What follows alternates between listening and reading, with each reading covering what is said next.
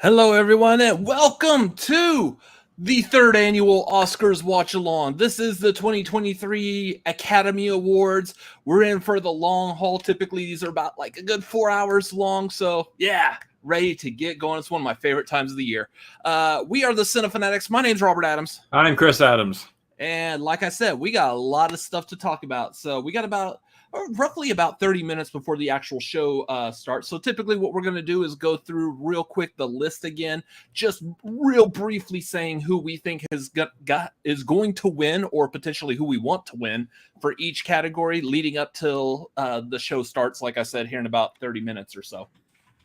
So, before we get started, y'all know the YouTube thing, streamlabs.com/cinefanatics. Y'all got any questions, comments, issues, something that you want to have our attention on, that is a good place to do it. There's also patreon.com/cinefanatics if you would like to help us out. If you feel like we are worthy of your support and you can monetarily afford it, come jump on the tier that's good for you and help us out that way. How are you doing, Chris? Who are you wearing tonight? I'm wearing a random t-shirt from Sundance. And I am wearing a silver bowler shirt, the same shit that I always wear. So there you go. If y'all are trying to find where to watch it, we are streaming it through YouTube TV, not sponsored, but that's where we're watching it. I know we're going to be on a bit of a delay if you are watching it live. Or actually, I just feel like it's a good catch-all. If you're watching it anywhere other than watching it with us in our apartment right now, you may be delayed. So don't be surprised if there's if you see something cool and it still takes us like another minute or so. It's like, oh! So I'm going to give our live viewing audience a fair warning. My stomach just started hurting right before this stream, so I may be in and out at some point during the stream because our bodies don't care what we're doing sometimes. That's true. So let's real quick go through this. Well, first of all, I do see in the chat, I do see our the Cinefanatics fashion guru Commentatoring Nerd is in the chat. Thank you for being here. I also see Tori asking who we are wearing. Same stuff that we always wear, Pinky. So random t-shirts and bowler shirts. Yeah. As y'all pop up into the chat, please let us know. Let us know you're here. We want to talk to you, interact.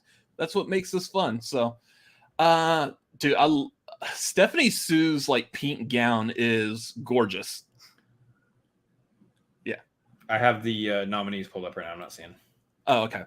Anyways, I have all of it on the screen. So, real quick, starting from the bottom of this, best visual effects: All Quiet on the Western Front, Avatar, Batman, Wakanda Forever, and Maverick. Yes, I'm going to be shorting some of these titles. Pretty sure y'all all know what I'm talking about. So, for best special effects, I probably would still have to give it to Avatar. It's 100% Avatar. If anything else wins other than Avatar, I'll be shocked. I will be shocked. Film editing. We got Banshees, Elvis, EO, Tar, and Maverick. I'm still gonna give it to EO. I want to write these down real quick too. Visual. Hold on. Of who we're calling. I mean, I'm going to write down for myself anyway. Visual, Avatar. What did we say? What was this editing? Editing is Banshees, Elvis. Or are you saying who we're choosing? The category is editing. Yes. Okay. You want to know who we're choosing? I'm picking everything. I'm writing down for myself. Oh, okay. Yeah. Yeah, I'm saying everything also. Which, that's going to be weird. Everything's going to win that. Well, no, only one can win it. Everything will win it. Mm-hmm. There will be a bagel in the editing category, guys. That's great. Which usually means 0, but... Best costume design. We've got Babylon, Wakanda Forever, Elvis, Everything, and Miss Harris. Which now I get a nerd's joke earlier. What's Miss Harris going to wear? Costume design? Ooh. Look at Sigourney Weaver. She's in like that leopard print. What are you watching? I am not seeing Sigourney Weaver on mine. I'm seeing this countdown to the Oscars. Yeah. On ABC. Mm-hmm. I don't think mine is live. I see Stephanie Sue right now. And I'm pretty sure we're pronouncing her last name wrong. I think it's Stephanie Sue. Yeah, it is. Yeah, I don't think mine was live. Okay. I see Kehe Kwan. Yes. There he is. Yep. And then they're showing Janelle Monáe on the side. Correct. There you go. Okay. We're there. Chris Evans is wearing gray. No, actually it's green. It just looks gray on camera. Yeah, see, okay, now a couple of years ago we did the tagline on St. Patrick's Day, and I wore a shirt that I would say was green, and you were all like, no, it's gray. No, it was green. It was about as green as your shirt is now. Maybe your shirt is actually more green, but... Your version of this shirt is gray. My version of this shirt is green. Yes, I'm talking about another shirt that I was wearing that I think is green, but you were wearing gray. You were wearing gray. It's only slightly darker than the shirt you're wearing right now. It's a different color completely. Whatever. Anyways, so best costume design, Babylon, Wakanda Forever, Elvis, everything, and Miss Harris Goes to Paris. I don't know. I don't know about Miss Harris, but yeah. Scroll. Where's costume on this list? There it is. I mean, I kind of want to say Babylon. Wakanda Forever, in some cases, there's some costumes in Wakanda Forever that did not look good. Namely, but those were like more visual effects costumes than they were actual costumes. Namely, the costume that Okoye ends up wearing and the final Ironheart costume. The Power Ranger looking things. Yeah, those look like plastic Power Ranger outfits. So everything that was a practical costume looked really good, though. Mm-hmm. The costuming on Namor looked really good. Elvis is just going to be Elvis's outfits. I can't see Elvis winning this. There's not enough that really stands out in the costume department in that movie. I would probably say everything as well. Possibly give it to everything, but I mean, that's not one that, like, no matter who wins that I'm going to be disappointed on. I think other than Miss Harris Goes to Paris, which I haven't seen, I feel like the other ones have a good chance, and I'll be okay no matter what. I'm giving the edge to Babylon on this. Yeah, I think the few things that Babylon's nominated for, they might actually take. Mm-hmm. Best makeup and hairstyling, we got All Quiet, Batman, Wakanda Forever, Elvis, and Whale. That's going to go to Whale. It's between Whale and Batman for almost the same reasons. Okay, because Colin Farrell is damn near unrecognizable in that. I like Colin Farrell's makeup better than Brendan Fraser's. Only because you can't recognize it's Colin Farrell. I'm going to say Academy will go Whale, though. Possibly. I wouldn't be disappointed if either one of those got it. I wouldn't be disappointed. The makeup and stuff on Elvis, like particularly the makeup on Tom Hanks, does not look good. Especially because the makeup on Tom Hanks is almost the same kind of makeup that's on Colin Farrell or Brendan Fraser. It is essentially adding weight to an actor. Yeah, it's not. No.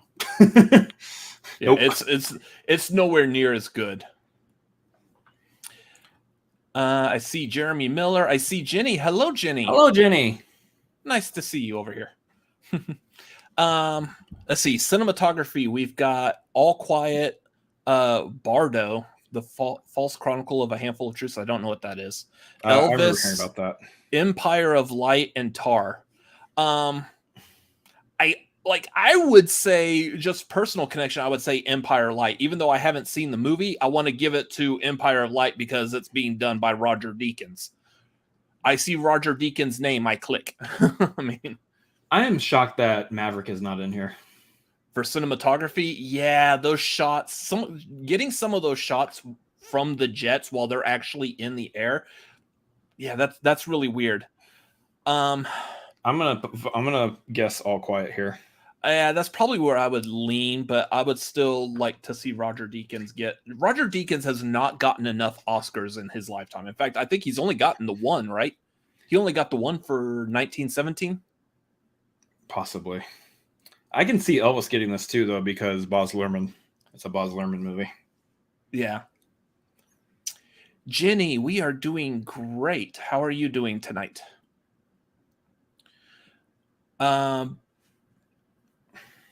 Yeah, this nerds like war movies probably going to win. Yeah, probably. Yeah, Let me see. Where are we at? Best production design: All Quiet, Avatar, Babylon, Elvis, and Fablemans. I want to.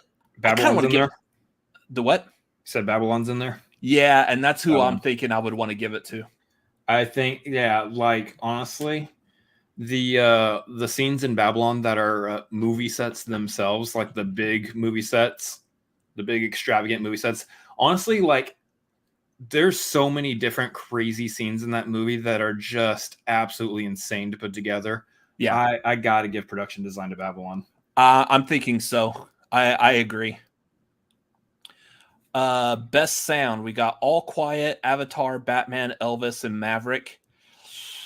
For best sound, I would be torn between Maverick and Batman, and I'm probably leaning more towards Maverick. Yeah.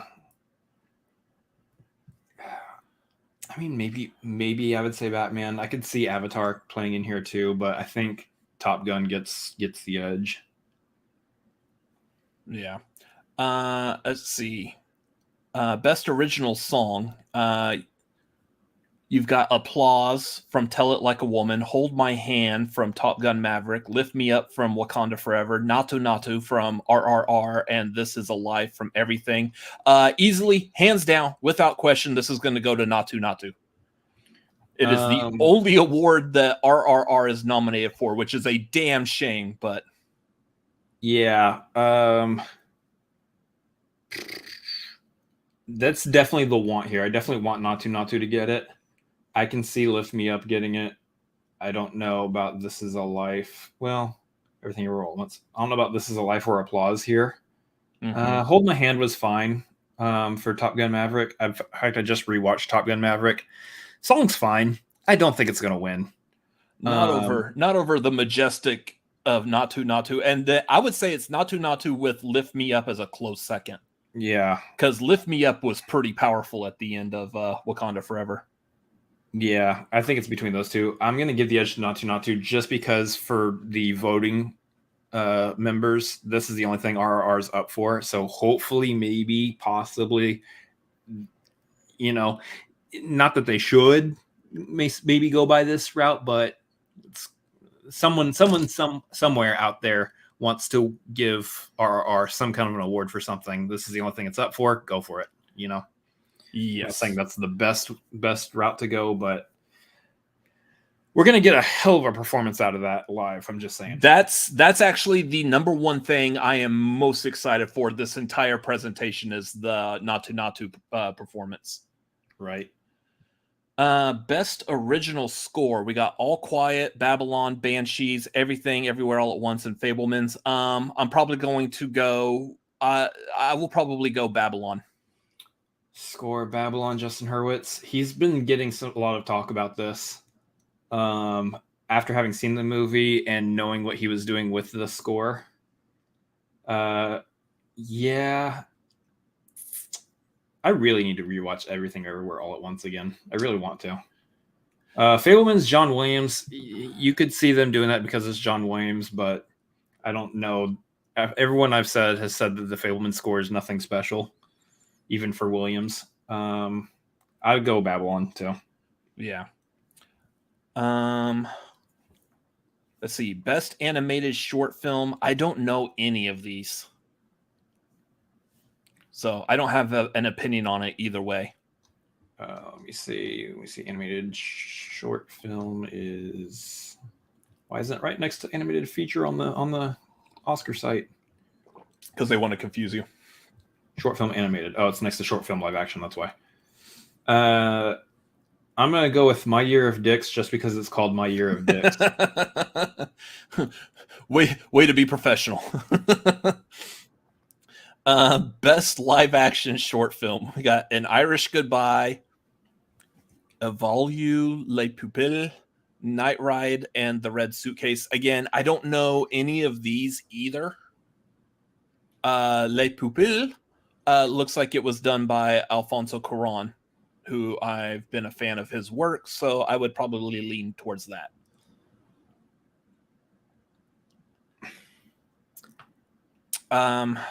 Documentary. I'm going to go with the same, by the way, on short film live action because I see Alfonso Cuarón's name, and that's all I know. Yeah. Documentary, short subject. There's like a couple of these I know I wanted to actually... I actually wanted to watch. I wanted to watch that How Do You Measure a Year because it has a connection to Rent. Yeah. So I will go with that one, not knowing anything else about it, but just because I love Rent and that's connected to Rent, so that earns my vote. Sounds good. Best documentary feature. I don't know any of these. All That Breeds, All the Beauty and the Bloodshed, Fire Love, A House Made of Splinters, and Navalny. Trying to see if I even recognize any of the names of the filmmakers, which I do not. No. So I don't have an opinion on that. Best international feature film. All Quiet on the Western Front, Argentina 1985, Close, EO, and The Quiet Girl. I would probably say it's going to go to All Quiet on the Western Front since that one's also up for Best Picture overall. Yeah. I mean, if RRR was in here. Yeah. But yeah, it's all quiet, I think, on this one. It's all quiet. Best animated feature film. We got Del Toro's Pokemon Pinocchio. Del Toro doing a Pokemon movie. That would be interesting. Marcel the Shell with Shoes On. Puss in Boots: The Last Wish. The Sea Beast and Turning Red. Oh, I don't know. Like, I feel like it's probably going to go towards Pinocchio. Yeah, I think animated is going to be Del Toro's Pinocchio. But I could see Marcel possibly getting it. Also, maybe even Puss in Boots. That one's had a lot of... The problem with Marcel is I don't even know why it's under animated feature. I get that it's stop motion animation, but it's like set in a live action world. Yeah. Mainly, maybe because the lead character is stop motion animated, so therefore it just qualifies. Weird. Yeah. It's just weird because the lead animated character is this is like, do we consider Space Jam an animated movie? Yes. Because so for that one though, most of the movie is animated and it's just like a couple of lead characters who are not. So then maybe like there's also live action. There's actually live action like bookends to the movie and parts in the movie that aren't animated, and it's both. I think it's both. Yeah.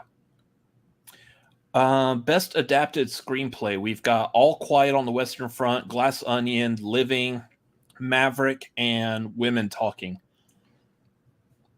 Let me see. That one, I think it's going to be, for this one, I think it's going to be either All Quiet or Women Talking. That's what I'm thinking too. As much as I would love to see Glass Onion take something, but... Yeah. And out of those two, I'm probably leaning more towards Women Talking. Yeah, same.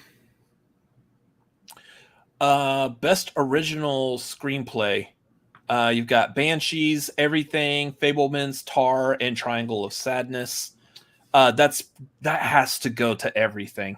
I feel like Everything Everywhere All at Once is one of the most original screenplays. It's either that or Fabelmans here. Yeah. Okay, so the bigger ones. We got Best Supporting Actress, Angela Bassett for Wakanda Forever, Hong Chow for The Whale, Carrie Condon for Banshees, Jamie Lee Curtis for Everything, and Stephanie Sue for Everything as well. Best Supporting, I'm going to say Angela Bassett's going to do the thing. Wow. She's going to get that, so... if she does, the problem though is if she doesn't, man, almost everyone else in that category I feel like is worthy of it. I would love to see Jamie Lee Curtis potentially get an award, but everyone else in there, again, if we're looking at supporting specifically for Everything Everywhere All at Once, I would want to give the support to Stephanie Sue more than Jamie Lee Curtis. But yeah, Angela Bassett. Yep, same. Best Supporting Actor, we've got Brendan Gleeson for Banshees, Brian Tyree Henry for Causeway, Judd Hirsch for Fablemans, Barry Keoghan for Banshees, and Kehe Kwan for Everything. It's going to go to Kehe Kwan. Yeah. Yeah, it's Kehe Kwan. Let's see. Best Actress, you got Kate Blanchett for Tar, Ana de Armas for Blonde, Andrea Riseborough for To Leslie, Michelle Williams for Fableman, and Michelle Yeoh for Everything. Again, Michelle Yeoh. Michelle Yeoh. I feel like it's got that. It's either Michelle Yeoh or Kate Blanchett here. Yeah, I could see, I understand why Andrea Riseborough got nominated because she did a hell of a job in To Leslie. But I do see the at least those two, Michelle Yeoh and Kate Blanchett, getting even more. Best Actor, Austin Butler for Elvis, Colin Farrell for Banshees, Brendan Fraser for Whale, Paul Mescal for Aftersun, and Bill Nighy for Living. I still got it on Brendan Fraser. Brendan. Yep. Yeah. Which, and then in my opinion, I would say Colin Farrell is like a close second. I think it's either Brendan or Austin Butler here. Yeah. Best Director, Martin McDonagh for Banshees, The Daniels for Everything, Steven Spielberg for Fablemans, Todd Field for Tar, and Ruben Östlund for Triangle of Sadness. Again, same thing. I think Everything is going to sweep pretty much this entire show. I got The Daniels for Best Director. I'm going to do the outside thing here and stick with what I was saying before, where Don't you dare. Hold on. Where I believe it's going to bounce between Fablemans and Everything, where one will win Best Picture and the other will win Director. In this case, I do think that Spielberg will take Director here and Everything will get Best Picture. Okay. So speaking of Best Picture, we've got All Quiet on the Western Front, Avatar, Banshees, Elvis, Everything, Fablemans, Tar, Maverick, Triangle of Sadness, and Women Talking. I believe it's probably going to go to Everything Everywhere All at Once. I would like for it to go to Banshees. Out of all those movies, I think Banshees was probably the more Oscar worthy, in my opinion. Yep. I will also say, kind of like falling back on what Steven Spielberg whispered to Tom Cruise, I would want to also give it to Maverick. Maverick was a great movie. It was an entertaining movie. It's not necessarily what you find as far as like Oscar type caliber movie, but it was still really good. And yeah, it like really did help save the theater industry coming out of the pandemic. So I see this. The only thing I say to that is Oscars, Spielberg. You can come up with excuses or reasons all you want. Oscars, Spielberg. They are a big fan of each other. No other award show really has any kind of basis when it comes to a Spielberg picture being in the running. Yeah. It's Spielberg. Spielberg is movies. Keith Urban over there rocking those blonde highlights like this is the late 90s. If we stick to this, is it going to automatically start the Oscars from this? It looks like it's only... Yeah, it's set to, or at least on mine, I'm watching it as live. Yeah, it just says it's only stopping at an hour 30. I don't know how YouTube TV works. It's the first time using it. Yeah. Well, we'll see. If not, it'll be real easy to find it. So, yeah. I'm going to use this moment real quick. You hang out with the crowd. I'm going to run to the bathroom again real quick. This is going to be a quick bathroom trip. Cool. I just had a lot of water, and I want to make sure I'm hydrated before we start the show. Yeah. I'll be right back. So, anyone else have any other conflicting thoughts or anything other than what I was just saying? Anything else that you feel like stronger on than what we were guessing? Yeah. A Spielberg movie has never been snubbed before. There's a first time for everything. Wait, has it? I think that there has been some that... I'm trying to remember if there was one. Like, wasn't BFG nominated for something and it didn't get it? Yeah. Fableman's Only Chance is Best Director. Yeah, this thing... I feel like Everything Everywhere All at Once is going to take Everything Everywhere All at Once as far as the awards go. Sorry about the stupid pun, but I really do think it's possibly going to... It's going to sweep the whole Oscars. Oh, sarcasm. Okay.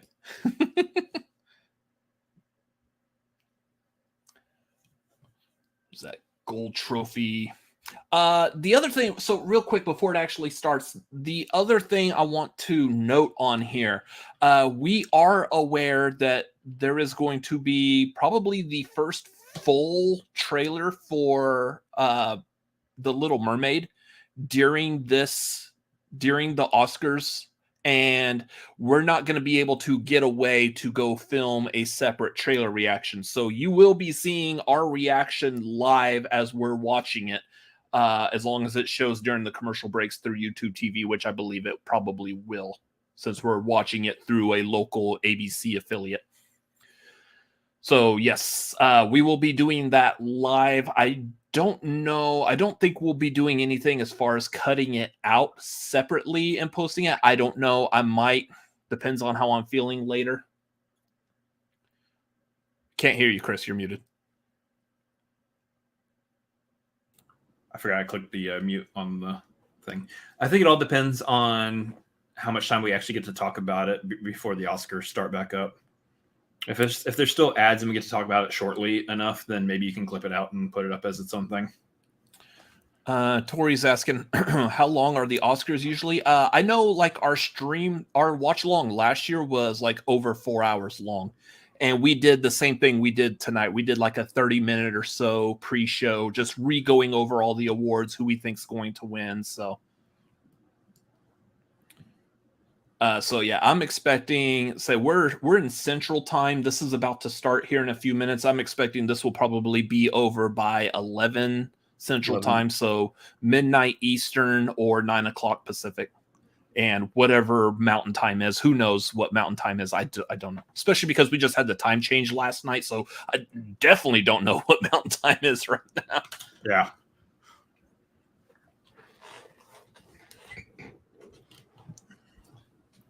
Oh, anyways, go ahead and turn the volume up so I can hear this. Woo-wee.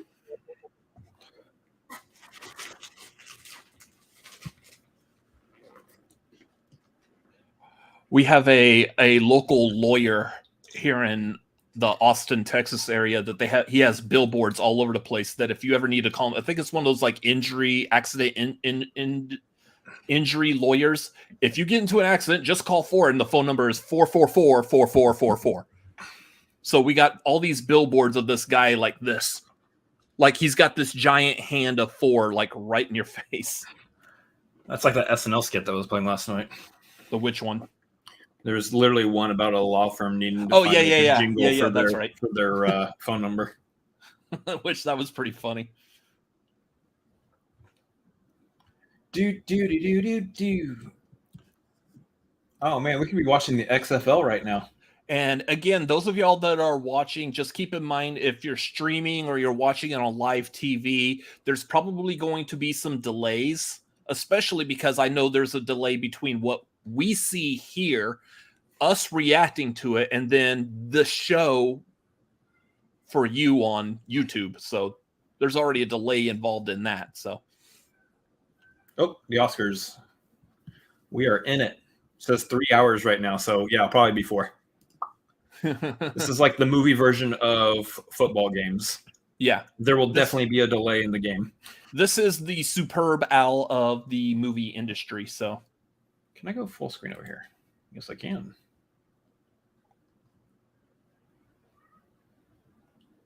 Is that the volume? Here we go. Oscars intro.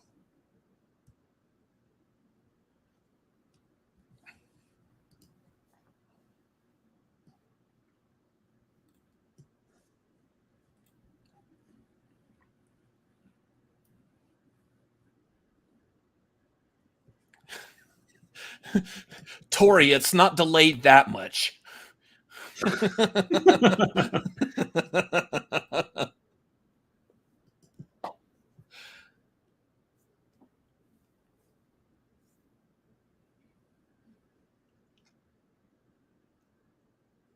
Yeah, that makeup job on Colin Farrell is just amazing. Why are they showing anything from Jurassic Park? Okay, I guess. At least some of the dinosaur effects were still cool. Yeah, you would think Dominion probably would have been up for visual effects or something, but nope.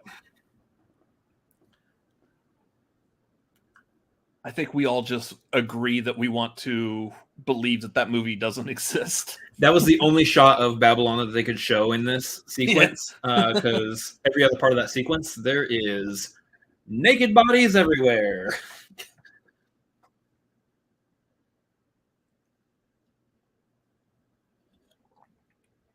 Yeah, there is a YouTube channel that is just showing someone doing the sign language.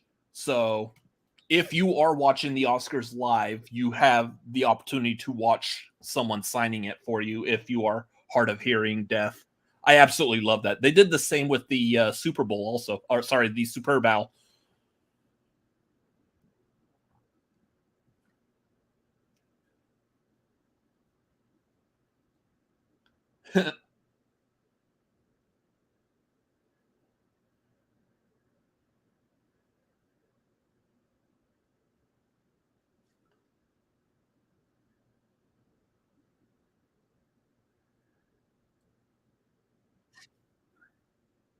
God, what's the timing coordination to get the jets to fly over? It's going to show like someone ejecting from the plane. It's coming from the ceiling. Yeah.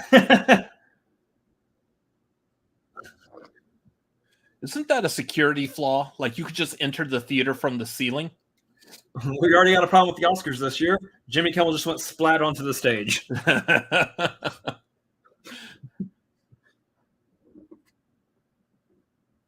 How to top a slap. A splat. Well, Jimmy Kimmel's not going to be able to host this. Is Chris Rock available? Stop.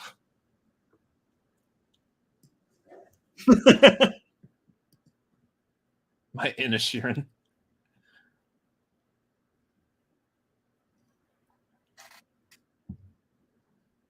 God, I can't believe we're going to be at the 100th Oscars in 5 years. Deacon, you're hoping way too much there, dude.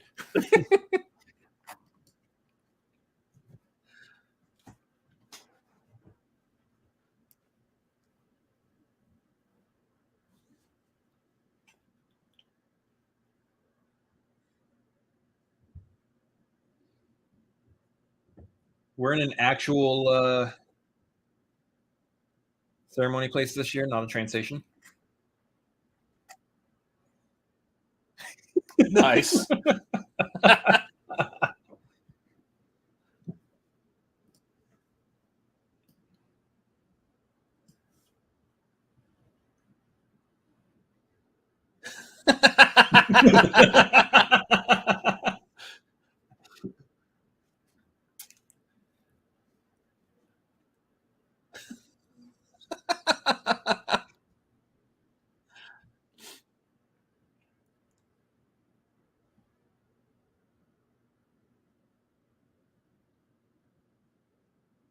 Hey, SNL says she was going home.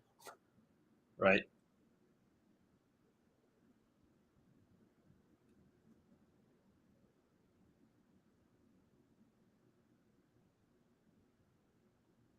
Man, he looks like a little kid. He is just so excited. I love that dude.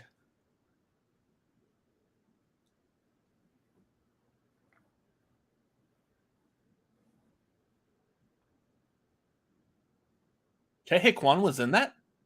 Yeah.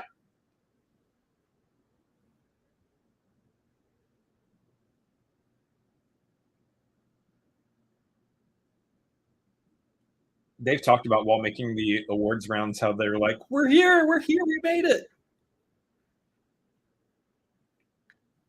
Nice.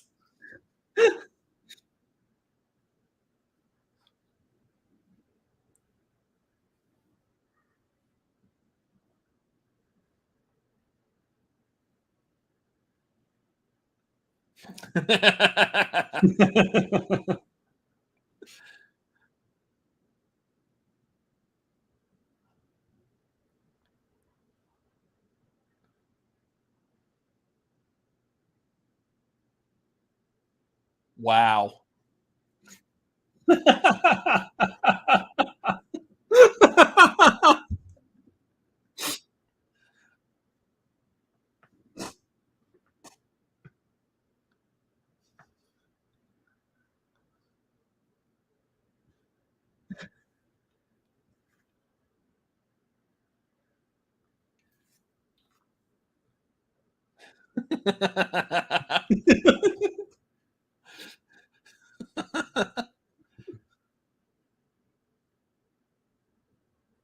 High as a bike. That's impressive. Yeah, 6 different decades for an Oscar. crazy. Jeez. John Williams is right behind him too.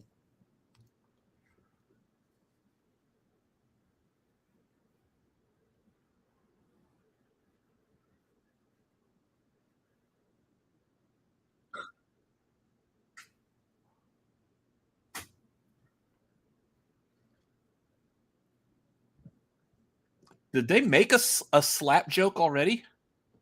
I didn't hear one. I don't think so.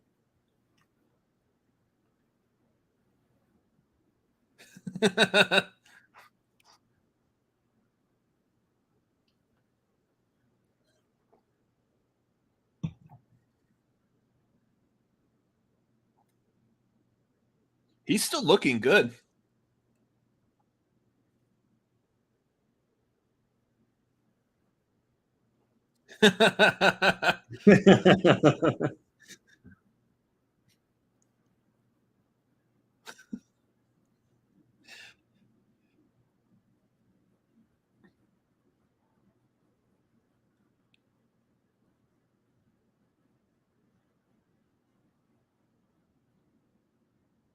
That's insane.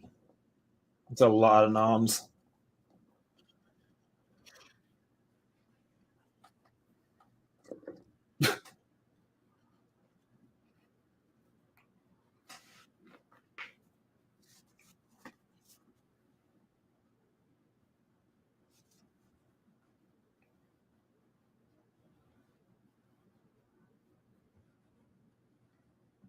Wow. Oh.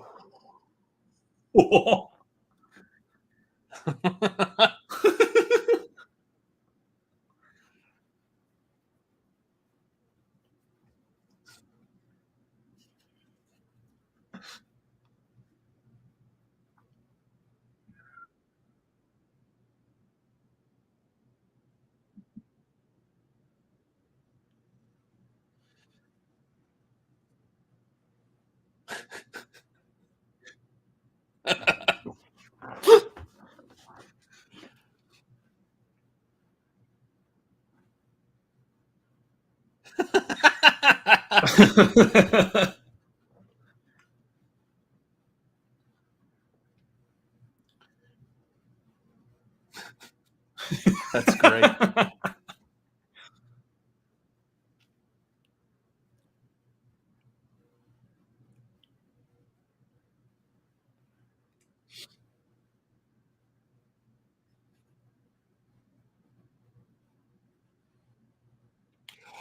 Oh. Oh. Wow. Good one, Jimmy.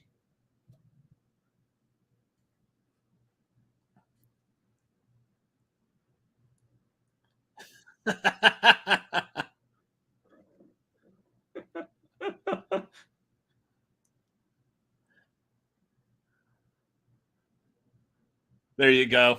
There it is. There's the joke.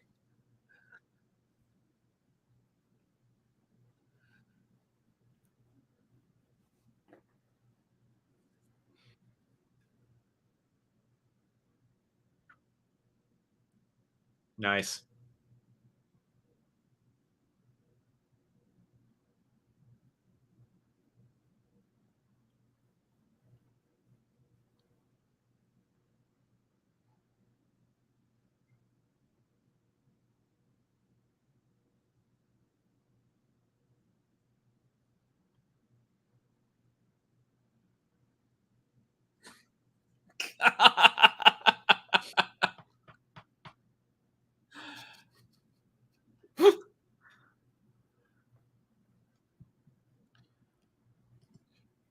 Garth, go get a free YouTube TV trial.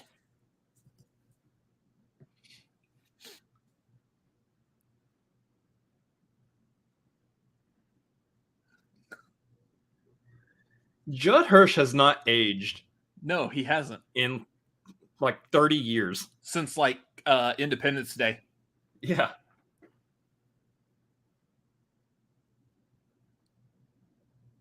Rihanna. We got Rihanna.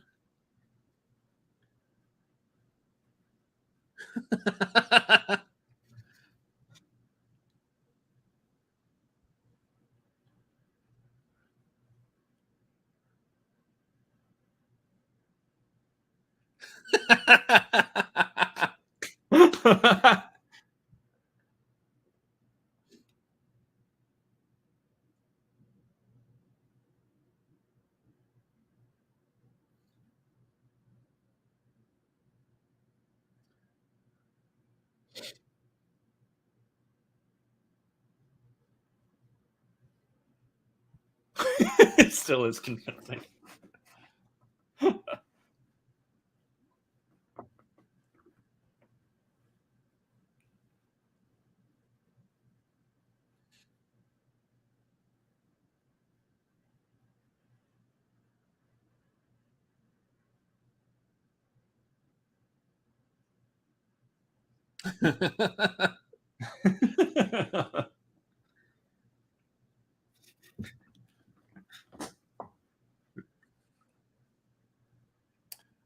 Wow. He did love the performance.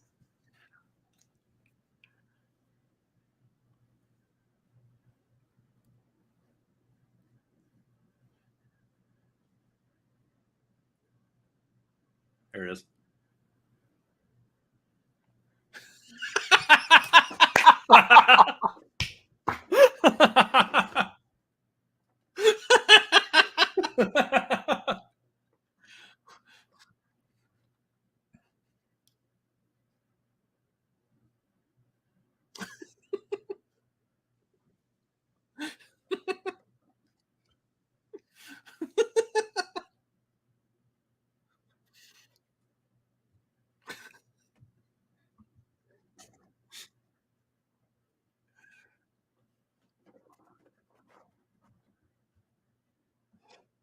Yeah. Nice.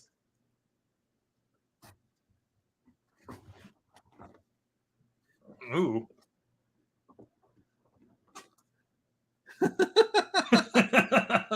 There's a gif. Wow, he's orange. Fable man.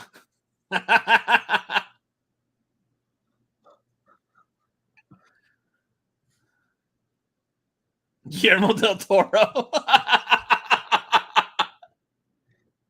That's a good joke. Awesome. There you go.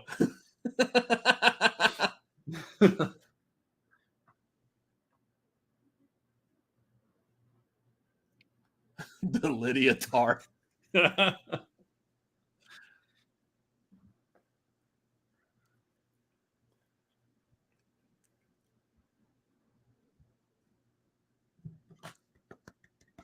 Good job. Nice. Good job.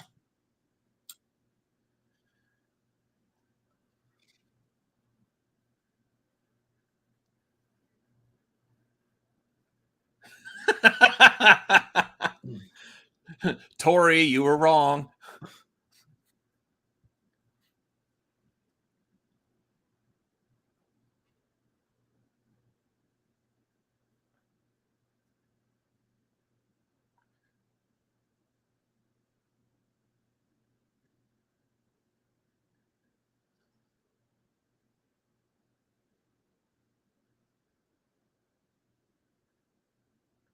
Yes.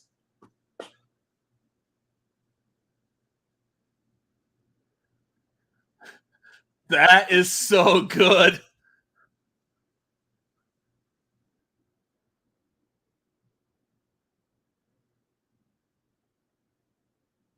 That is awesome. Now, if they actually do that, that'll be phenomenal. Look at that suit. Dwayne is rocking that suit. He said that All Quiet on the Western Front won.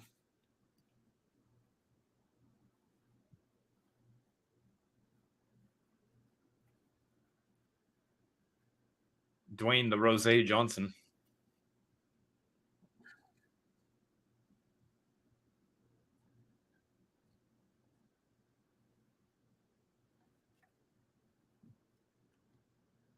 He's got a little ashiness there on his chin.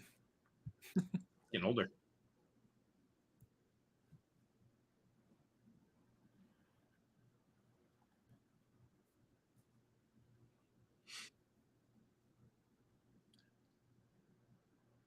Do not read the Latin.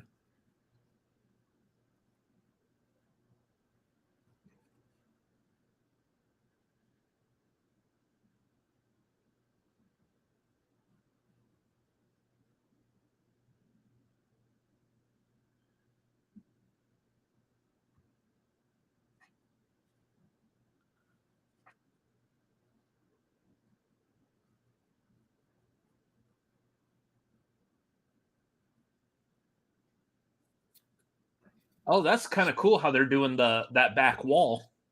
It's like a hologram. Yeah. Or those are just screens. Those are just screens.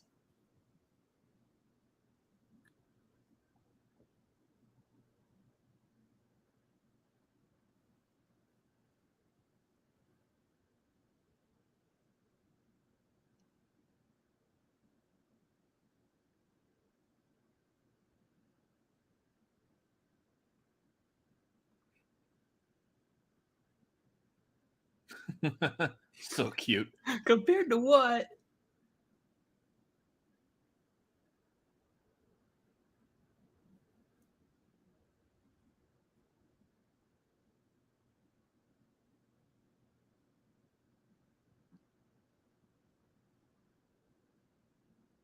I did like Turning Red too, so yeah.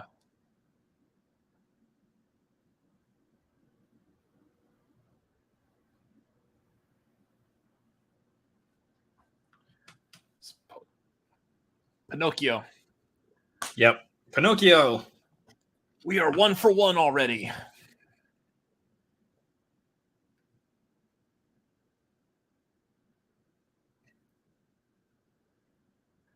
Dude, so that is...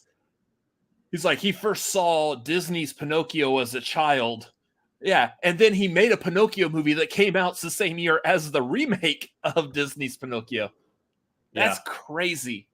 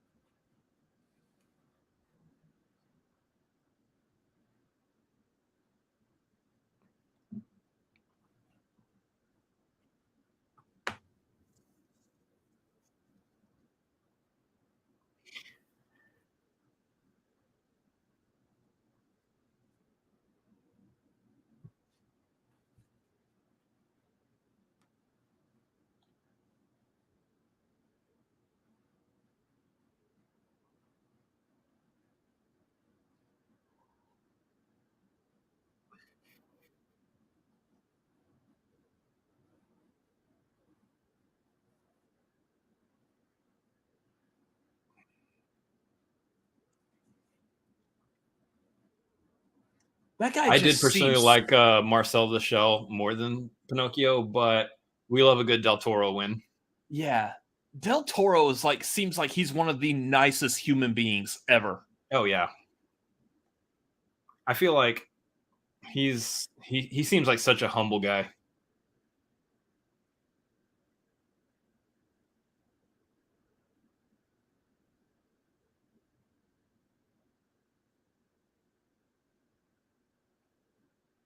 The Oscars. I'm really curious. Like, I know they're showing us Hollywood Boulevard there, but I'm really curious to see what it actually looks like if you were there in person. In person. It's got to be a madhouse. Yeah. Oh, here's the mermaid trailer. I'm just kidding. Yeah, that's what I was thinking too. I see water. Already off the top. I didn't know Dave Bautista was in this movie. That's the downside, is we don't know which commercial break is going to have that Little Mermaid trailer. So yeah, if we're in a position like I need to go refill my water, well, I don't want to get up though. This is one of those shows that you got me locked in my chair for both the show and the commercials. Oh, I was like, what is this commercial that's advertising Netflix and Disney Plus at the same time, but it's an app on the phone. Oh, it's through Verizon, yeah. Yeah, Tori, I can tell you I'm 3 minutes away. Yeah. Tori, I don't recommend going down there right now. You will not get back.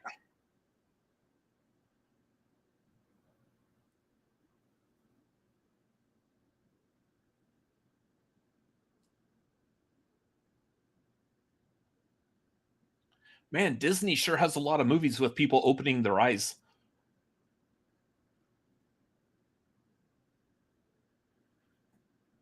For 100 years, good Lord. What was it? Snow White came out 1929? Was it 29? I believe so. When did Steamboat Willie happen? Before that. If that was, yeah, so Steamboat Willie was the first. Yeah, I believe so. If it wasn't the first actual Disney animated, it was the first one that had Mickey Mouse in it. But yeah, that was where they made the cartoon shorts before the movies. Yeah. So you always had that cartoon, and then they actually made their own fully animated movie.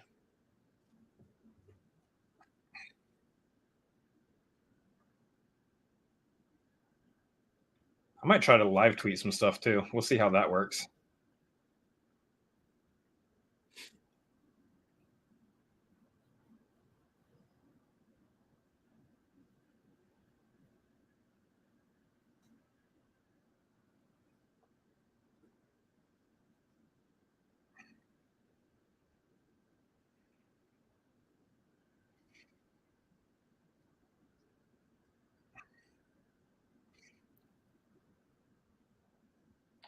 The thing is, like, reacting to some of these commercials, I don't know which commercials are the nationally broadcast and which ones are the locally broadcasted. Snow White was 1937? Okay. Yeah, no, that makes sense, because the second animated movie was Pinocchio, and that was 1941. So I didn't remember Snow White being in the 20s. Yeah, no, I was wrong about that. That does make more sense.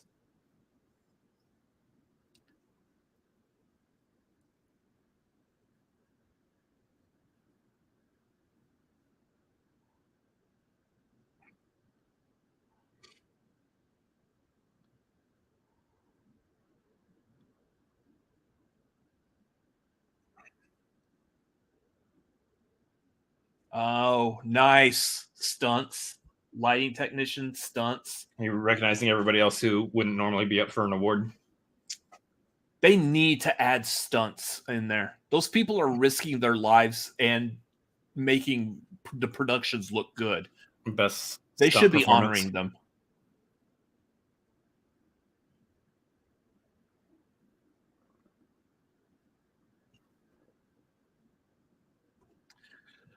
Well, I will use this time to go get some more water in the way of my glass.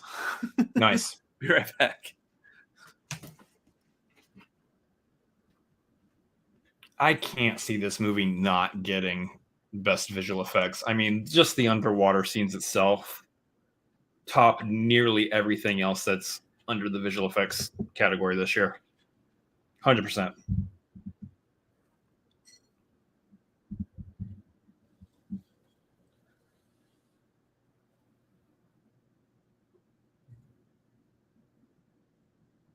It should have been an animated. I mean, technically, it's about as animated as Marcel is, if not more so.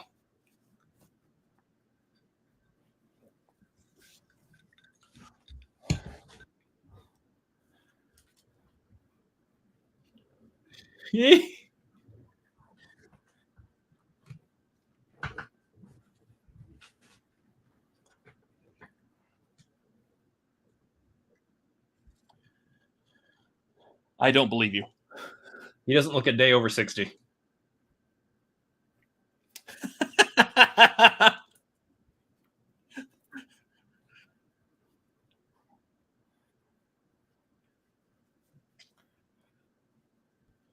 Oh, yeah. Troy Kotzer's coming out. So if they bring back the people who won the Best Actor awards from last year, that might be a little difficult. Yeah, that's been talked about. I'm just getting water, Garth.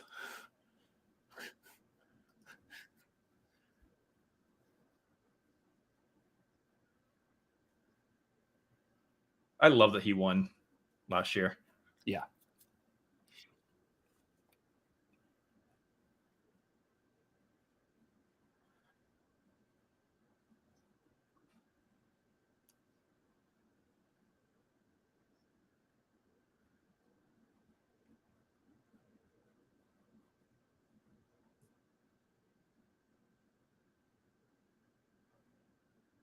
Oh, she said that like with the attitude behind it too. Like, guys, stop it. Yep.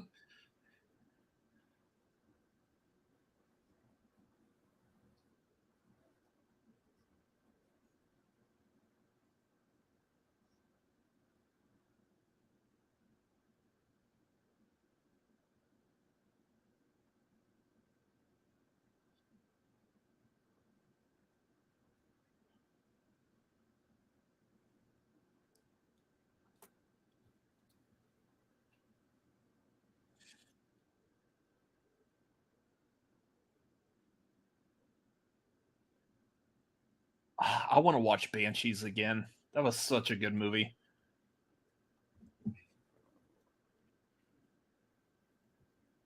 Especially that conversation. It was so good.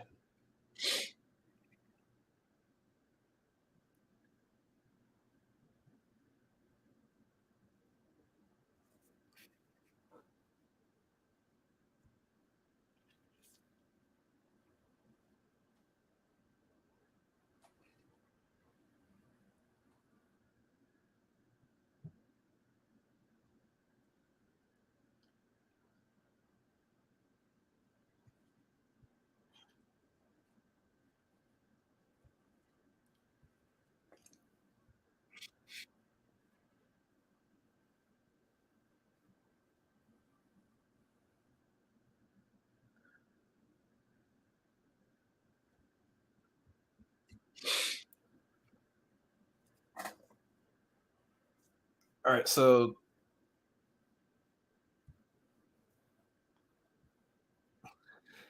there goes that dream.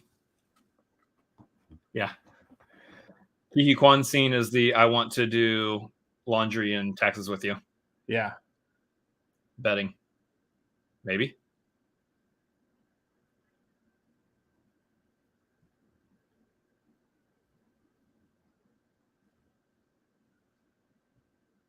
Oh, no.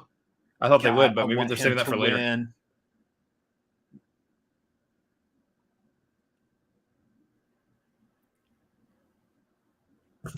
Yes. Yeah.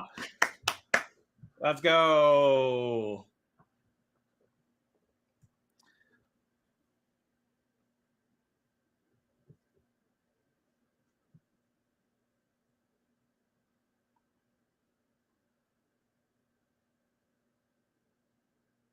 Let's go short round.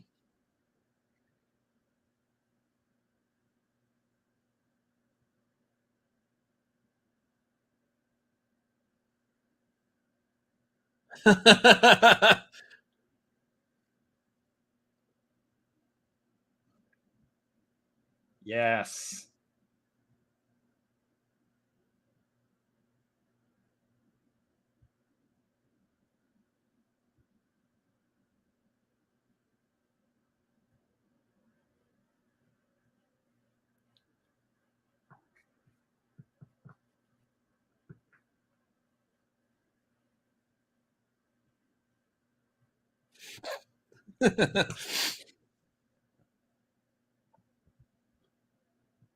Yeah, this is what I tear up at, is Yeah. stuff like this. Yeah.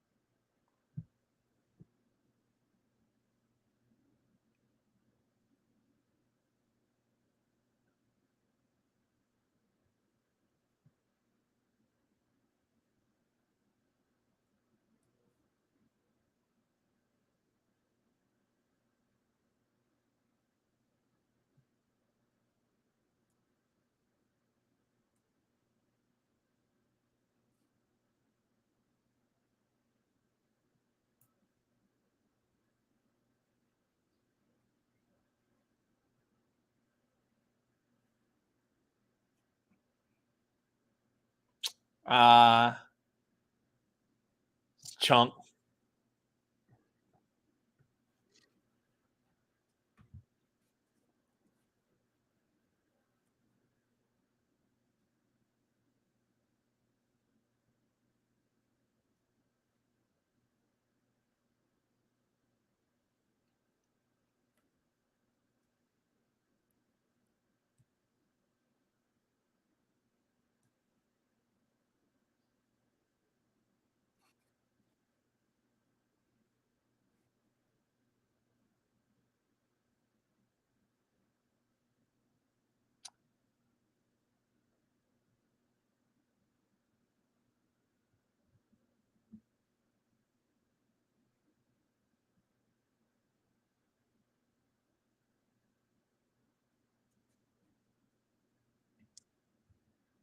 Love it.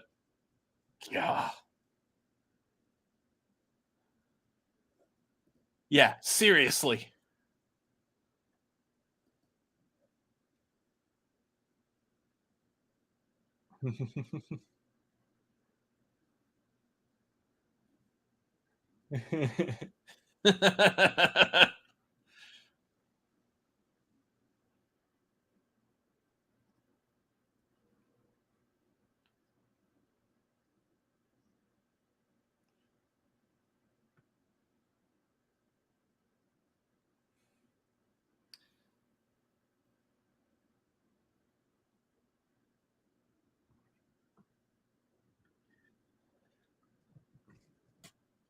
Have I not sacrificed enough?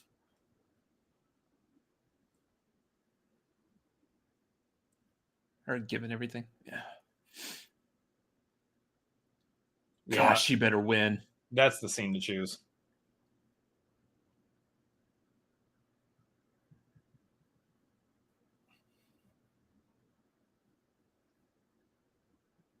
God, I loved her in this movie too. Yeah, this is a very stacked category.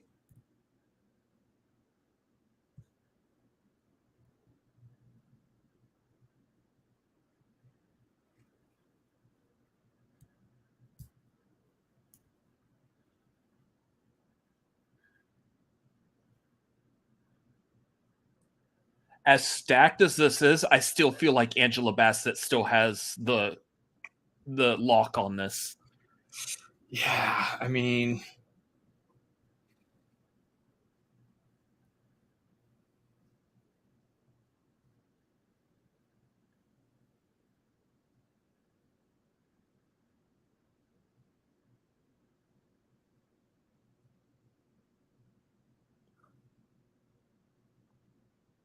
Stephanie Shu. Stephanie Shu.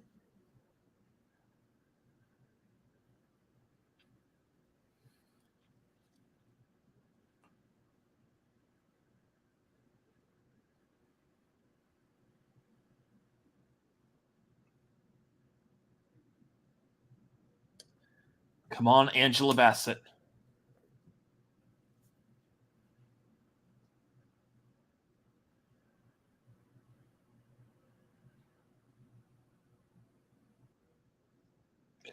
Wow. What?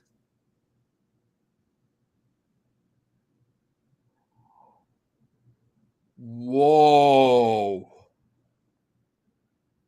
Wow.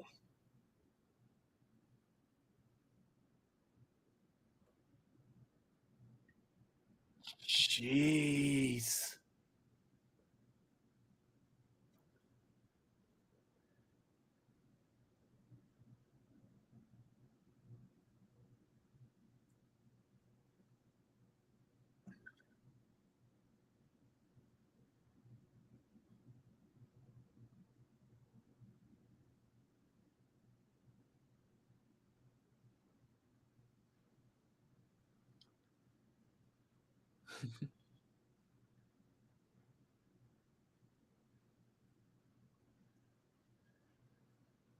She's never won an Oscar. No. This is her first nomination, too, I'm pretty sure. But like they just said earlier.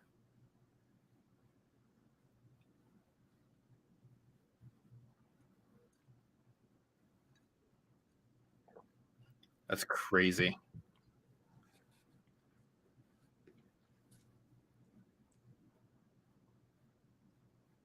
Tori, it was Jamie Lee Curtis on Everything Everywhere. Won Best Supporting Actress. Oh, he's not looking bad.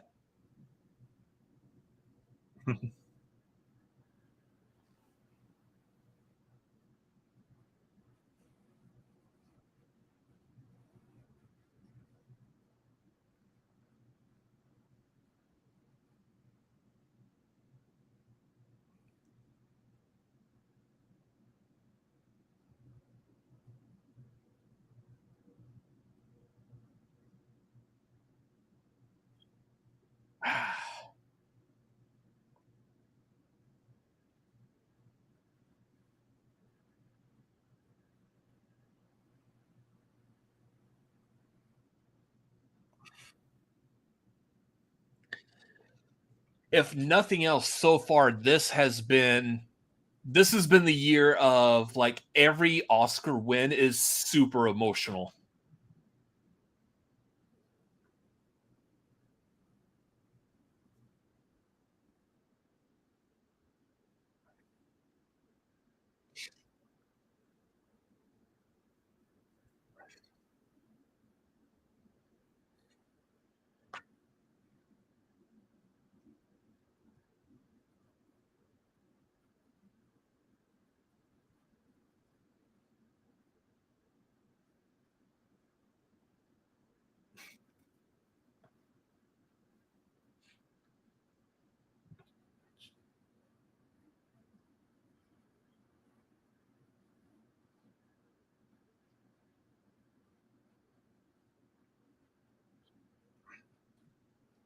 Yeah, Diane Warren.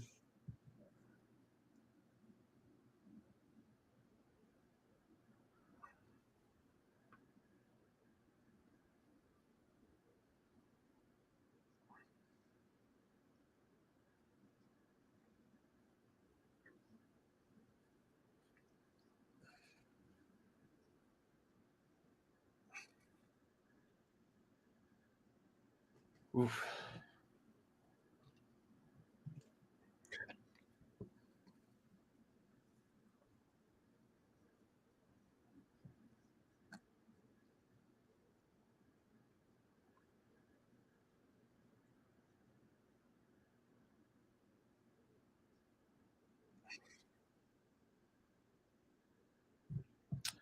Yes, Tori, he did. Yes.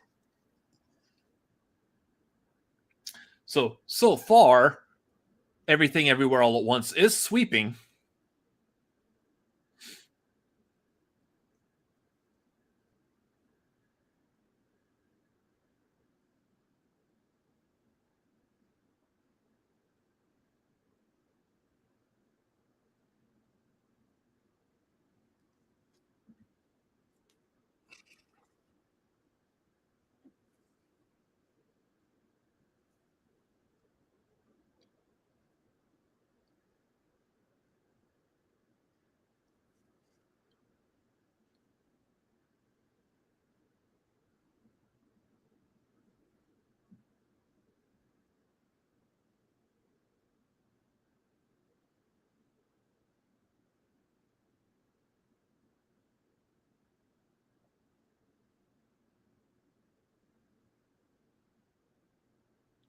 Good performance.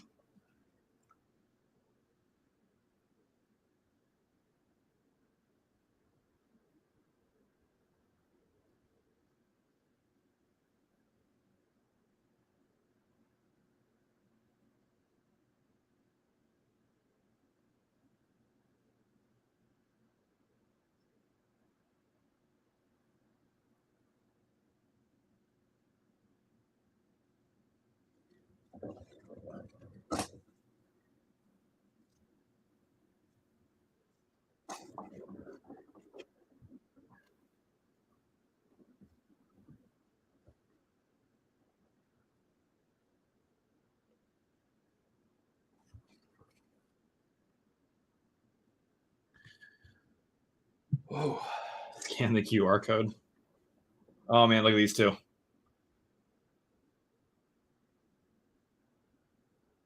Yeah, I believe pretty much every award that Everything Everywhere All at Once is nominated for, they will probably win it. I know there's still a couple that I would want to lean more towards other movies. I mean, it's possible. I think there's still a couple that other movies might win, but like we were saying, costume, I would lean more towards Babylon, but yeah.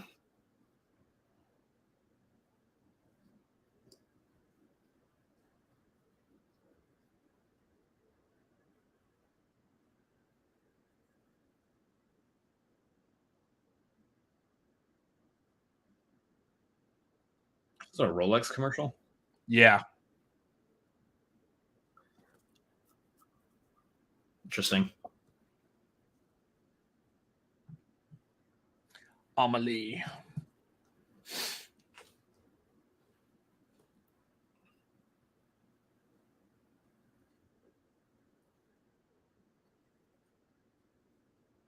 All right. Quick bathroom break. Hopefully I don't miss the Little Mermaid trailer.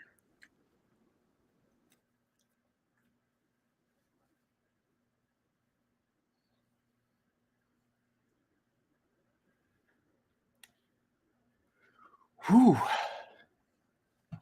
Already like a range of emotions, and we've only just started this so far. I feel like we got a really good, strong, like powerful with Kehe Kwan, and then what with Jamie Lee Curtis. I would say Jamie Lee Curtis, I do fully believe, is deserving of an Oscar. I don't know if I would necessarily give it to her for that role, for this role in Everything Everywhere All at Once. Man, I feel I really wanted Angela Bassett to get that. And if it wasn't Angela Bassett, I was all for Hong Chow.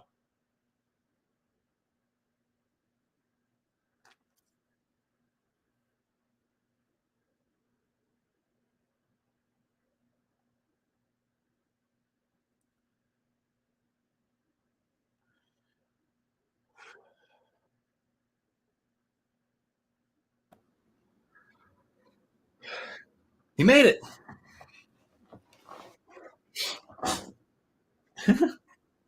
Questlove. All right. Now to dehydrate myself for the rest of the presentation.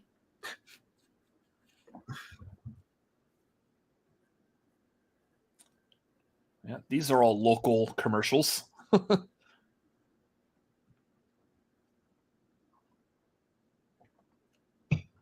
I want to see a behind the scenes of how they do that, like with the Oscars or the Superb Owl game.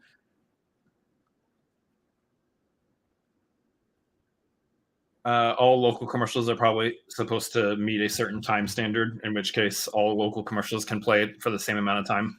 But how does that work as far as like the signal field that goes to like ABC in general?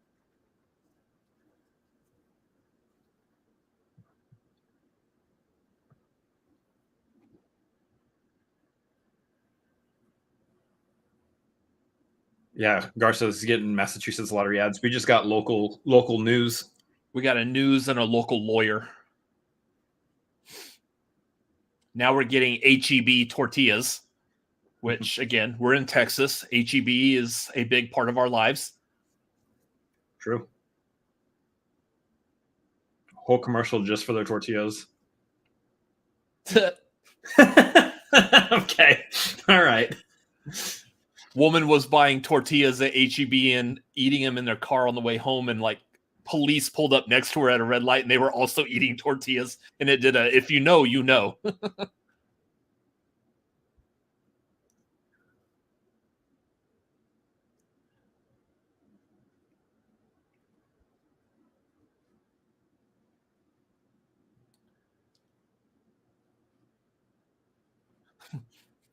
Do we want to talk about these movies as they pop up here? Because I'm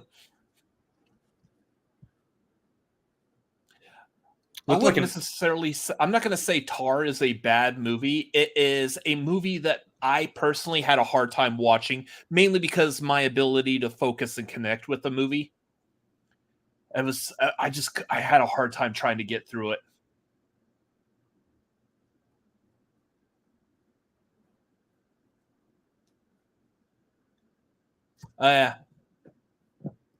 Let's say Jenny's in Texas also. So yep.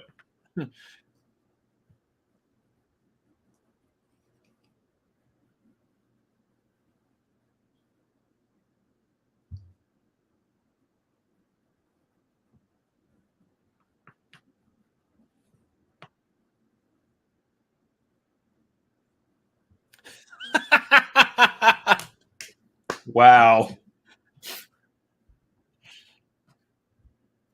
So, like, what do you do in that circumstance? Do you just try to avoid any references to it and just make it the elephant in the room, or do you have fun with it? You lean into it, make jokes out of it.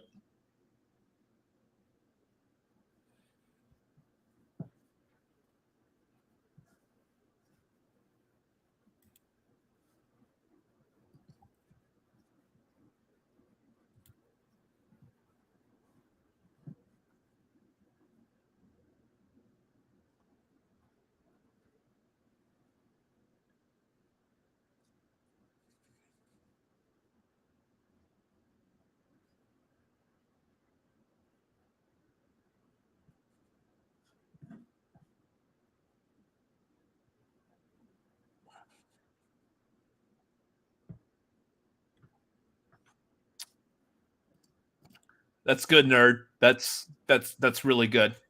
Nice timing on that, sir.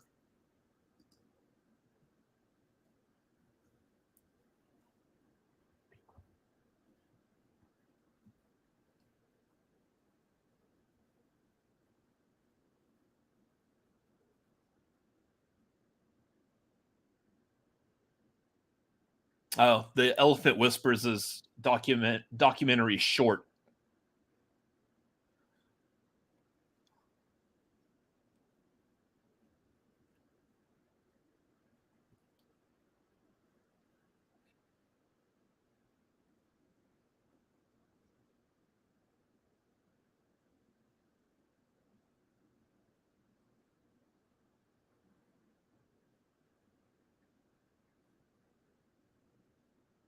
Oh, that's cool.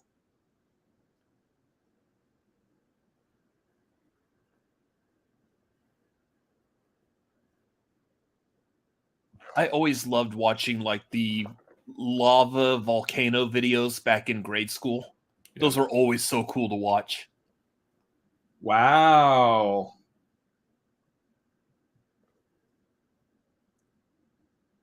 Well, nerd called it.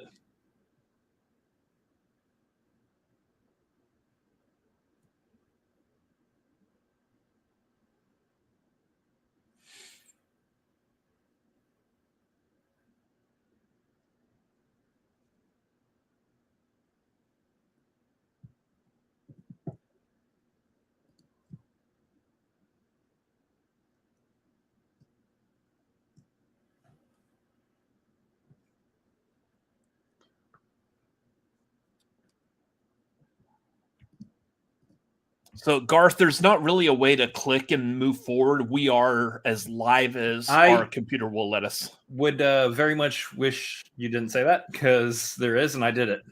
Oh, I'm ahead of you. So I'm ahead of you now. I just tried it. There's the little cogwheel. Settings, speed, 2 times. Oh, okay. Yeah. Oh, well, I sit here corrected.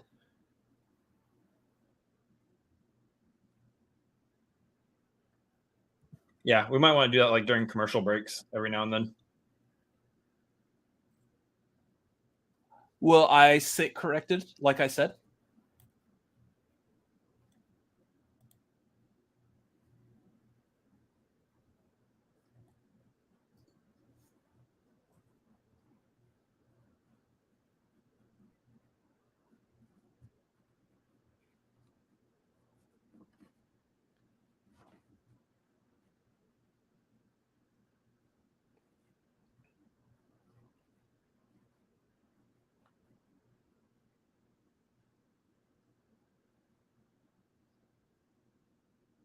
We're doing a little bit of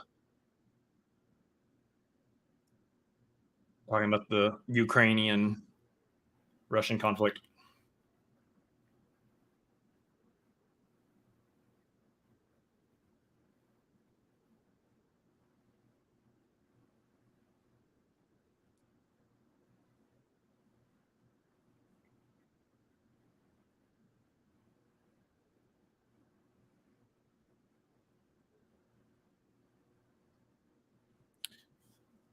Yeah, I need to know like the background on.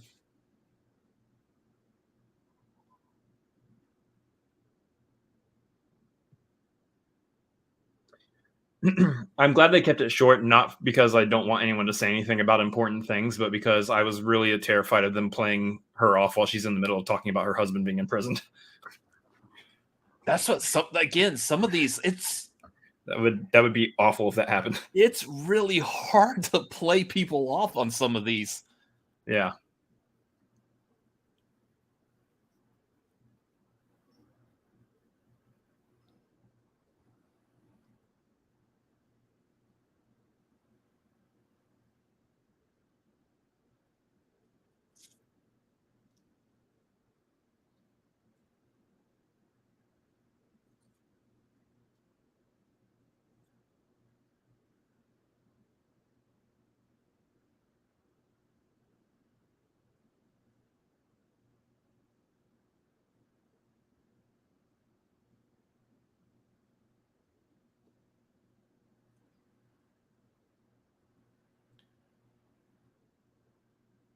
An Irish Goodbye gets best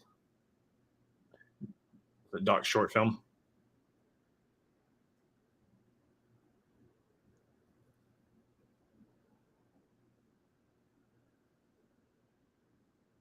Or is this best short film? It's just best short film.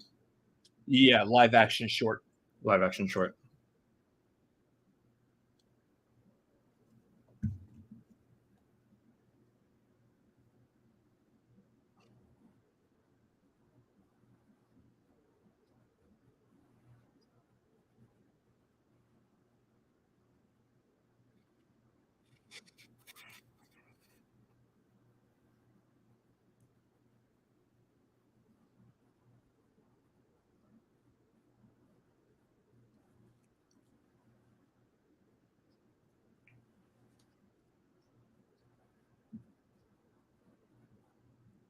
Oh,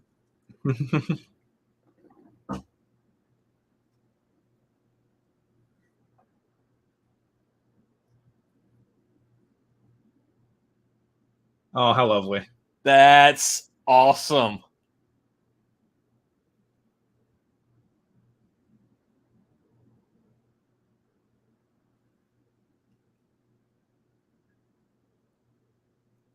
That is so cool.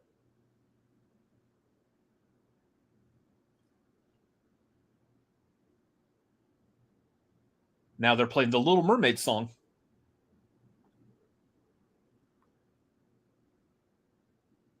Halle Bailey's coming out. Yeah. Are they going to play the trailer during the Oscars? Possibly. I mean, it is ABC. It's very possible they may do it during the show.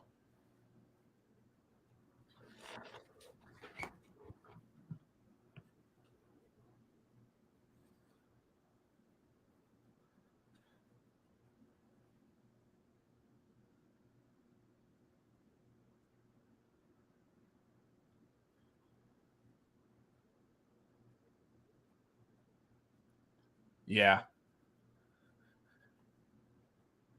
Yeah, they're going to do the trailer during the show. Interesting. So this will be our official live reaction. Yes, Jeremy, we're doing it right now. So watching the Oscars live.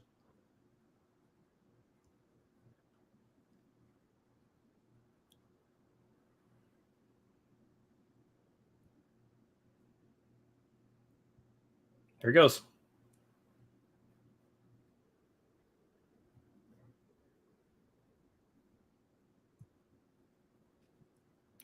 Eric.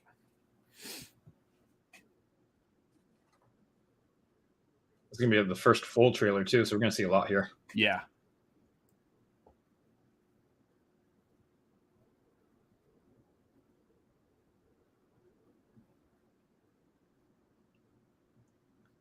Triton.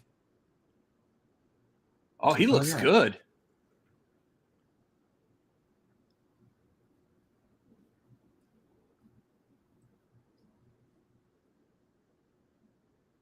Yes. All right. Pretty much how I was expecting her to look. She looks good.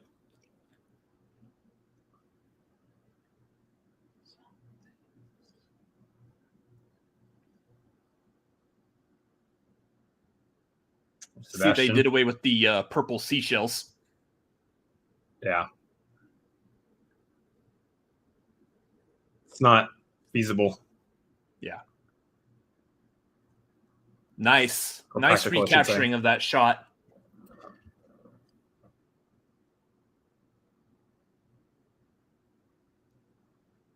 All right. Looks good. Looks good. Yeah. We'll see that one here.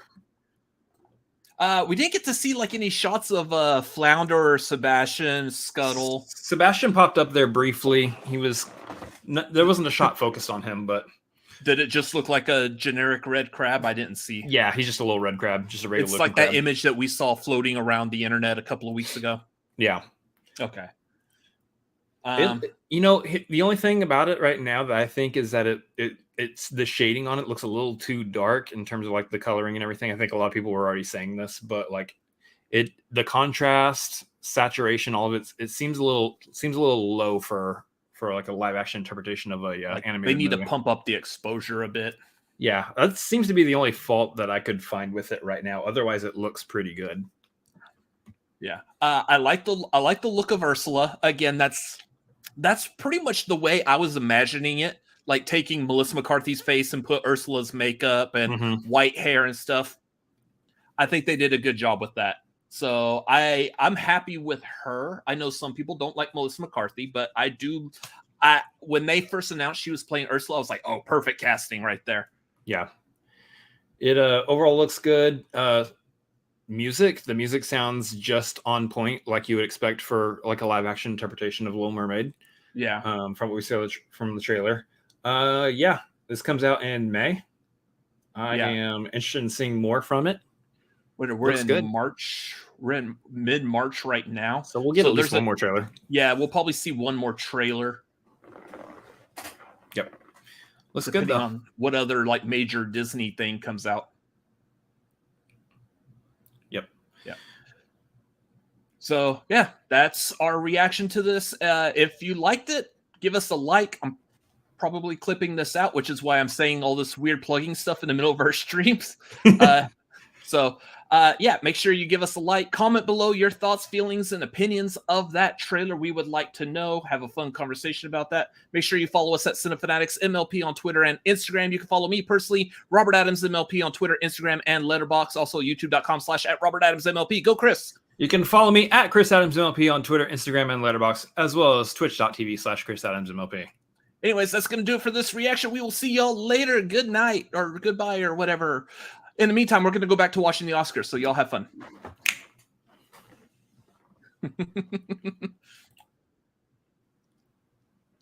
And it's going to freeze on me. So.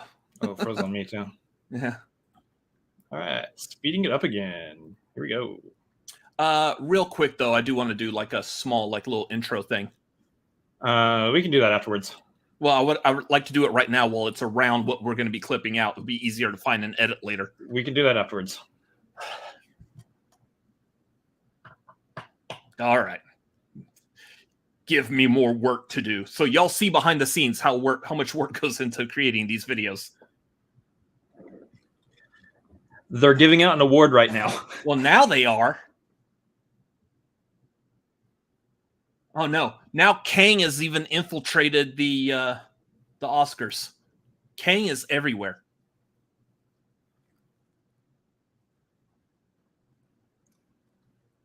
Did they just say "Hey, Auntie" to Angela Bassett?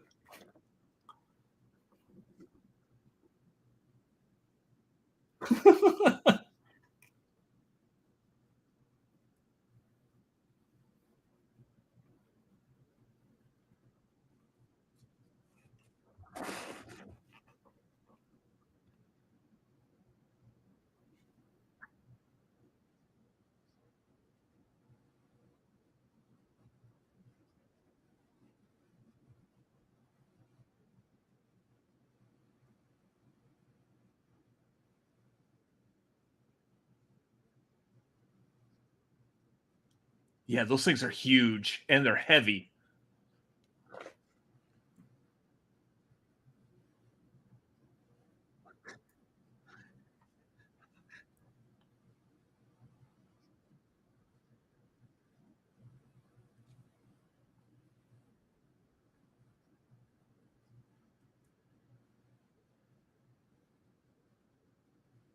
Man, I love these two together. Yeah.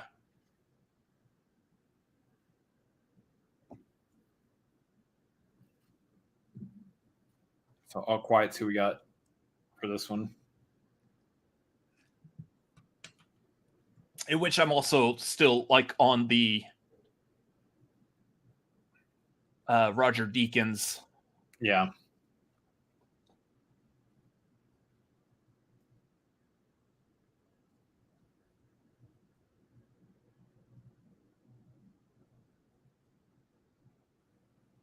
Man, just based off of all those shots alone, I don't know.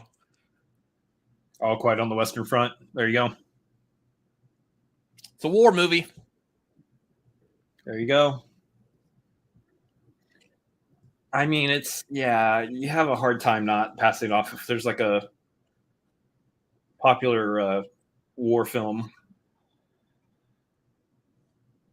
It's hard not to get it. Give it to it. Did they say he worked on Alien? In here.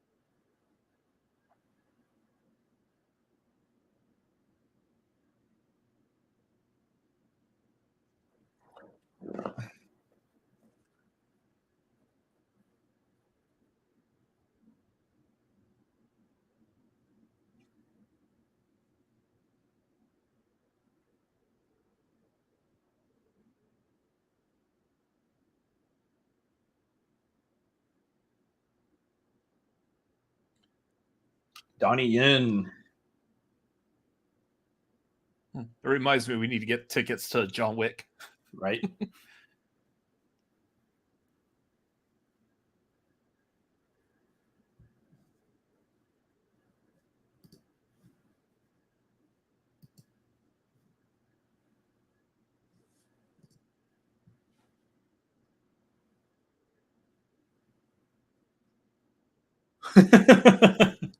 Great.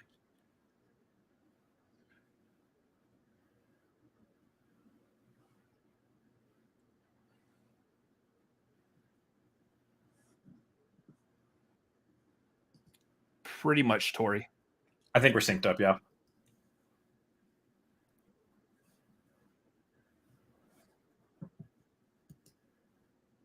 Yeah! Someone's on fire with that one. Sound like Jamie Lee Curtis.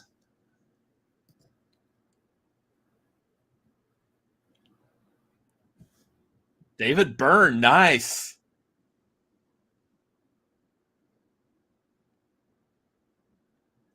Bagel.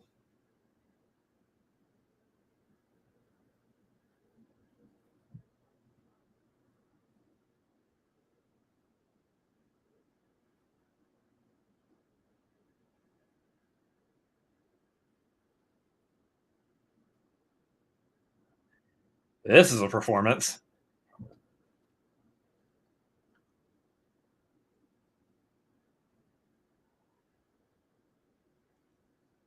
Nice. He's got some hot dog fingers.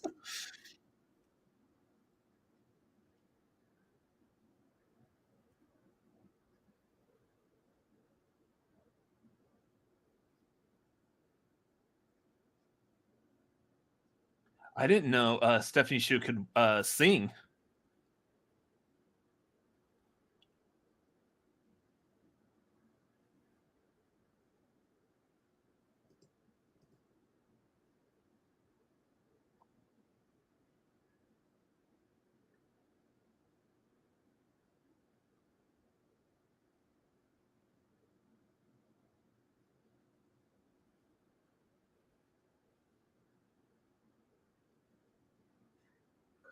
Want him to do the hot dog fingers, same as it ever was.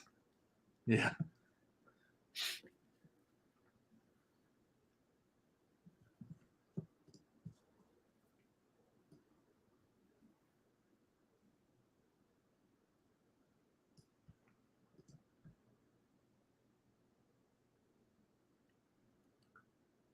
She's like,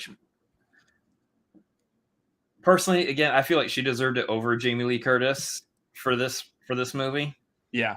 But yeah, she'll find her way back to the nominee pool again. She will, 100%.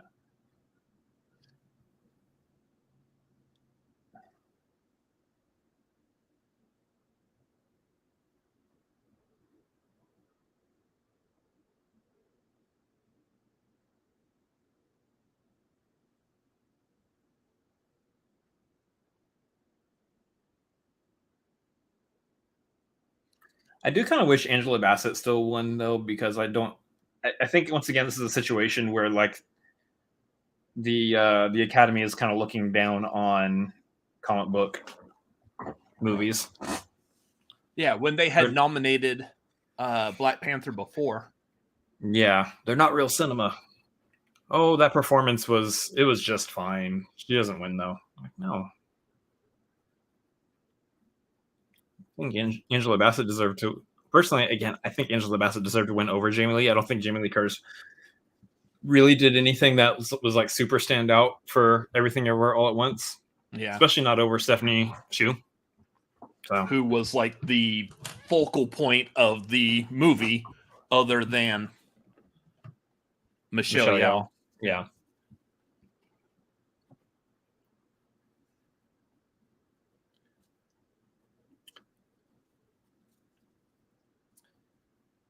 Yeah, I'm a little disappointed by that, but at the same time, like, you got to be happy for Jamie Lee Curtis because again, that's first time she's ever won an Oscar, first time she's ever been nominated. She comes from a family of Oscar winners, so it's just it's a sweet legacy thing for her. Yeah, and you got to think about from the being in the shoes and perspective of the people doing the job, acting, getting the awards. That's for them. It's everything, everywhere, all at once.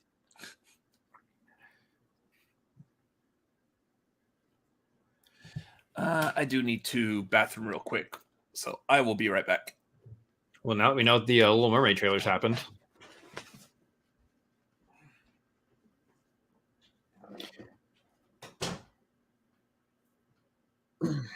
Forgive us for having to take bathroom breaks like normal humans. It is probably a 4-hour program, so I treat this like I would treat one of my streams over at twitch.tv/ChrisAdamsMLP, where every now and then we welcome the ability to get up during a commercial break to use the restroom if you need to.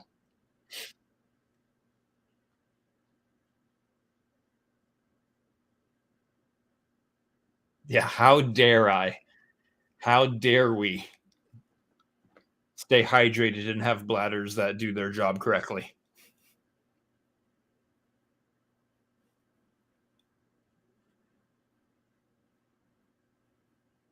What is this?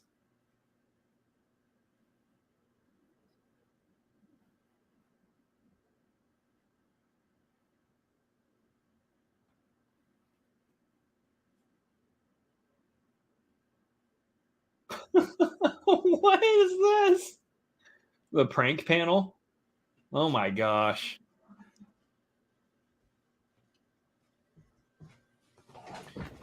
Jonathan Majors is terrifyingly big. Like, I would not want to be face to face with him in a contentious situation. I would be terrified for my life. Jonathan Majors? Yeah. I come walk in here, I'm like, okay, who's he possibly talking about? Let me see if I can figure this out from context clues. Like, Michael B. Jordan is also big, but I at least feel like I could survive a confrontation with him. Jonathan Majors, I feel like I'm instantly dead. Jonathan Majors looked like a beast.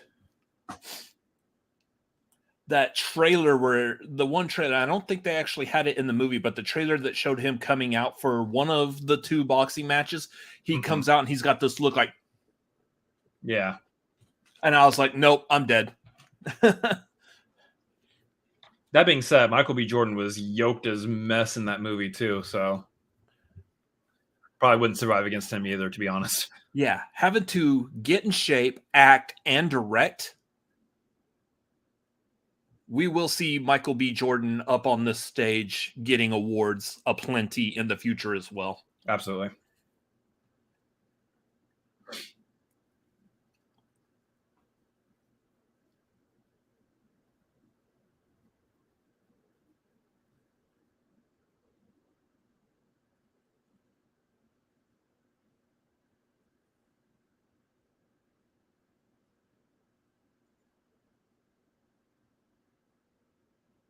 It's got a great cast. It really does. I also like that Sarah Polley, speaking of, Sarah Polley directed it. Because there's a couple of movies I liked her in Go and the Dawn of the Dead remake. So I like seeing her transition to directing. I know she's done other directing. She's directed other movies. I can't remember off the top of my head some of them, but as I've stated recently on Twitter, Jennifer Connelly will never not be able to get it. Yeah.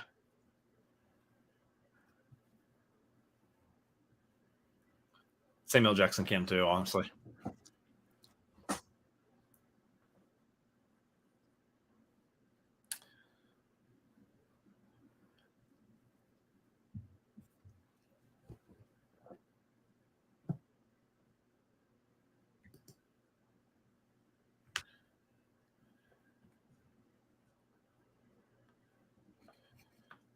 So let's be nice to everybody. This will be an interesting one. So thinking it's going to be between the Whale and the Batman.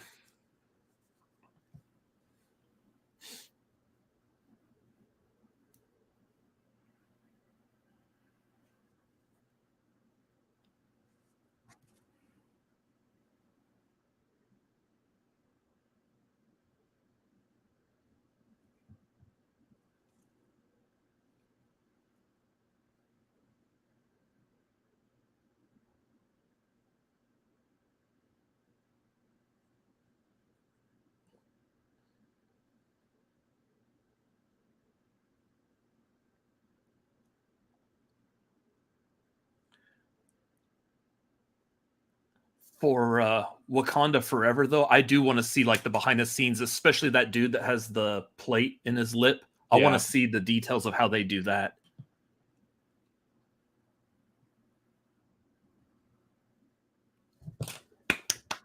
Yeah. Good job. I had a feeling. it would be the whale.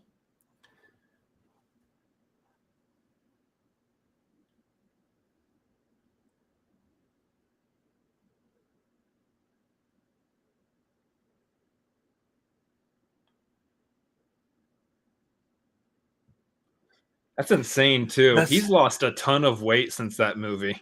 Yeah. That's what I was wondering. Like, I know, I don't know the actor specifically, if that's a part of like his culture, but. I mean, they just showed the image of them putting the makeup on. It looked like he still had a plate, but it looked like the actual lips going around it were hanging down. Yeah. I made a small joke there, and it's gone. If we're paying attention to something else, though, it's kind of hard to make over the head jokes. No. Why does this guy look familiar? No.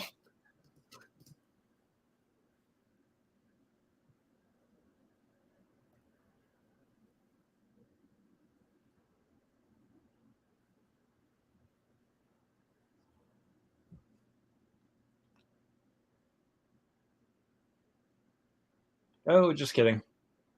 We only have enough time for one of you to talk.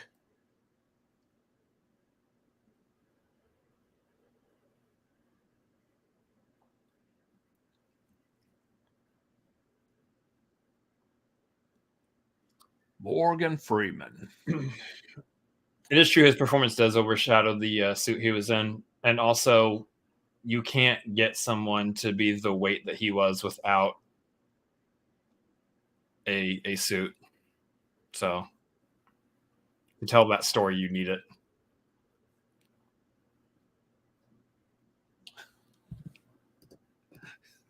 God and Barbie.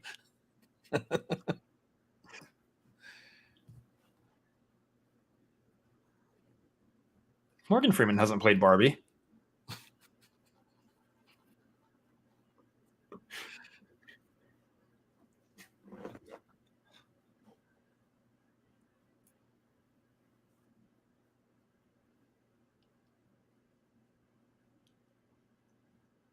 Barbie trailer?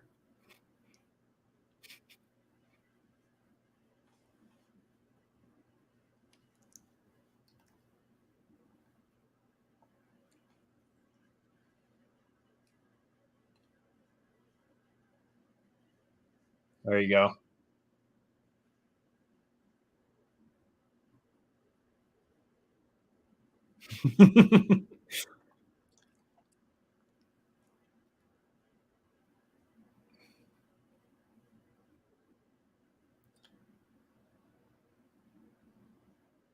Oh, we're just doing a Warner Brothers thing?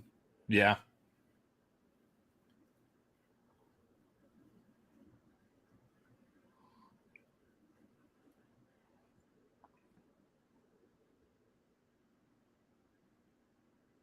Is it the oldest studio in Hollywood? I don't know, because Disney's celebrating 100 years, so I don't think Warner Brothers is older than that. Well, they were just saying it's also 100. Both of them are 100 this year. Oh, yeah, no, that is true. I forgot. They are celebrating the 100 also.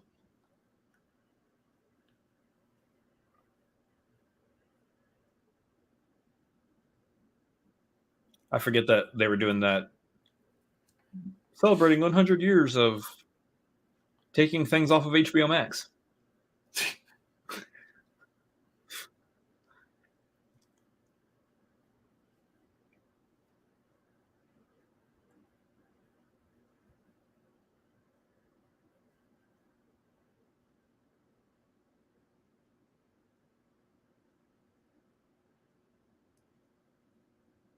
Mm.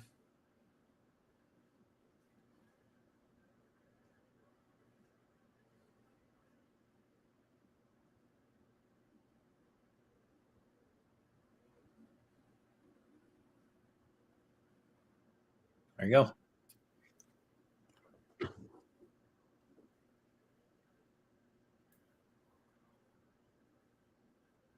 Yeah, interesting.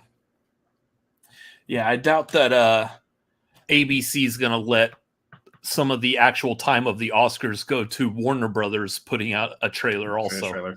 Yeah. Although I will say that would have been a good time for a new Barbie trailer. Yeah. Baby says a fun tour. I would like to take the WB set tour. We did the Universal Studios tour, which is the classic one that everybody does, whenever you visit Universal Studios, which is fun. They have some really fun stuff that's a part of that tour. I wouldn't actually mind doing that again someday, but the WB one is one I'd like to do next.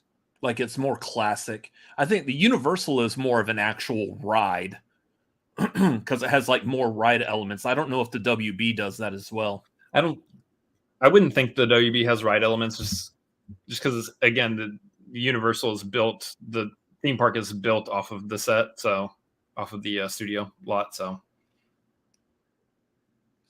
ooh,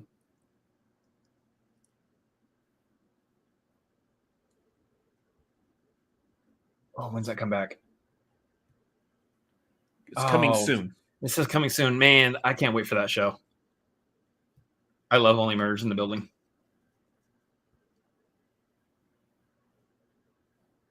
God, this was such a good movie.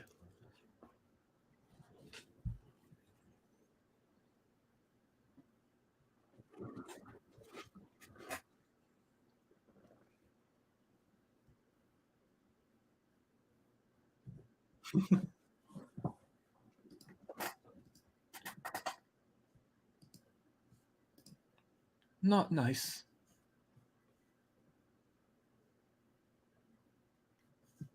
There we go. Now I'm caught up. Yeah, personally, I would like Banshees to win Best Picture, but I still believe it's going to go to Everything Everywhere All at Once. Oh, Jenny. Jenny, the donkey.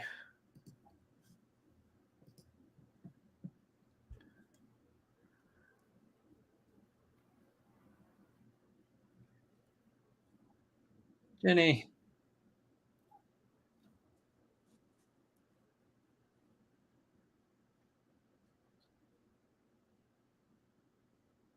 Oof.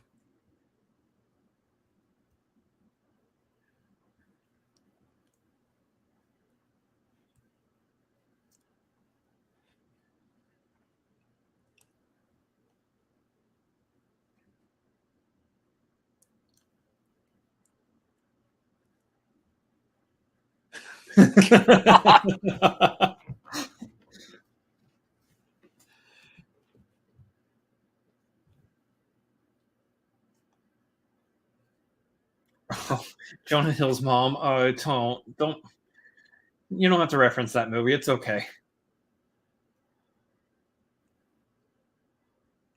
Said Jonah Hill's mom. Yeah, that movie, You People. Oh.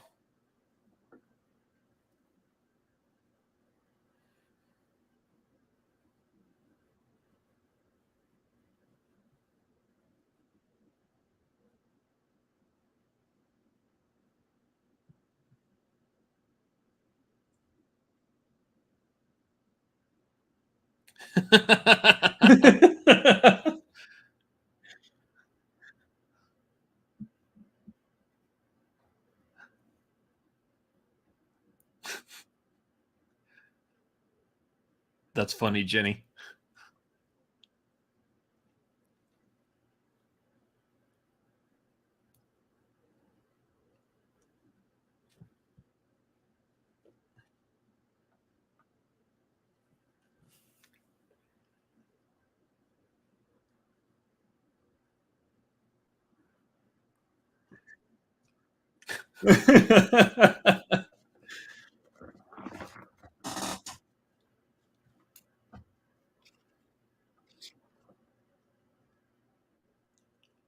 Yeah, so I'm thinking Babylon's probably got it.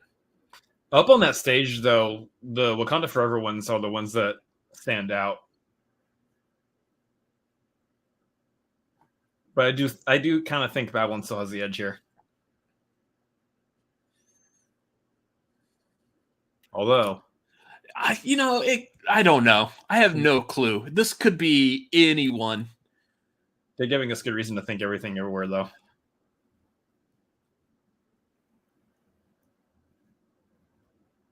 Oh, there you go. Wakanda Forever is getting something.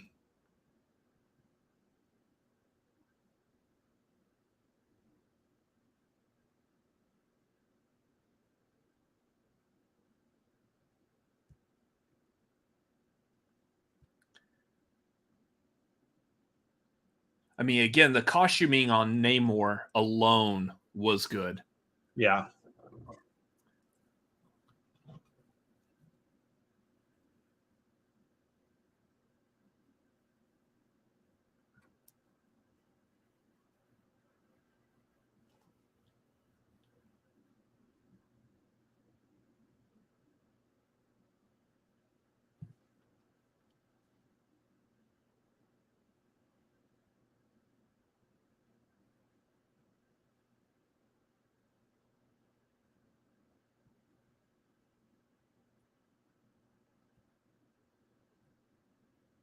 Aww.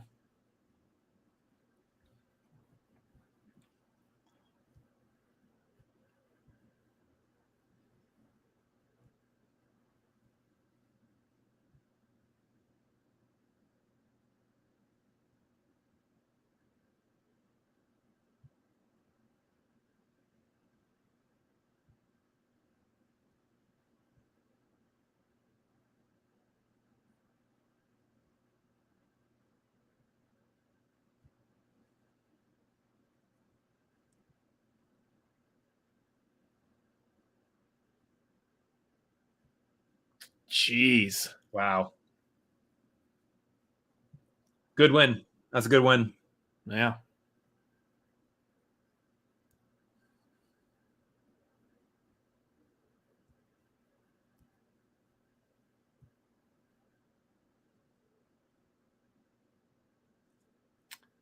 Is this going to be RRR?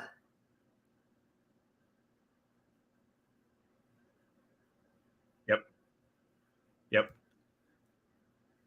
There it Yes. comes. This is the part. This is the part everybody is tuning in for right here.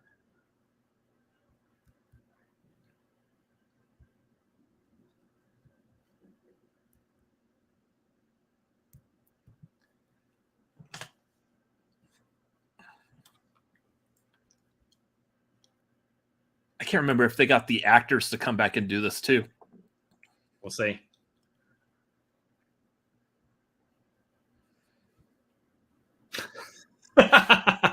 Really is.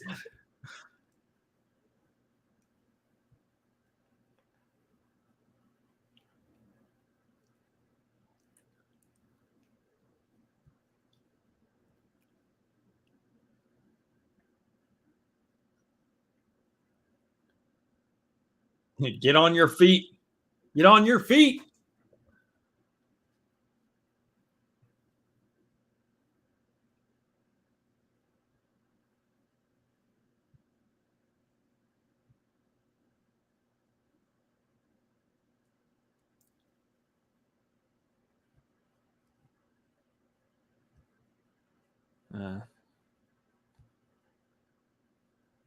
Doesn't look like it. No.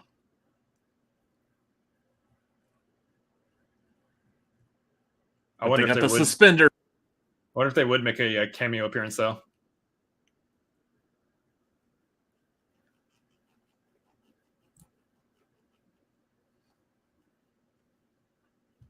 I love it.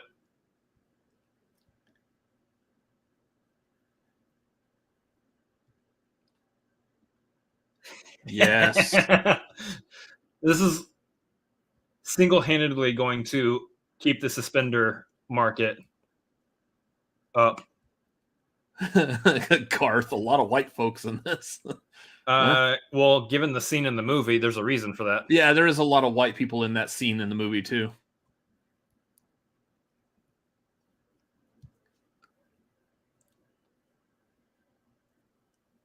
actually contextually makes sense. Yeah.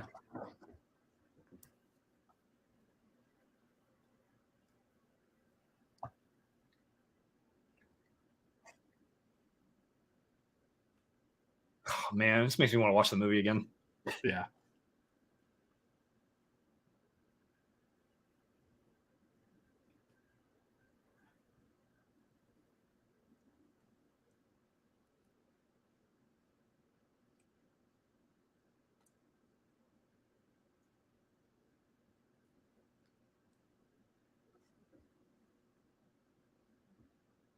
I know. You can't help it. It's so good.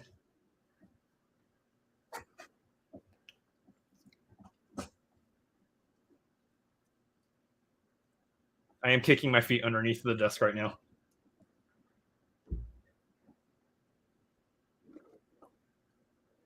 That was not long enough. Ugh. How much longer is the show? It should have just been taking up the rest of the runtime, honestly. Yeah, seriously.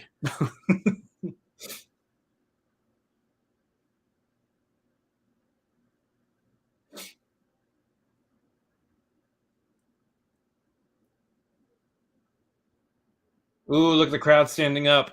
I have a feeling. I mean, they're probably standing for everybody, but I have a feeling Natu gets this. Natu gets this. Yeah.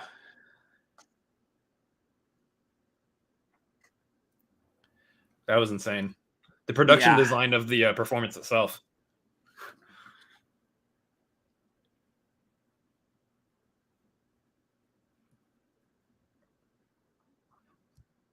Yeah, that was good.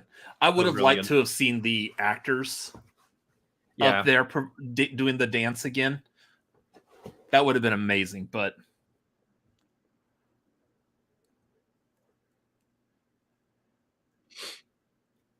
yeah, that was really cool. We're gonna see that on YouTube multiple times too. Probably. So the fun thing about that song in particular, you watched RRR before I did. Yeah. And that was the first thing you showed me. Like, I was like, so how is the RRR? I know a lot of people are talking about, is it any good? And you're like, here, come watch this. And you showed me just the clip of that. And I was like, all right, this looks like fun. Yeah.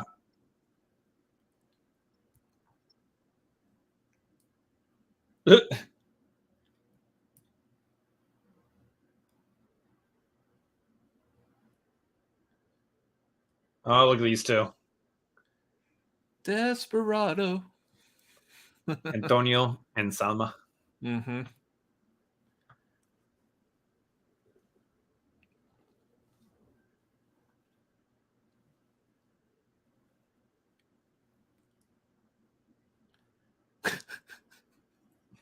Four. There's a local lawyer commercial. He's like, hello, award fans. Why are like all lawyer commercials? Why do they always shout at us every single time? Because they want to make sure you hear them. Hey, have you been hurt? Call me. Call me if you've been hurt. Are you injured? We need to start doing that with Cinefanatics stuff. Like, hey, you want to like and subscribe? Comment below. Follow us. Hey, hit the like button at the like button. Hey, you see that subscribe button down there? If it's red, you're doing something wrong. Make it gray.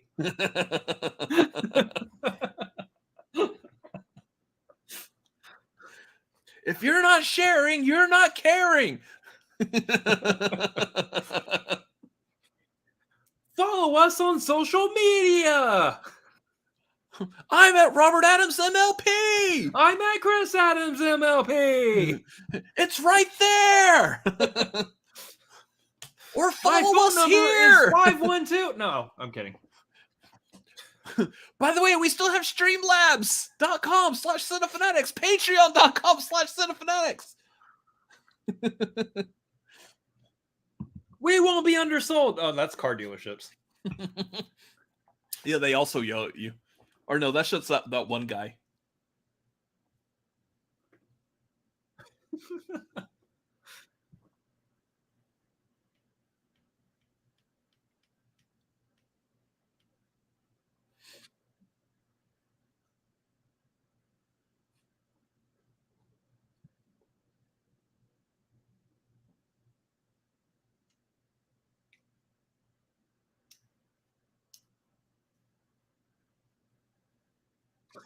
I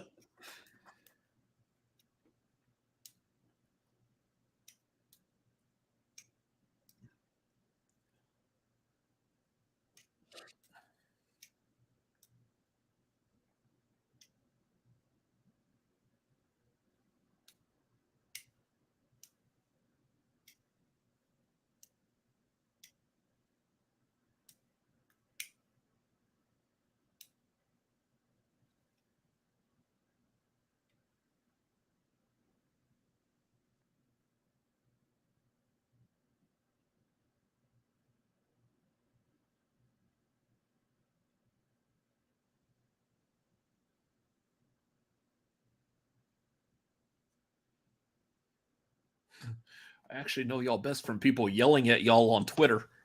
Right.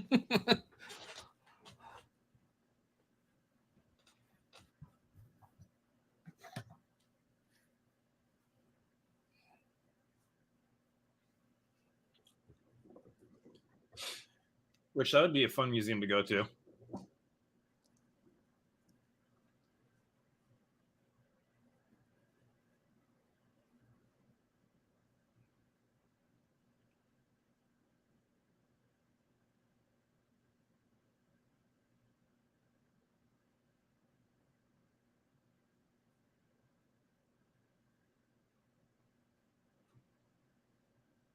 Please bear with us for a moment. We're going to advertise our own thing.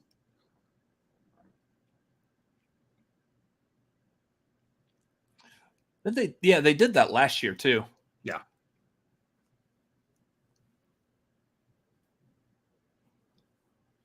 I would too if I were them and I opened a museum.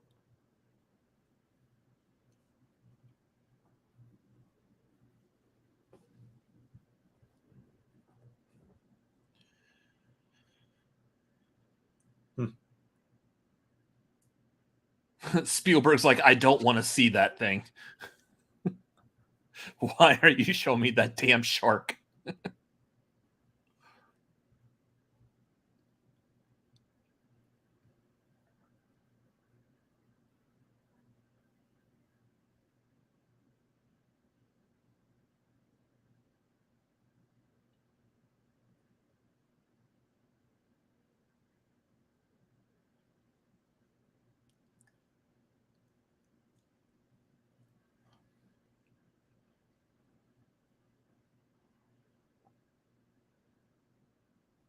Yeah, that'd be fun to go do. Yeah, I would like to go to that. That's like next LA trip that we get to take at some point. We need to go do that. That and Philippe's. Of course. Well, that goes without Philippe's saying. goes without saying, yeah. It's a tradition at this point.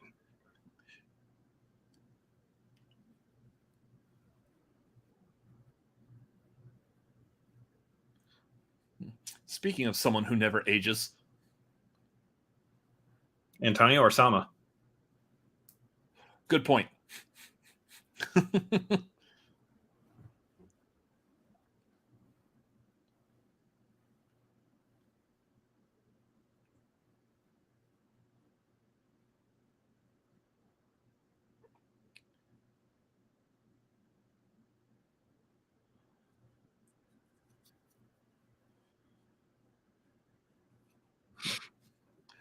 Boots. I am In Boots. In Boots. This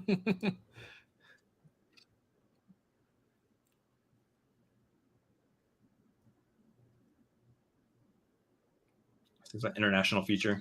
Mm-hmm. From India, RRR. Yeah.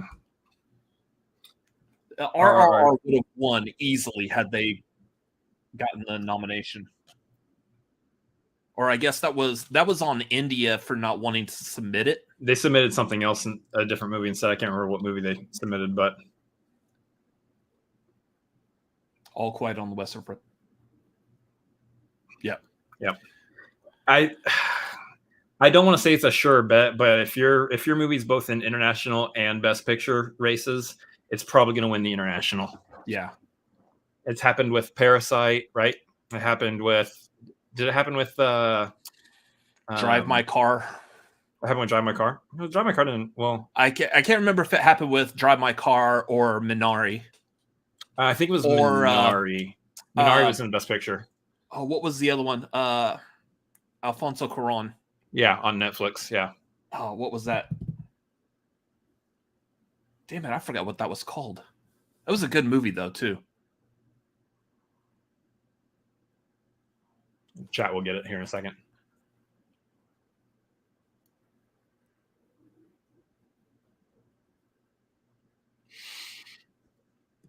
Roma. That's it. Roma. Yeah. Thank you, Garth.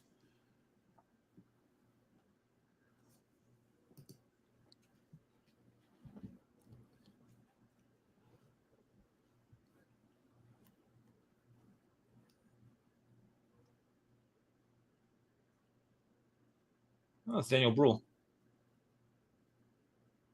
Yeah, I think he was in it.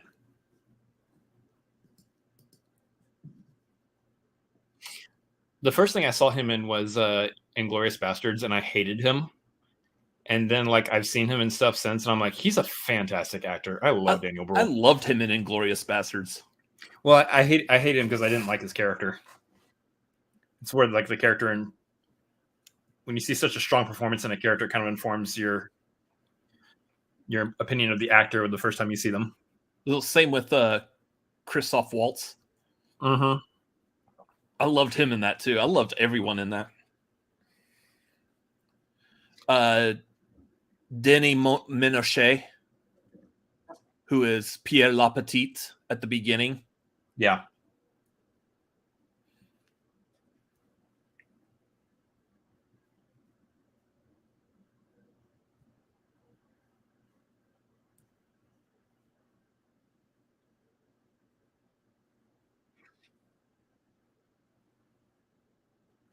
Thankfully, there's not a green book in the Best Picture category. Yeah, I don't think there's anything that like someone's like really down on in the Best Picture category this time around, right? I mean, I would appreciate it if we would not put puking in movies, so I'm kind of down on the triangle of sadness. I guess some people might have like problems with like Avatar being in there, but yeah, but that's not anything different than the same issues that people may have had with Avatar when the first Avatar came out. Yeah, but they're not nearly the same issues that people would have with like a Green Book. Mm-mm.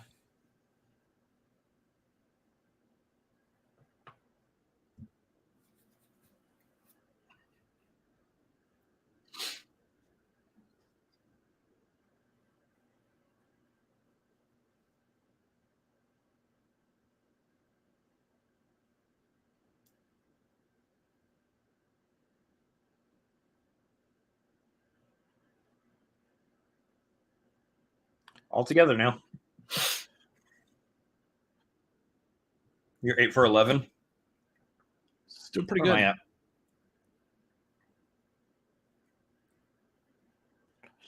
So we still got the screenplays. There's documentary short subject, best animated short film, score and original song, sound, production design, and film editing, and then of course the big ones.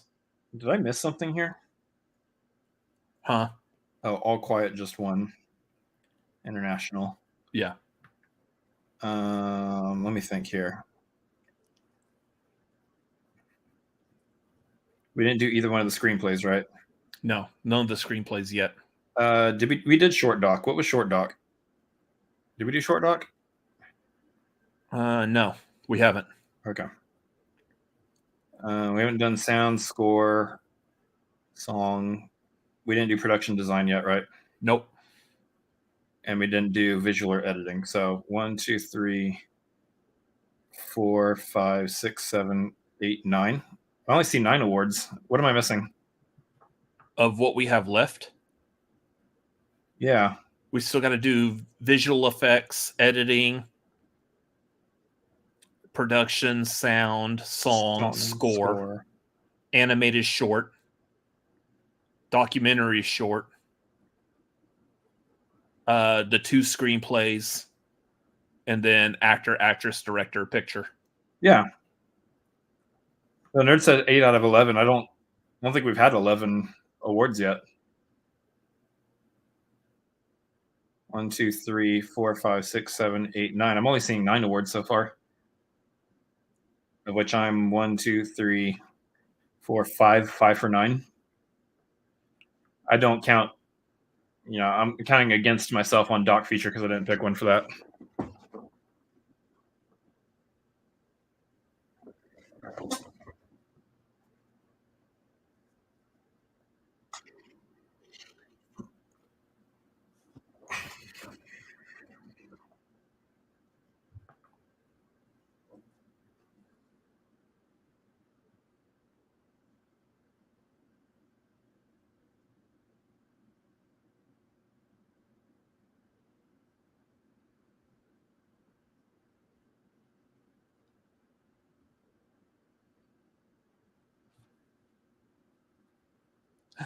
$100 for a hobby.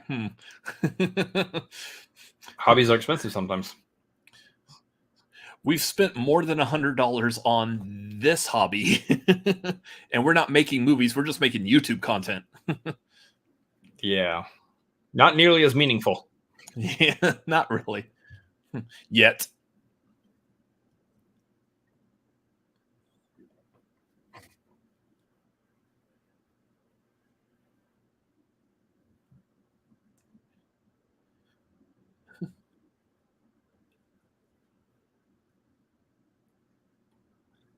I am getting hungry. I thought they were only going to make a joke about it once.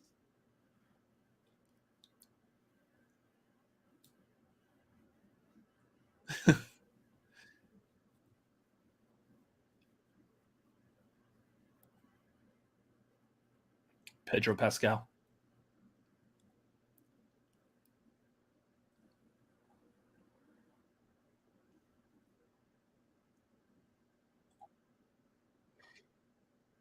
Either watching on HBO or Disney. It's funny.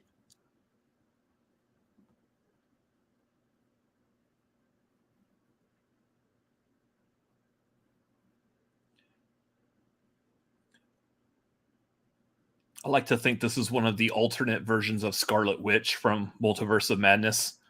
Yeah.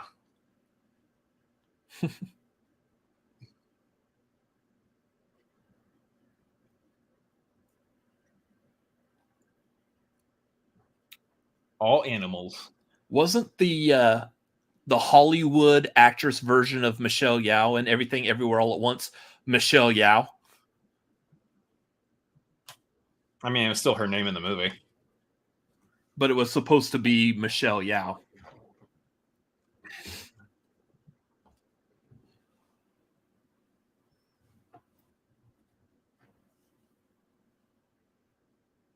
Elephant There's Whispers. the elephant whispers in the room.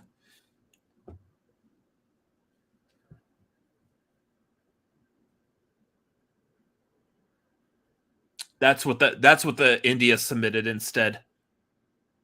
No. Is that different category? Did they? Different category. India didn't submit anything for international feature film. Yes, they did. They just didn't pick up the nom. Oh, okay. I see what you're saying. Okay.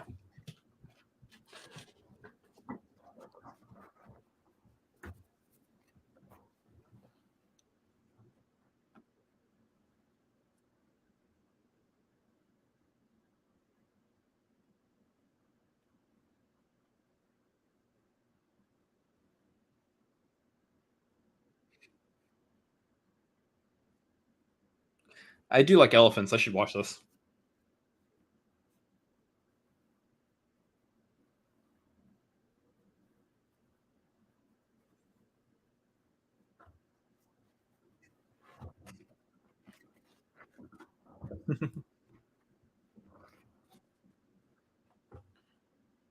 You said who are up there somewhere. I'm like, does she mean Nope. heaven or does she mean in the mezzanine? She's like, no, I'm going to talk. Look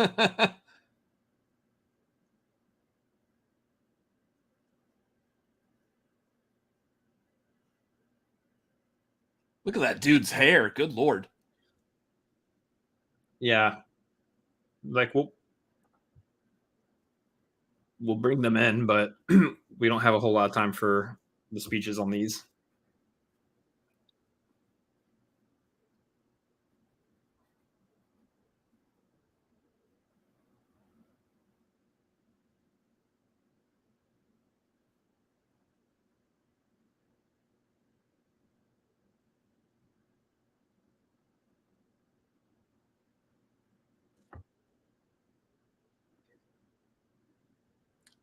Oh, that's some pretty animation. That is good animation.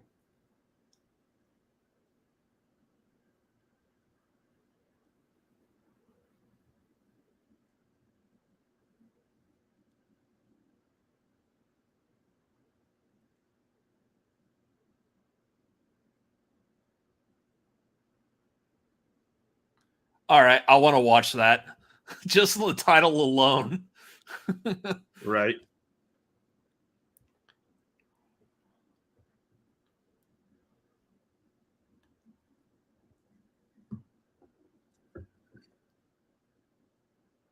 That was gorgeous animation on that one.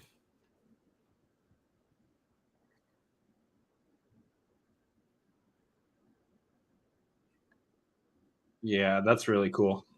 That's really cool animation.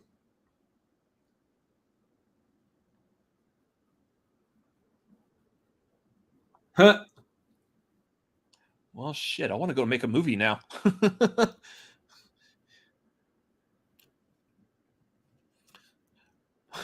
Problem is I want to make a horror movie, and those don't ever get nominated for anything, so. Yeah.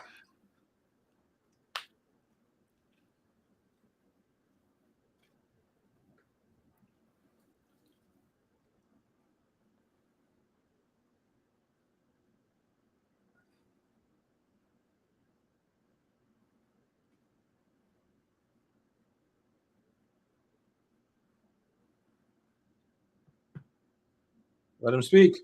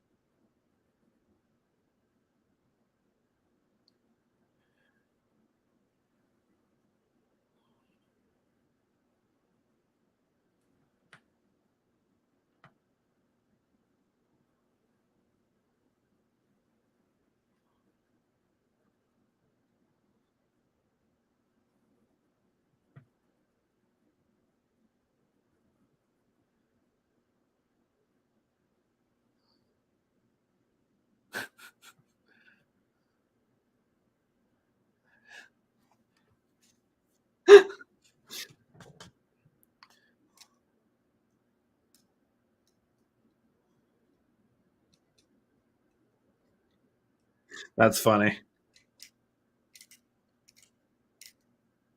The worst thing that happened at the Oscars this year, someone admitted they left their dog in the hotel. Oh, Lady Gaga.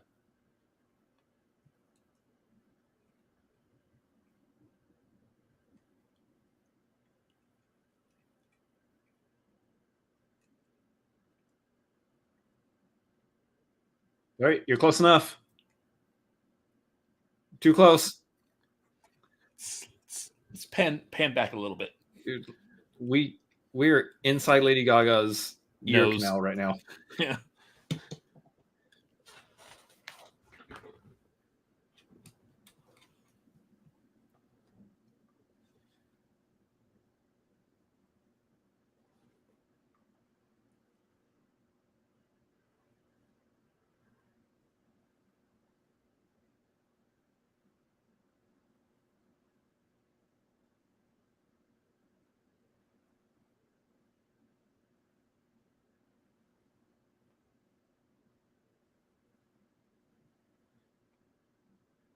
I think they're trying to do a thing where it's, since it's a very personal song to her, we are getting in her personal space to feel it.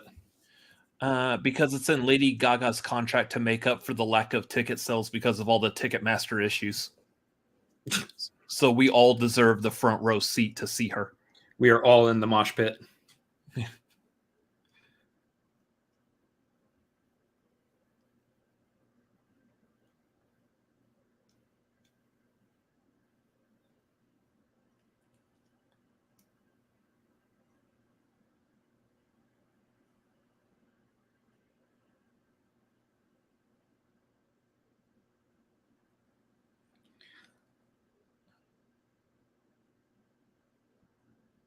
All the songs are good. They all deserve to be nominated. I don't know if this one's gonna win. I feel like this song, the only way this song really has a good, strong fight is because of Lady Gaga behind it. Lady Gaga is a hell of a singer.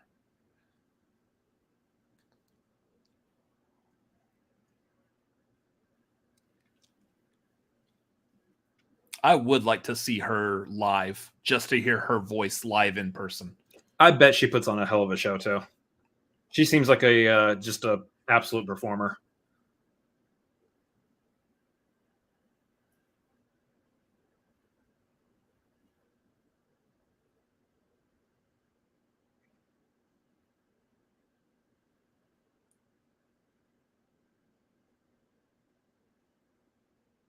Also, like that we've seen like Lady Gaga in the most outrageous outfits over the years, and she's T-shirt and literally just wearing a jeans. T-shirt right now.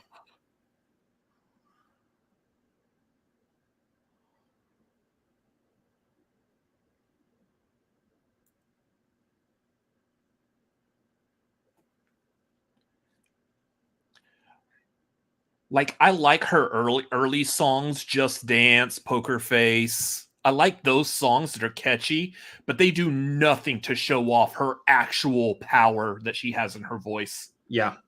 When I heard her sing, I think it's 100 Reasons or A Million Reasons or something like that, I was like, damn. I remember the first time I heard her actually like sing. She was a musical guest on SNL, and she was just like playing a piano for a song, and I was like, "Whoa, Lady Gaga isn't just a pop star; she's just a talented singer." Yeah.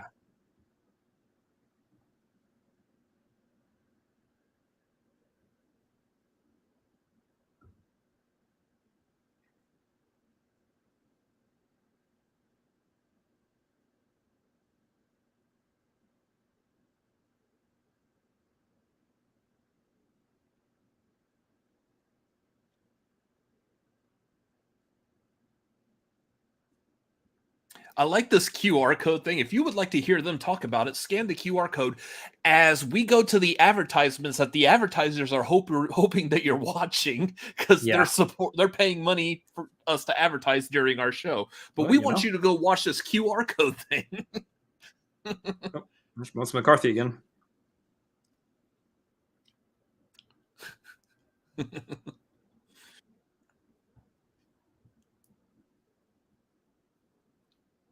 This is bad timing to make her singing in a commercial right after Lady Gaga just sang. Right.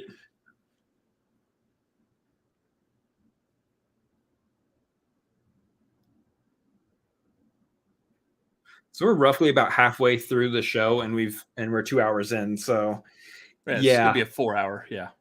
I like that they think that we're gonna be doing a 3 hour show, but it's definitely gonna be a 4 hour show.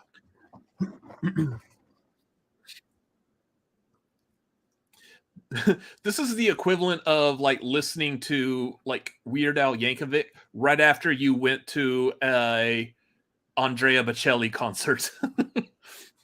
Like, it's just weird. Like, you're still talented at what you're doing, but yeah, we're talking about a different playing field here. We're talking about a ginormous tonal shift here. Yeah.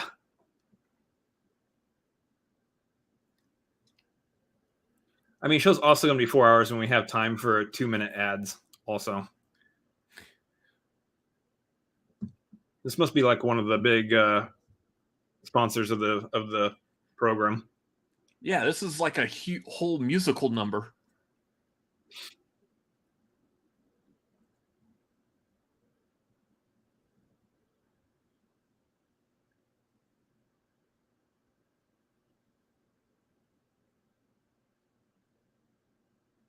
And there's her husband again. Yeah.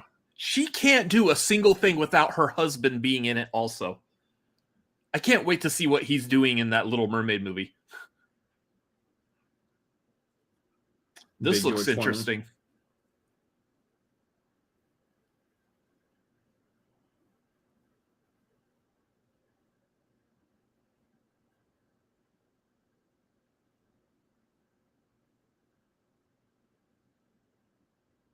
He looks like George Foreman too.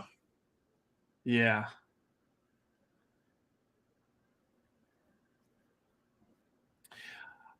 I think like he doesn't quite have the big, bright, friendly smile that George Foreman has, but it's really hard to find anyone who can do that. He's got such a big smile when I see him. Hey, Garth. Her husband's a priest with the book. Great. Wow. You're talking about Flotsam and Jetsam? Yeah. That would be cool. I don't know what if they're doing the eels or how they're going to do them. Because they in the cartoon they had like cool voices. I think the voices were even slightly modulated if I remember correctly.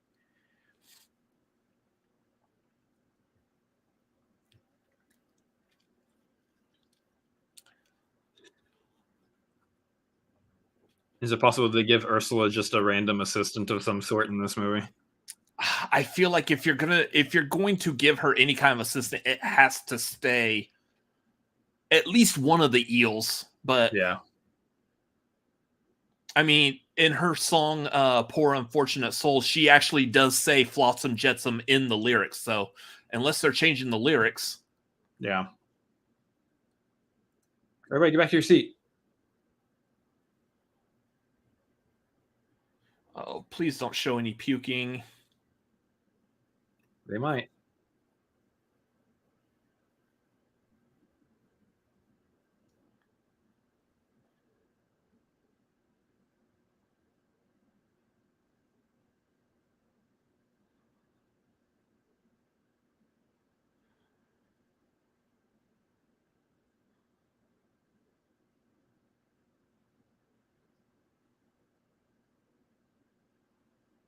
Oh, thank God.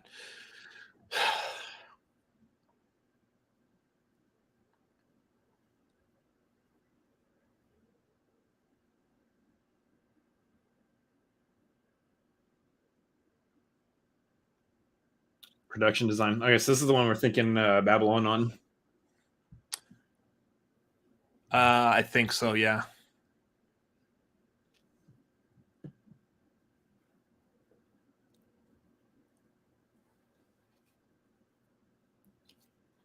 Got to put the readers on.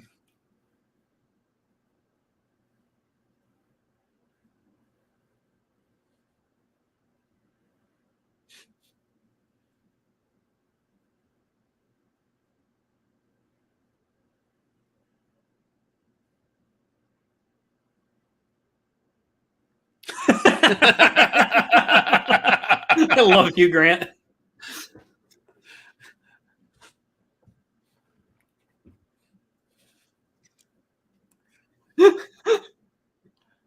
He's like, I'm at the Oscars and I just said the word scrotum. My life is awesome.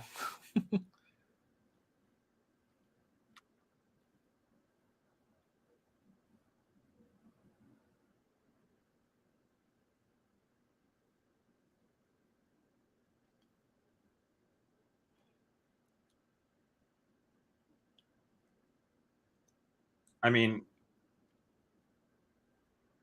but how much of Avatar is like a CGI background? some of Babylon. Yeah, I think Babylon's got this.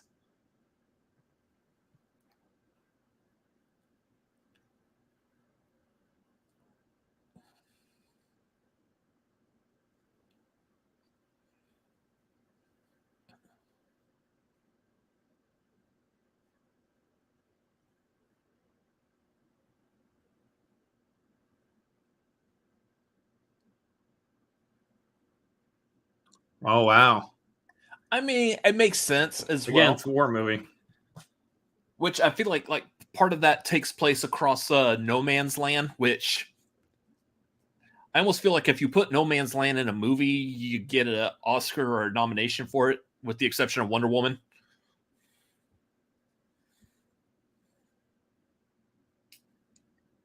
Yeah, that's interesting. I personally like Babylon just had an insane level of production design. Like every new location and scene was just completely insane level of detail and everything. So kind of shocked that they didn't get it.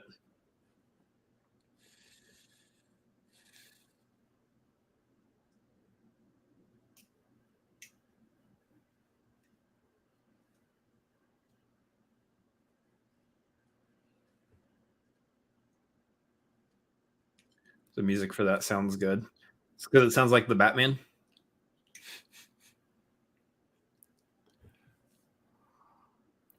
Bum, bum, bum, bum, bum, bum, bum, bum, bum, bum.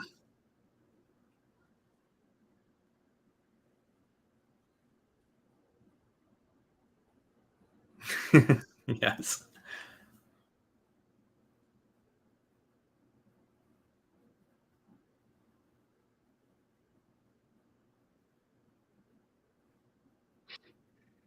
Yes, Tori, it is.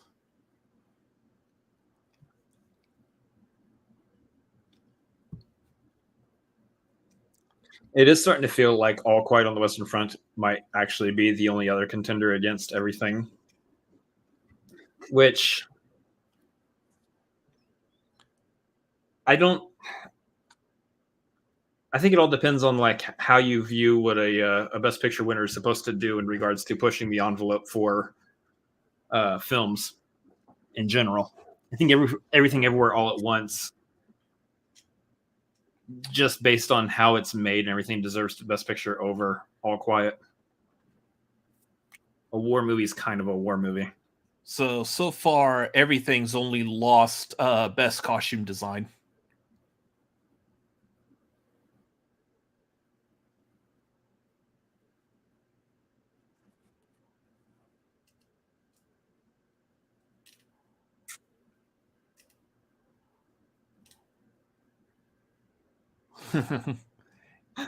Or in a YouTube video or YouTube stream.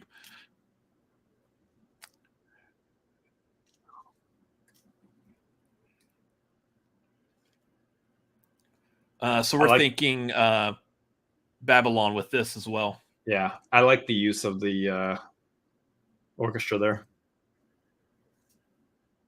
Just because I want Justin Hurwitz to get all the awards.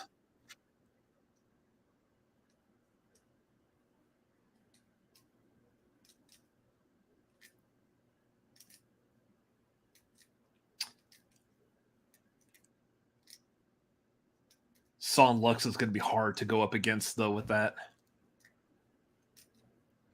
And then, of course, you get the clear favorite.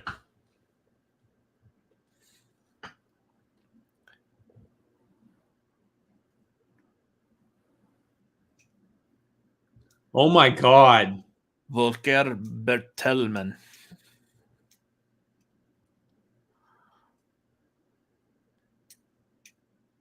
Brom, brom, brom.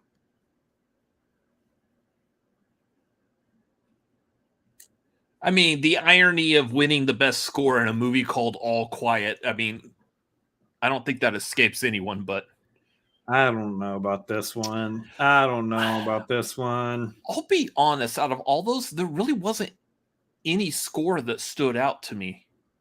Like, Babylon did. Babylon was the closest, yeah. Not because of Justin Hurwitz, but the music was more in your face in that than any of the other movies. The use of the music in regards to how the scenes were playing out was very special in Babylon. Yeah.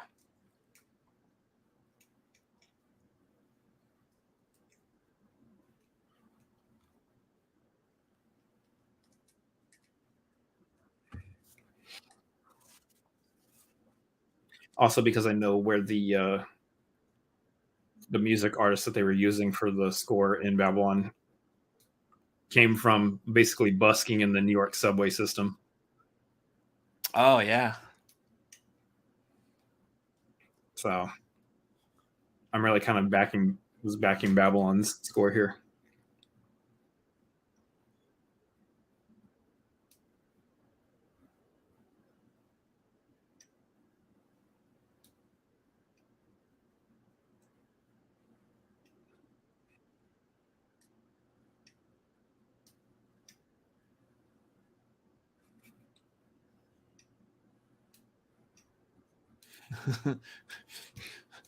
Nerd's dealing with some feelings there in the chat. Fair.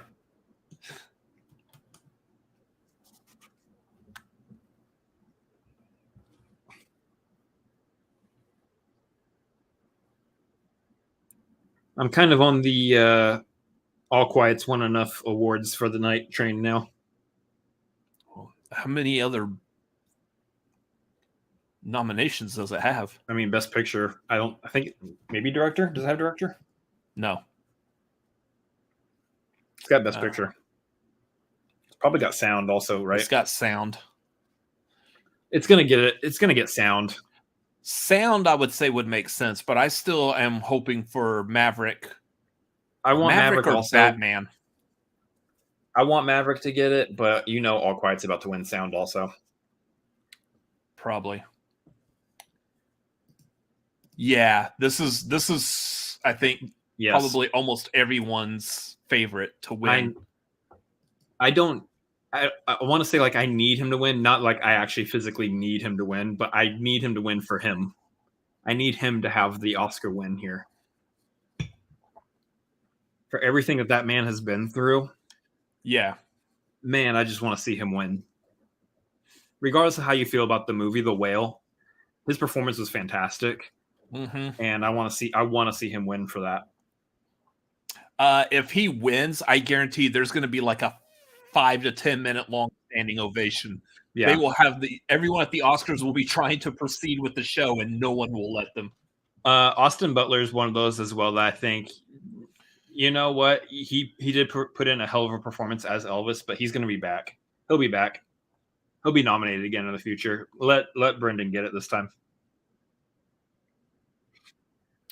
Again, I know we're going based off of merit of performance and everything, but man, mm-hmm.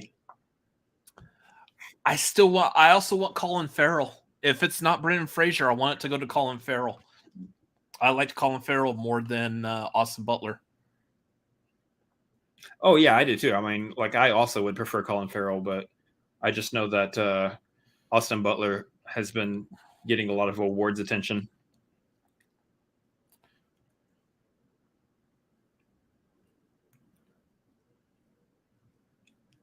What this commercial is extremely freaky. Oh, what the fuck is this commercial? Oh, it's Snapchat filters. Can we not do that again, please? I could have sworn Snapchat was dying. Or maybe that's just because I haven't had Snapchat on my phone in like at least 5 years. That was like their last Hail Mary. Let's make a commercial that just freaks everyone out. I want to go back and see those weird like gerbil creatures from the Quiznos Subs commercials more than that. Any coupon works. Quiznos Subs. Hi, welcome to Cinefanatics React to Commercials. Or the little lad that likes berries and cream. That guy. Berries and cream, berries and cream.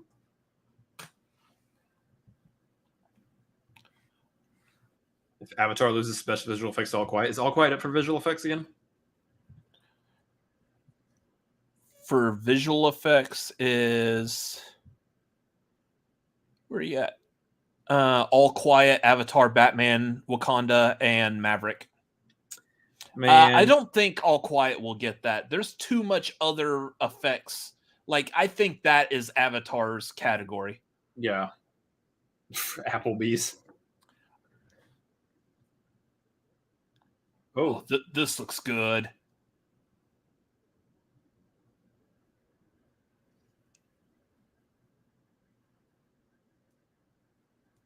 Oh, this is like an actual trailer. Is it?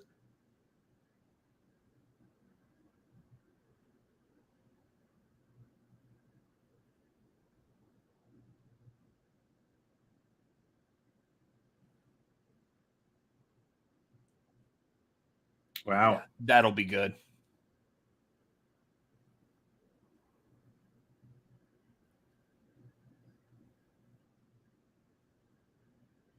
That looks like someone just threw Grogu. It is kind of what happened. It's called practical effects. What's her name that plays Pelly? Amy, is it Amy? Sedaris. Yeah, Amy Sedaris. They're like, so basically that was Pedro Pascal was in there like, hey, Amy Sedaris, go long. Go long. Touchdown. Grogu down the hole. Grogu's going deep. Well, okay. All right, now for the field goal attempt. Oh, uh-oh. Oh, no.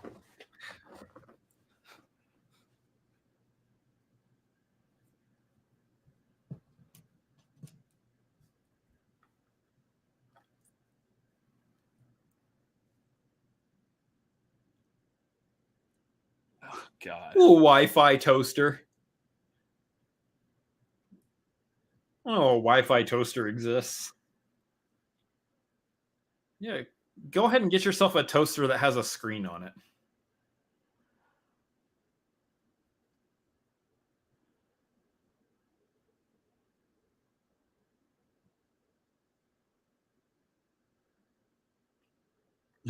Oh, I am starving. It just hit me like a ton of bricks.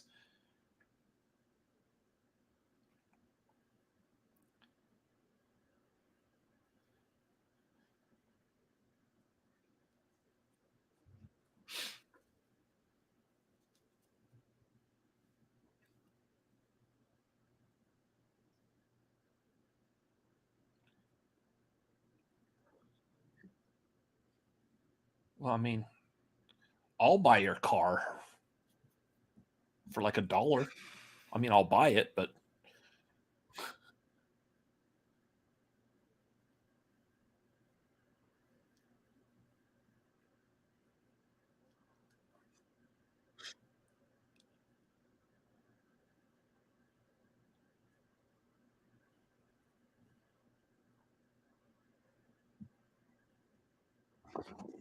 It's a movie that I did like for what it was worth, but it's not one that I probably will ever put on again because I just don't care that much about Elvis in general.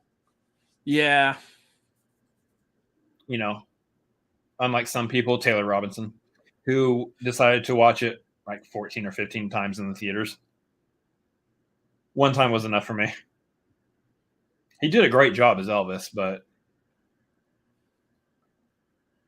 there's just some movies where it's like, all right, I saw it. It was good. Special effects.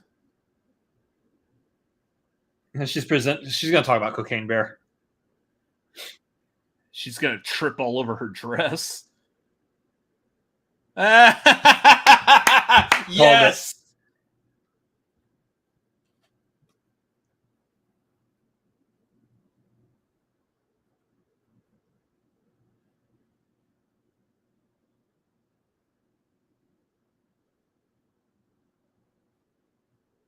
I would say that's our buddy Demon Bear, right? Yeah.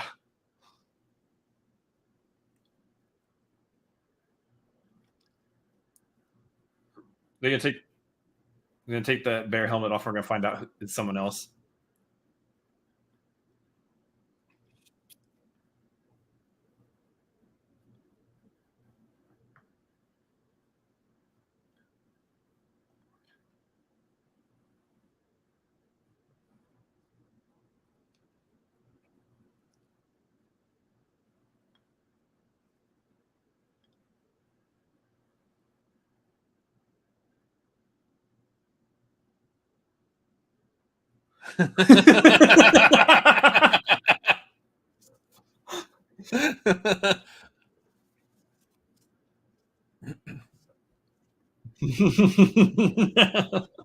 Angela Bassett's like, you damn right.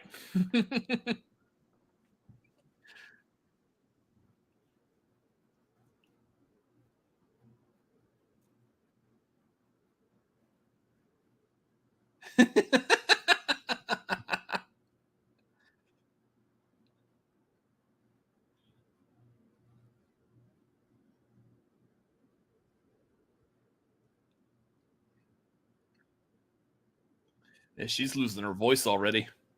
She's been doing a lot of talking. Yeah. Yeah, I think this is Avatar's award. Easily. Yeah.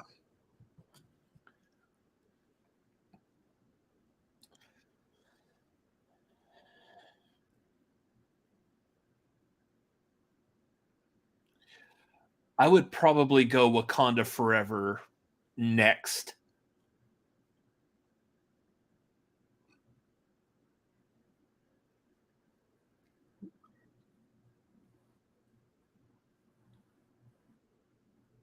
Yep.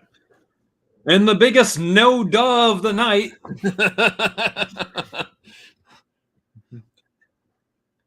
The surest possible bet.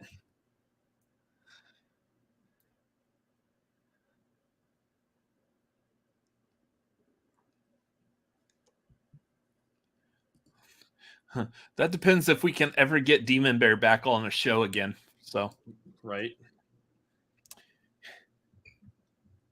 He kind of let his Hollywood status potentially go to his head a bit.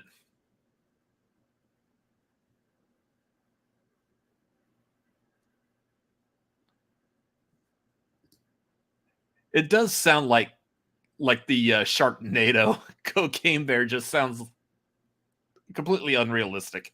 Yeah.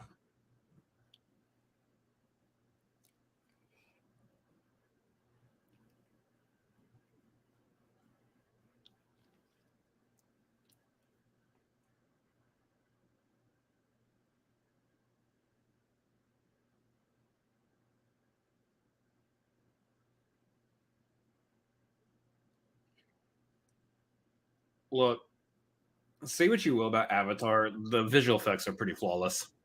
Yeah.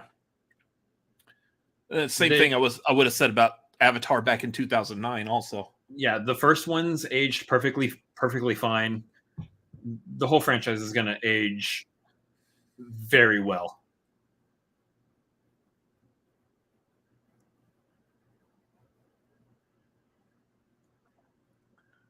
Did a rim shot on that?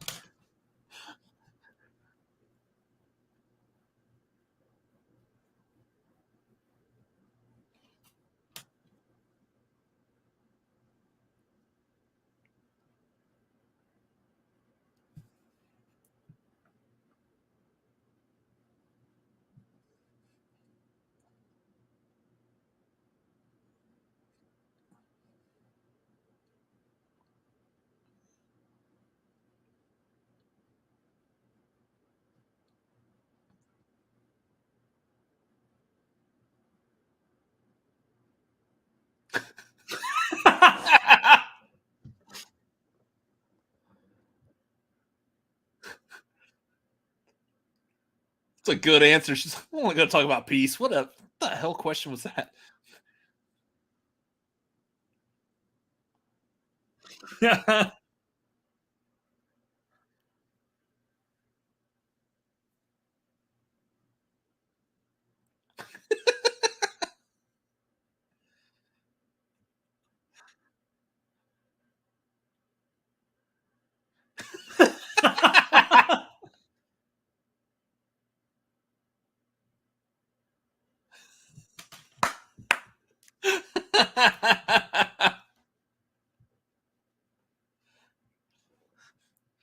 That is good humor of that.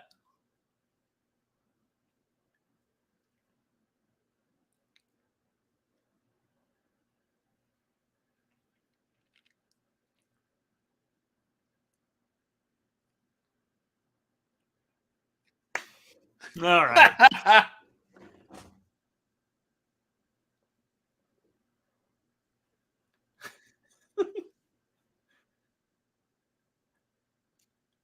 Oh, is Matt Damon in the cocaine bear costume? That would be great.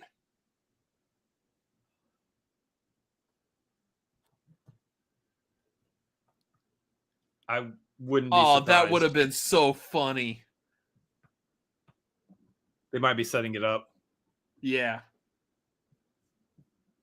Yes, Tori, Colin Farrell is the Penguin.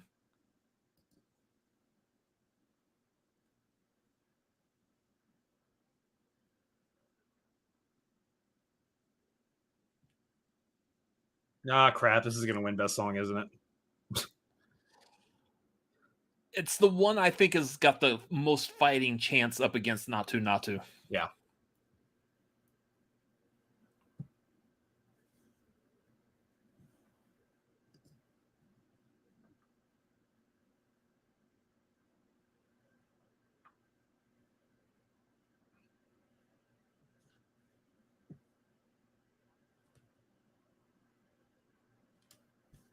I like how they've like actually developed the entire Wakandan language. Yeah. I'm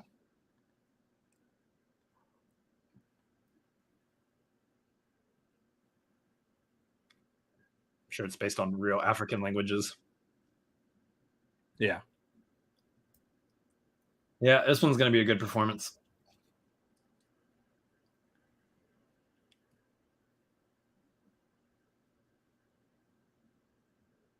God.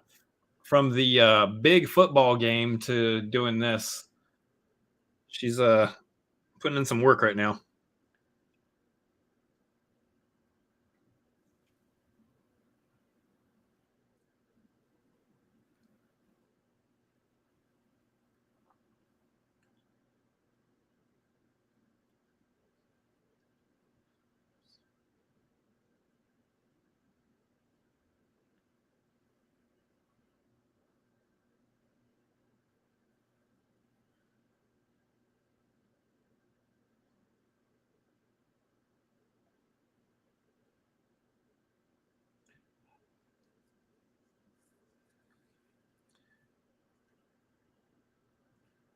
That guitar in the back is so good too.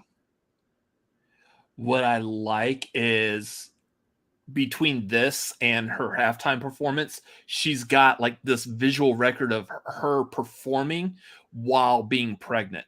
Yeah. Could you imagine like passing that off to your kid? Like, hey, by the way, come check this out. This is you right here. Here's what I was doing while I was pregnant with you. See, there's mommy and there's you at the big game. Yeah. I think they've asked Conan O'Brien to host a couple of times, and I think he's always like turned them down. He's like, no, I don't want to do that. But yeah, Sure. I would love to see Conan host. He's probably my favorite out of all the late night talk shows. I'm still kind of hoping for Steve Martin and Martin Short at some point to co-host. They did that before, though, right? Not the Oscars. I could have sworn I've seen the two of them hosting something.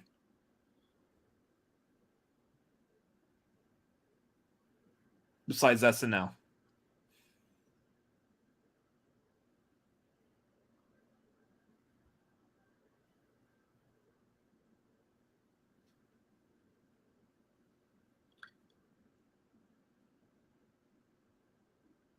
Yeah, that was a good performance. What if the crazy moment that happened this year was her water broke in the middle of that performance? I don't think she's that pregnant. I don't think so either, but like, what if she was? That would have been crazy. I think she's like halfway through like the second trimester at this point.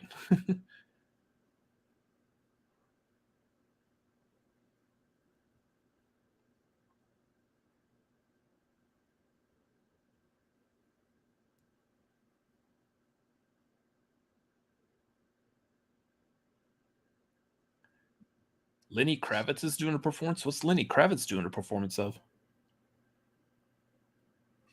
Oh, we did all the songs already. Yeah.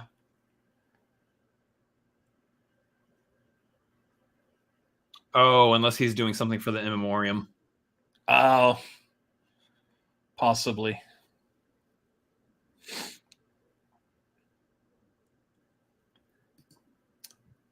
Yeah. Mark Ellis is always a good host. I'd like to see this him to the point where he's able to do the Oscars. That would be cool. Get Martin Short and Steve Martin to host, but right before you have Jiminy Glick on the red carpet talking to everyone as they walk by. That's a lot of work for Martin Short to do, but yeah, it would probably be just like a brief bit during the actual show itself.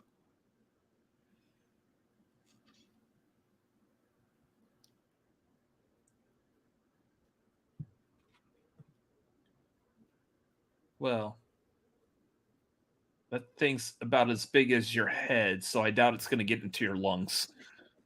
All right, this might be the last bathroom break. I'll be right back.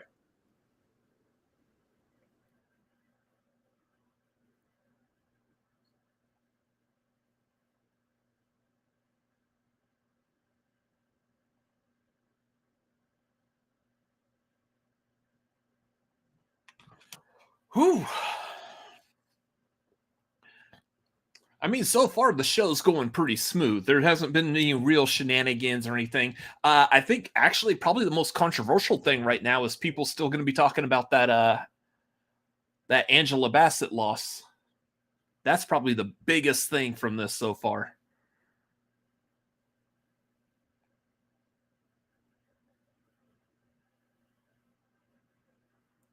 Yeah.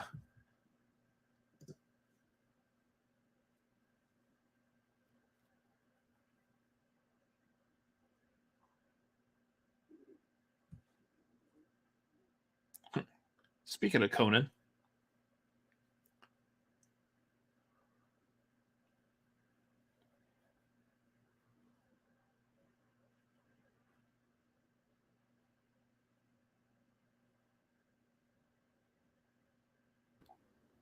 Whoop.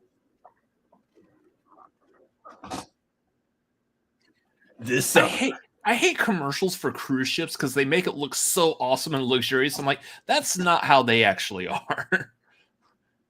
It's a giant crowded boat. Not an actual movie. I would like to do a cruise just for the destinations that they go to. Yeah. Maybe not necessarily the actual being on the boat.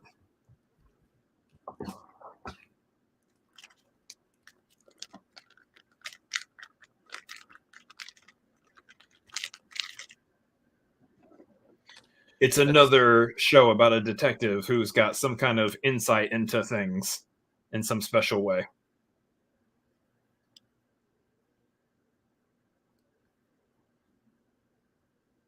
That's what's his face? Can't remember his name. Sure. He was Zaz in Birds of Prey.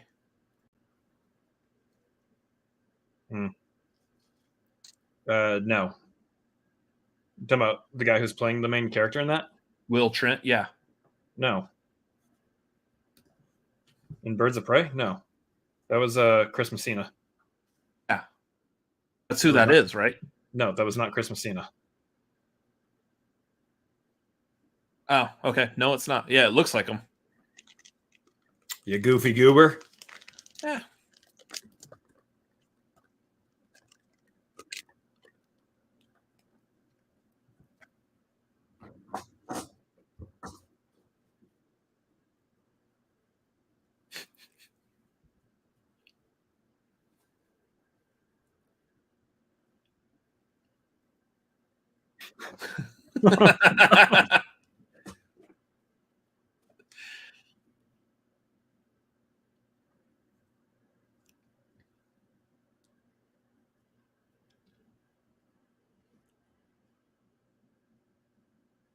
Man, he does not look 94. He is nowhere near 94.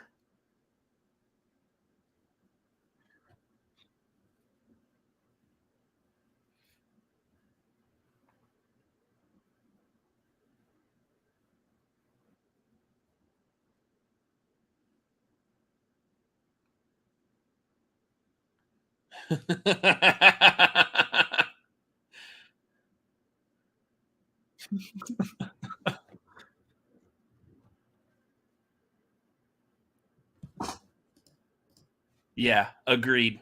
Yeah. 100%.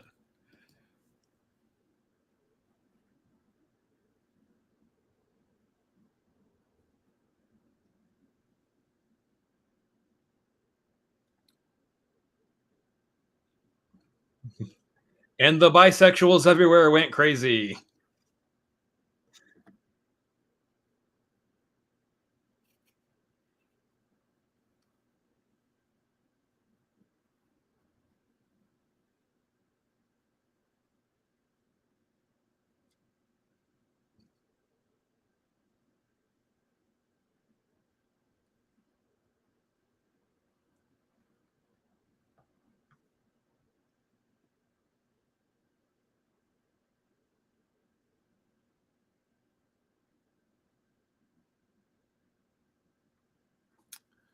So this is original screenplay.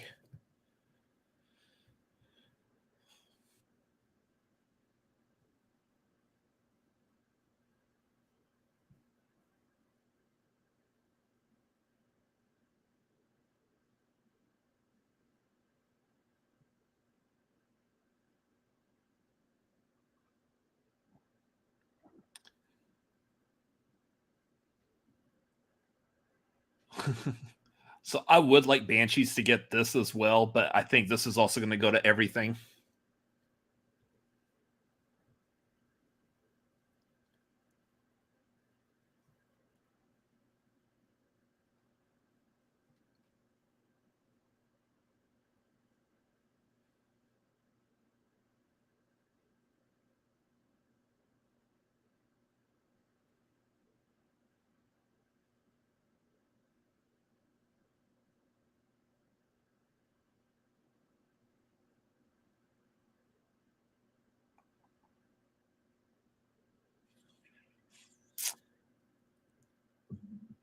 Yeah. Yeah. They're going to get everything. Everywhere. All during this award show. Yeah. Yeah. I'm almost positive they'll get director and best picture.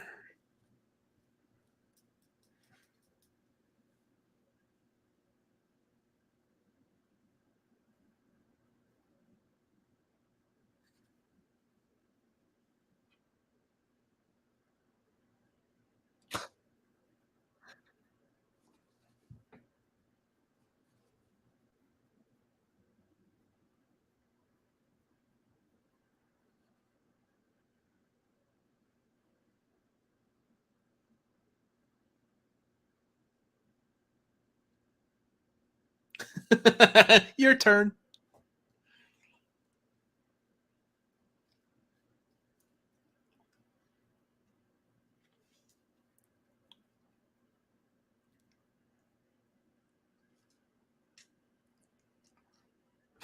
So real.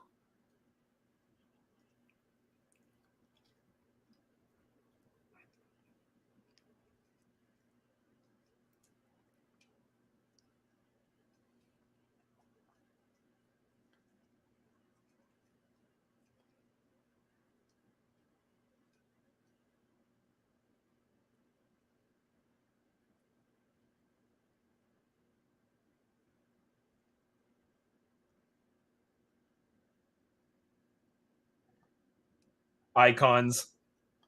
Yeah. Lovely.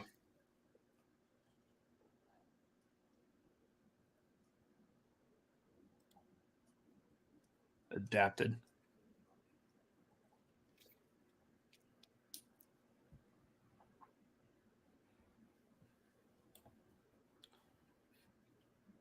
So this one we're probably leaning towards women talking. Yeah, but at this point, I wouldn't be surprised if All Quiet gets this also.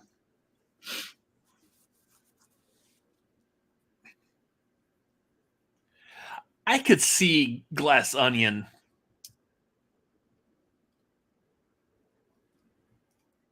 I just find it weird that it's an adapted just because it's a sequel. Yeah. Same with Top Gun. Yeah.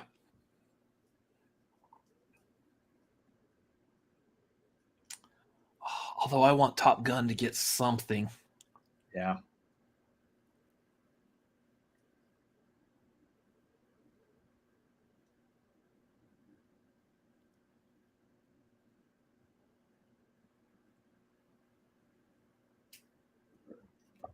There you go. Yep.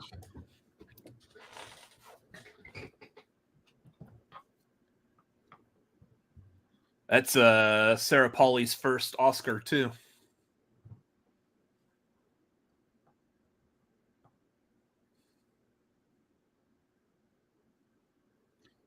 Nailed that prediction.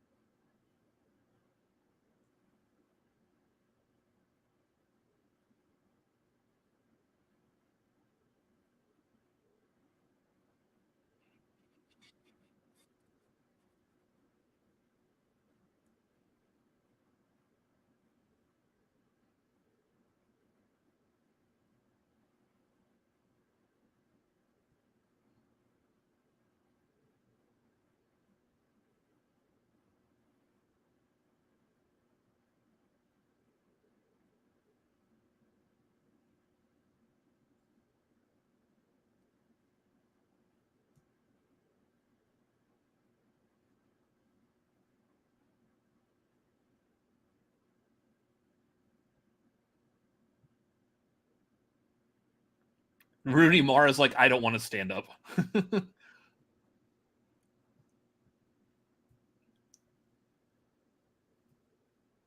That's awesome. Good win. Good win.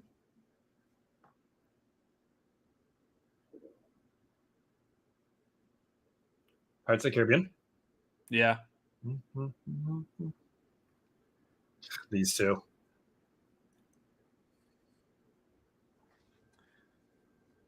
I need to go back and watch their movie about the corpse that farts all over the place. Starring the Riddler and Harry Potter. Harry Potter.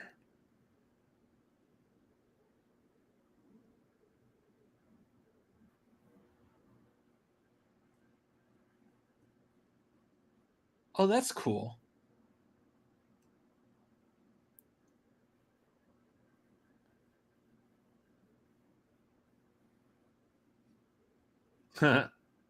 Even got the Freddie Mercury. Oh, no, not again. Ugh.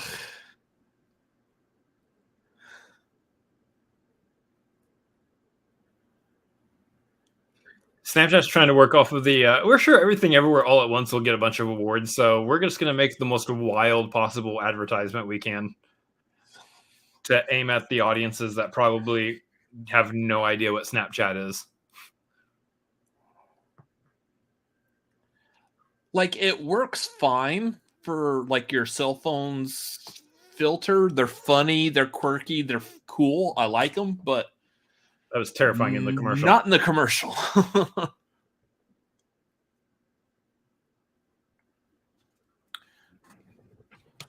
If I was a little kid, that commercial would be scaring the crap out of me. That's like when I was a little kid watching was it Pee-wee's Big Adventure, the Large Marge? No. Yeah. I had moments like that too with other like commercials and stuff. There was like an Eggo commercial at one point where someone did like some kind of like that Large Marge type freak out looking thing, and it was the are you talking about the honeycomb where the kid would turn into like the honeycomb? No. I'm talking about Eggo. Okay.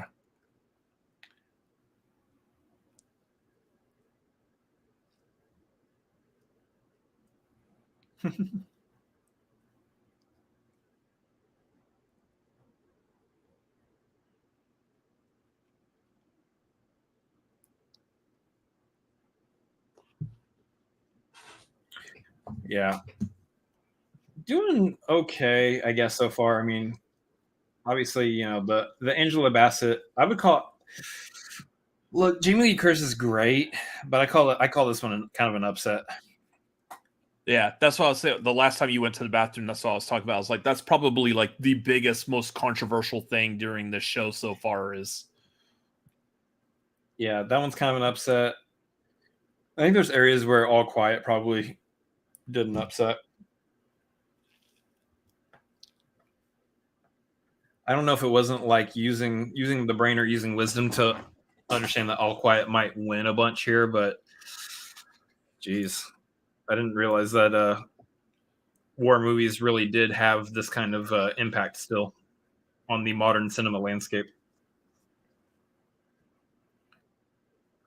People like to see stories about things other than war now, because obviously war is not a highly looked favorable subject. Hey, what are you in the mood for? Let's watch some war. I want to watch some people get blown up in the throes of battle. I don't know if there's like any war movie I'm like, ooh, I'm in the mood to watch that. Other, like, the only one I think I've seen multiple times has been Full Metal Jacket. And technically, if you include Forrest Gump as a war movie. I want to watch 1917 again.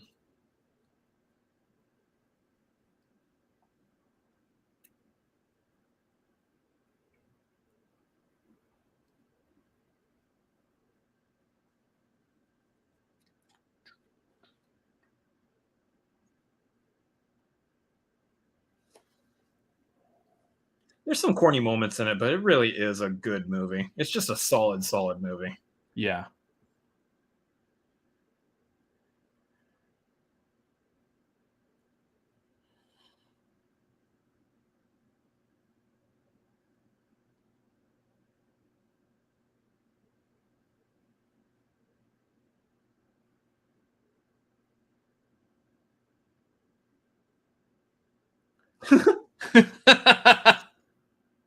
They're like, stop.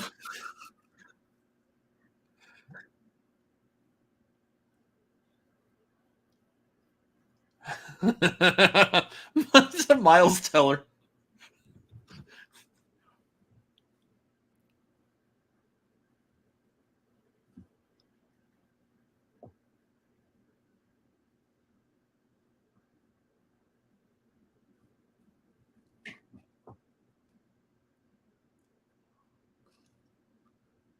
Wow.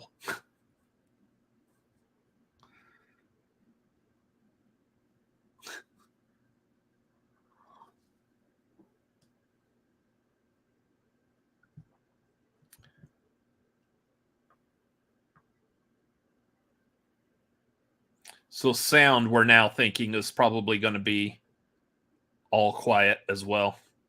At this point, I wouldn't. I'm not shocked if All Quiet wins this one too. So this is one we were kind of thinking Maverick or Batman as well.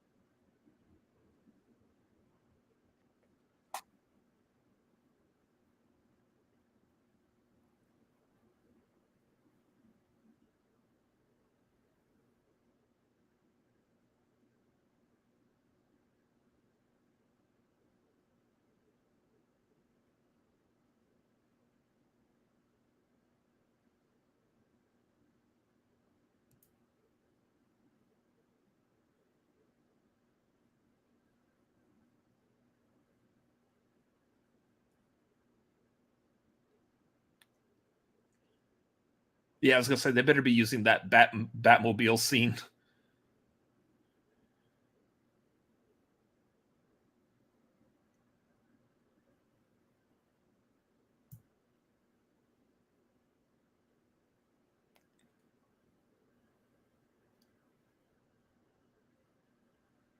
Yeah.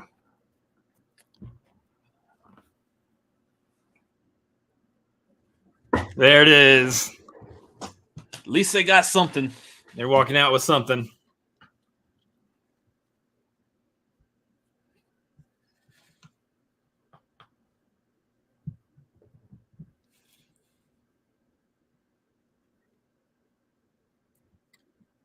Nice.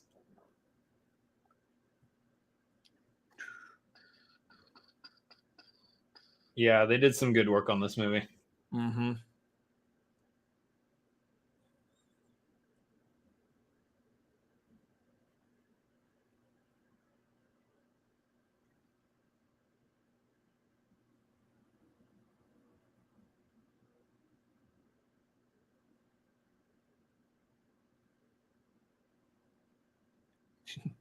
Just everybody. Yeah. I like to think everyone who's living and breathing.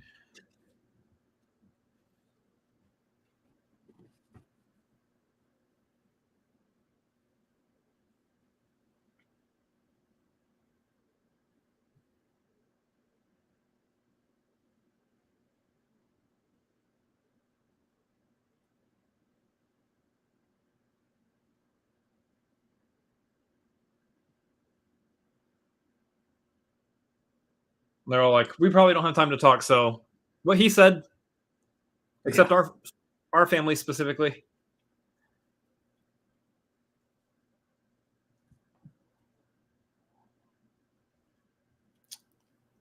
There's best original song. Come on, RRR.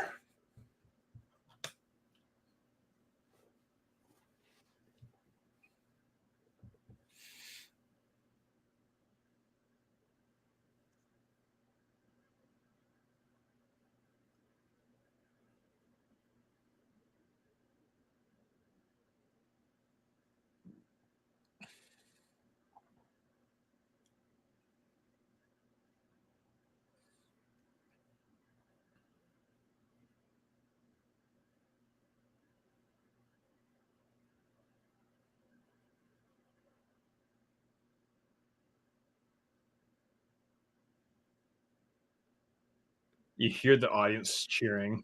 Yeah, they're just going crazy.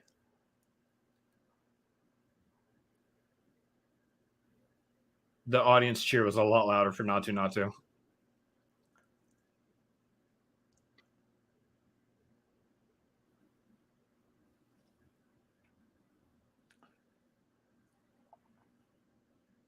Yes! Get up there and get that award. Hell yeah. Absolutely.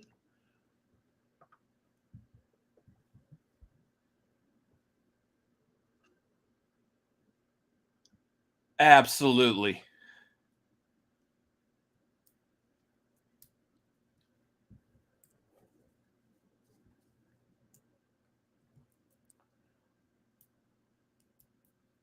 Yeah.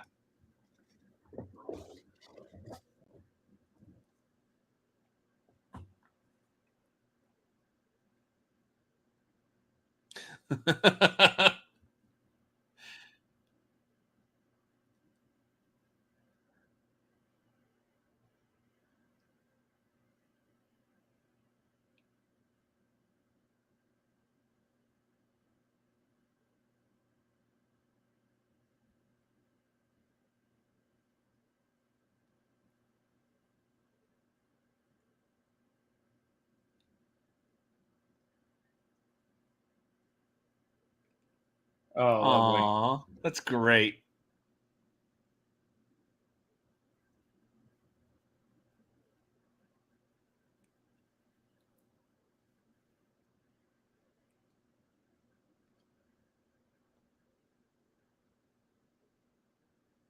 That was amazing. It's so good.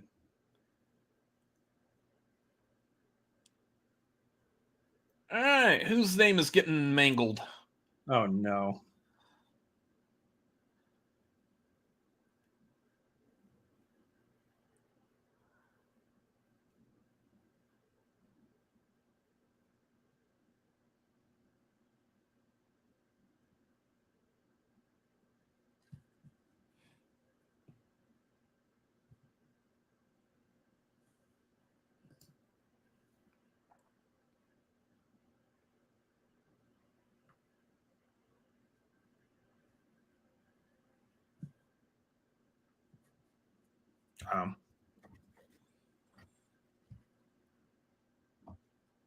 I'm always shocked because I forget who has passed in the past year.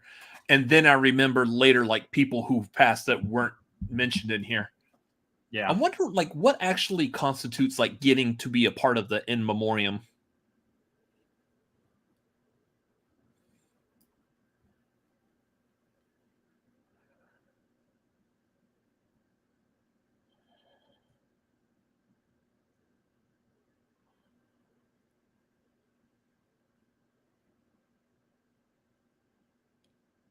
Did Olivia Newton-John pass away this past year? I think she did. So. Did she? Yeah.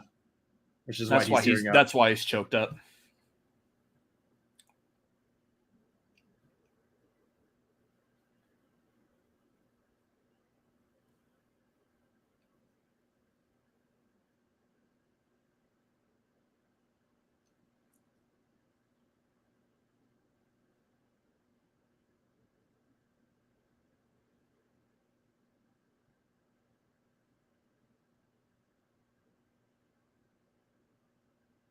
Yeah, there you go.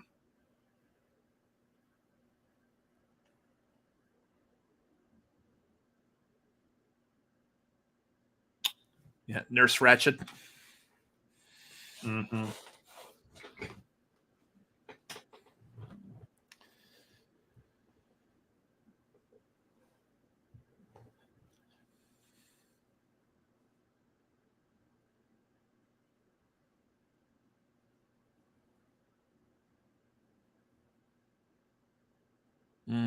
Robbie Coltrane.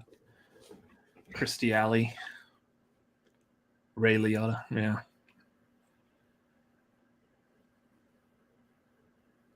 When did I miss Kirstie Alley? What the heck? Yeah.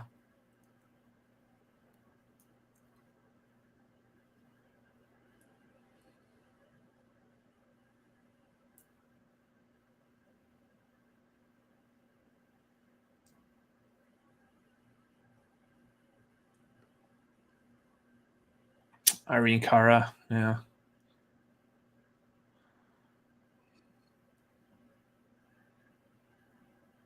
She was from Fame. Mm.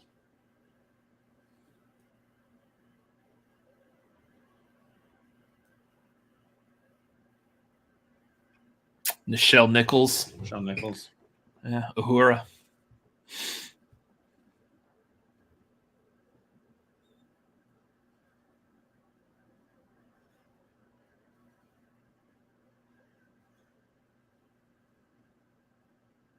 Jean-Luc Godard.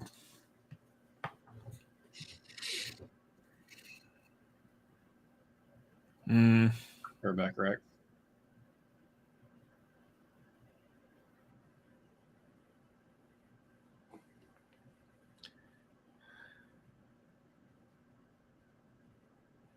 I was like, that's not it. That was really short.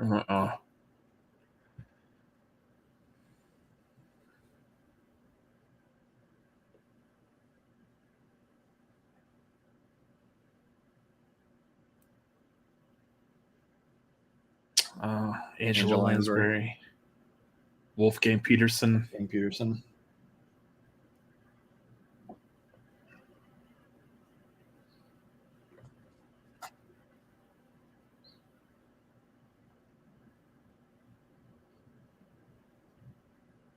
Mary Alice.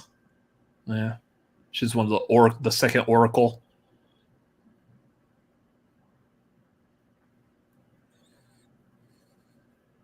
Vangelis. Yeah. James Caan. Raquel Welch.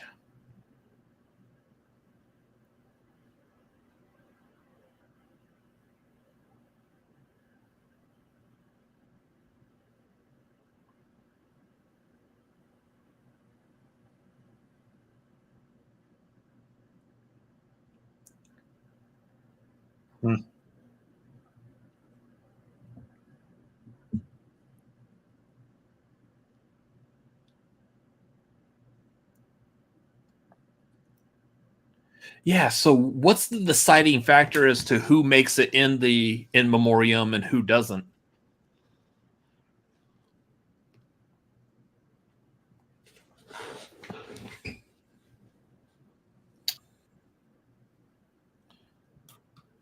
I don't know, because like I would say, like, obviously if they pass away in the prior year, they should be in there. But I know there's been situations where people have passed away in the current year, like say like they passed away 2023, and they would still be included. There's always people who were a part of the qualifying year that aren't in the in memoriam. I'm just Yeah. wondering why. Do you think they focus mostly on Academy members? I don't know. If it's like Academy members, people who have been nominated, voted for before, do they get the preference to be in it since they were essentially a part of the Oscars at some point? Yeah.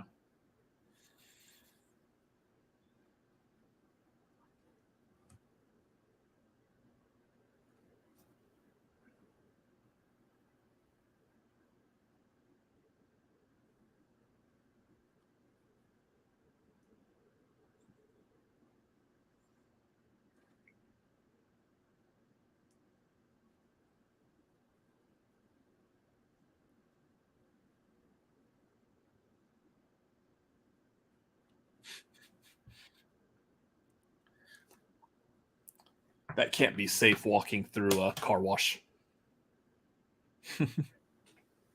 Probably not. Okay, so we are down to, we got editing.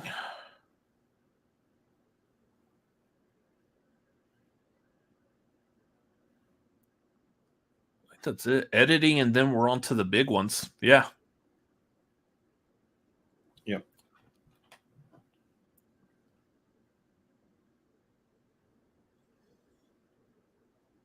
Yeah, editing, actor, actress, director of picture.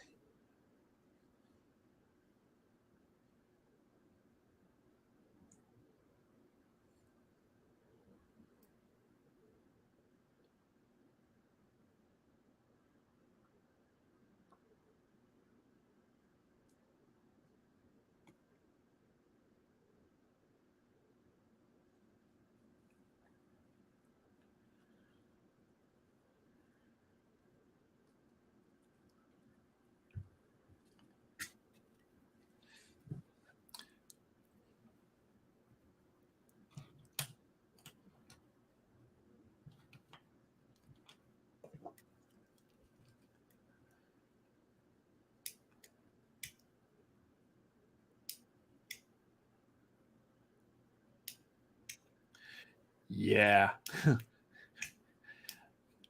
I think I speak for both of us as people who, as the two of us have edited videos on our computer digitally. I have no idea how they did it physically by hand. Yeah. That's insane. Doing color correction and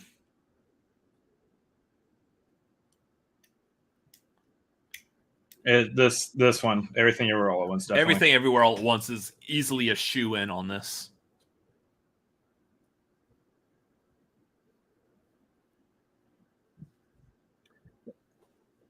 Interesting scene choice to show for editing for Top Gun Maverick. The football scene. Yeah.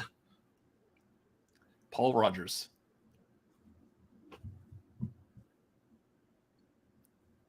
Yep.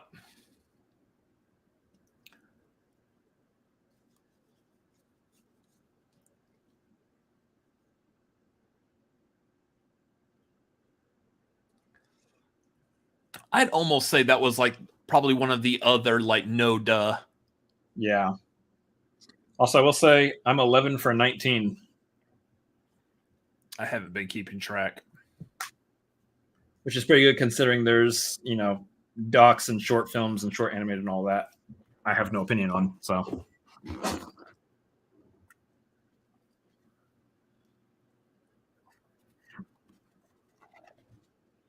Thank God he won this because I could see editing a movie like this has got to be a bitch, and he probably would not want to edit anything else ever again for the rest of his life. Many sleepless nights. Yeah.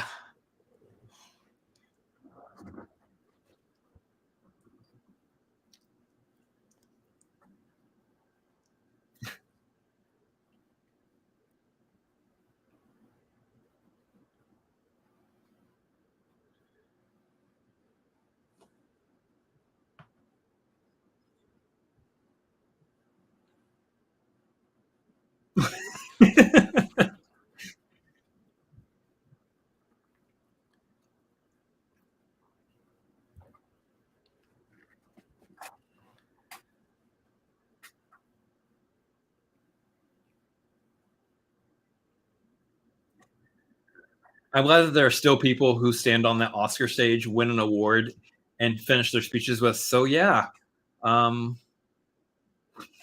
Thanks.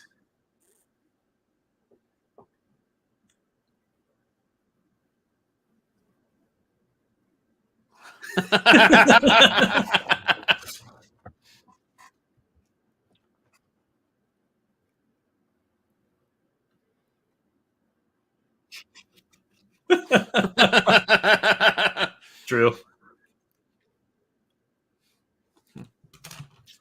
Why isn't this damn thing working?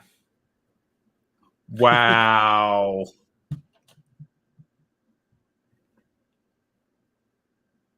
Wow.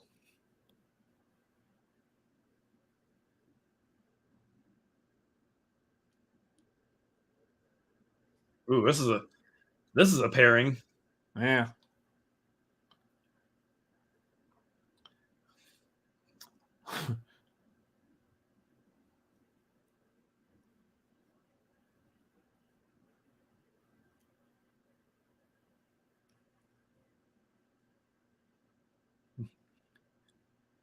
What's a hotter duo, this one or the Florence Pugh and Andrew Garfield duo?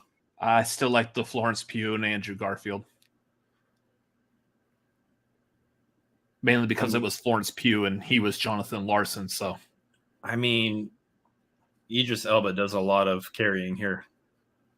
And Nicole Kidman is Nicole Kidman. I'm waiting for it to be like, somehow heartbreak feels good in a place like this. Doesn't it, Angela Bassett? Oh, ouch.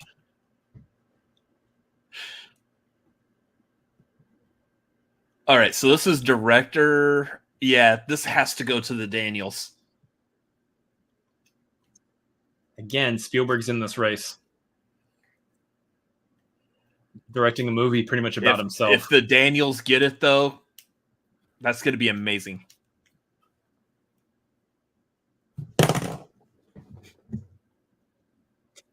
There it is.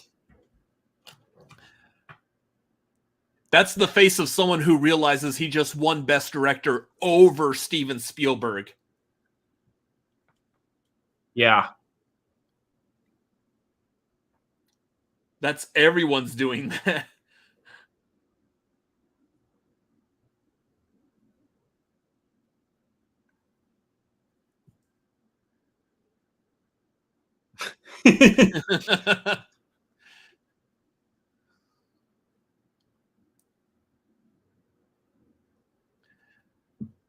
Yeah, Everything Everywhere All at Once is going to get Best Picture easily. Yeah.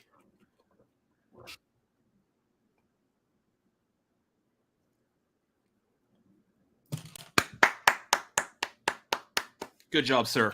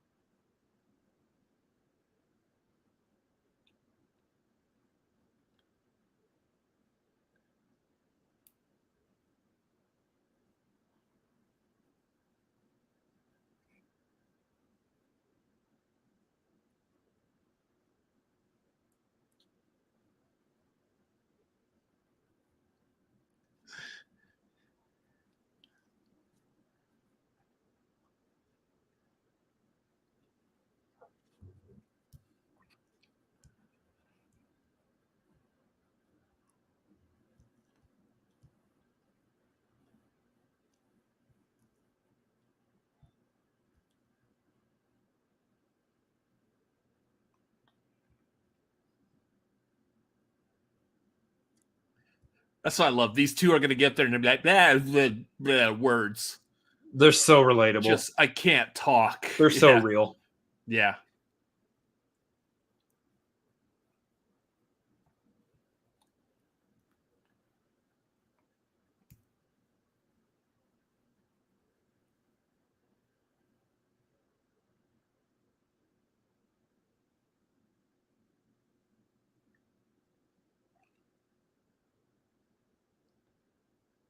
Jeremy, no, I haven't. I don't think either one of us have seen Swiss Army Man. No. I started watching it one time, and then I had to go do something else. I do want to watch it, but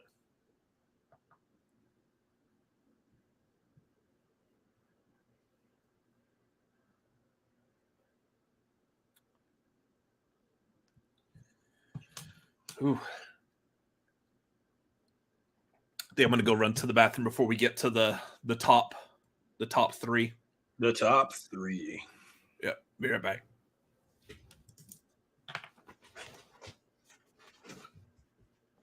That was great.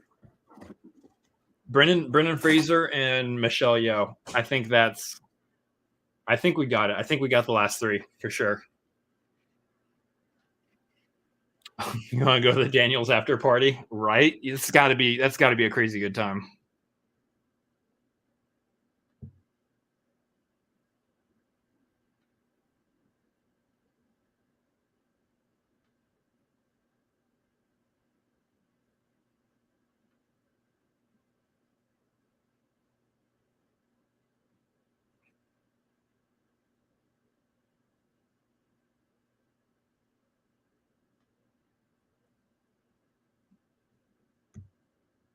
If they're serving hot dog fingers at the Oscar party.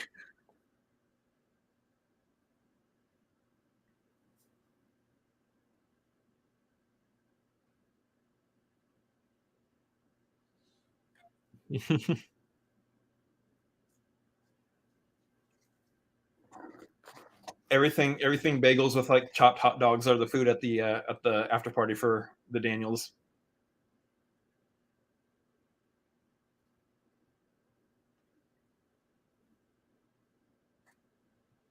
Everything bagel, hot dog buns.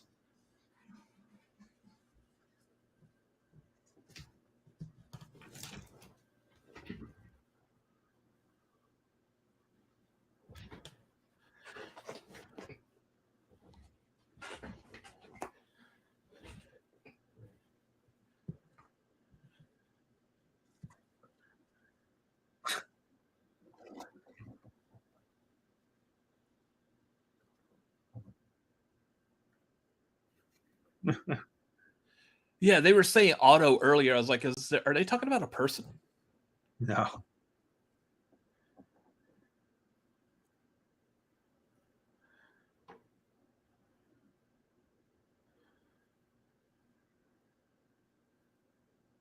Ooh, y'all should have waited on this commercial till they got awards. Yeah. It's literally from all the people who are nominated for Everything Everywhere All at Once. Something tells me that show is going to be really good.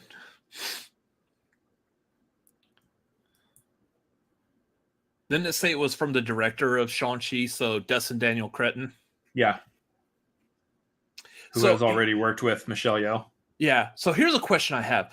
Typically, we see a lot of like Oscar movies that you could consider Oscar bait. I don't mean that as a negative term, but Oscar type movies tend to come out at the later end of the year. Mm-hmm. Everything Everywhere All at Once came out much earlier. I'm wondering what is the longest amount of distance between when the movie was officially widely released and it still got Oscars. Yeah. Or at least the nomination and awards for Oscars. It got the recognition. That has to be one of the longest there. Black Panther came out in February. Yeah. And it got nominated. It got nominated for Best Picture.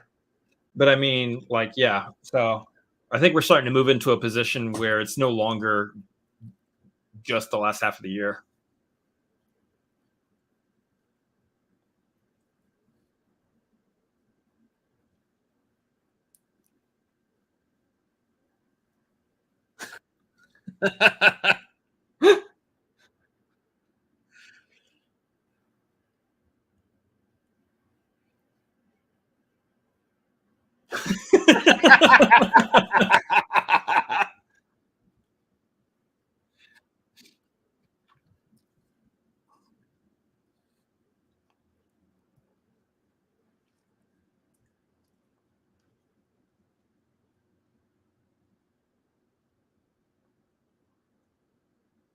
Actor and actress.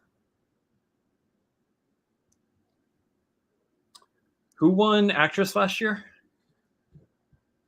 No, that was actress last year was Jessica Chastain.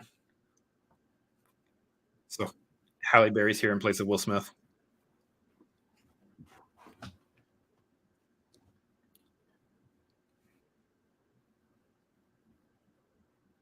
Yeah, I wonder why Halle Berry.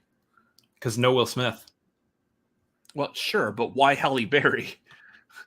Just because Will Smith isn't at something doesn't automatically nominate Halle Berry. She was just picked. Oh, okay. That's why.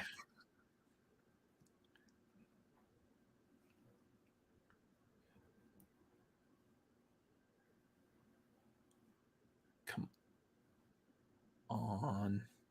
Brendan Fraser. Come on, Brendan. I want him to get the award, and I want to see the reaction. Just it really truly is more about Brendan than the movie he was in, for sure. Yeah.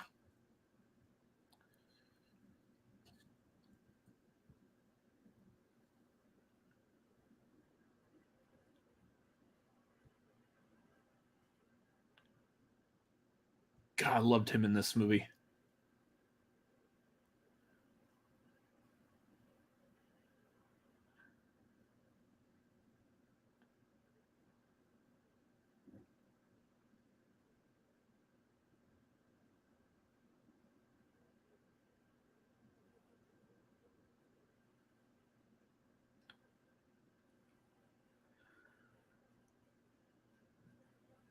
God. Oh, he's got this worried look on his face.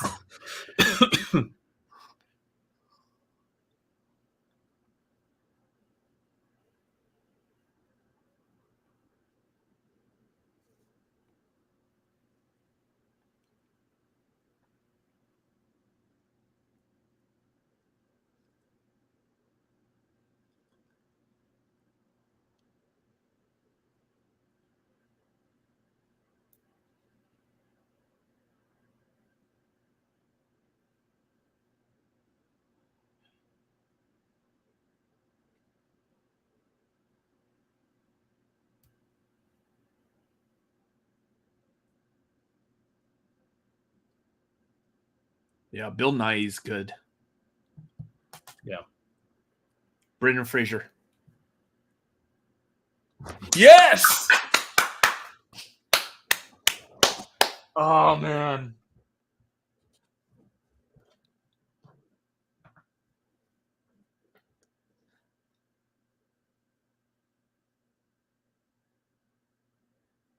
Yes. Absolutely. All the yes. Right, bust out the tissues, y'all. Yeah. They're not going to stop clapping. Mm-mm. He's not going to stop crying. Mm-mm.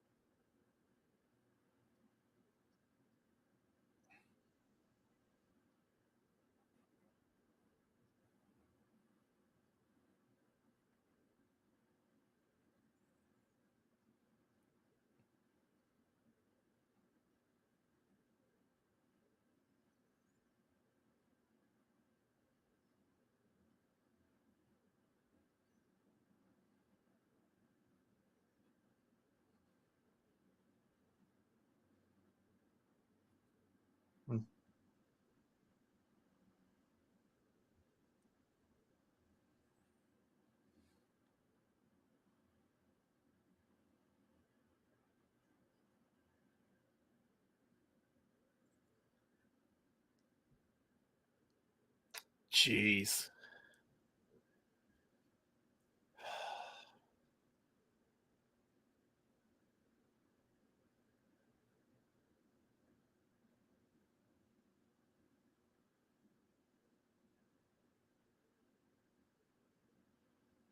Here comes Michelle Yao.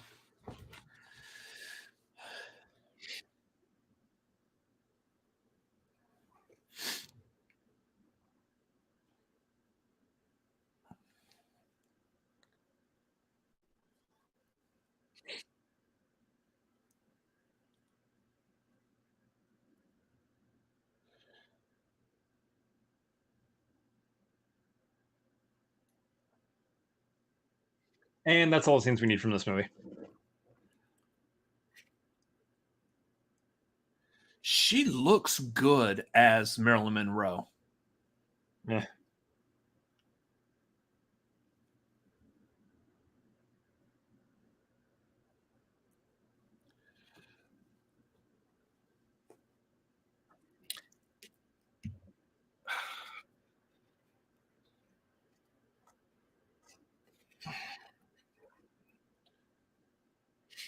It was good. It was good, nerd. To Leslie was really good. She definitely deserves that nomination.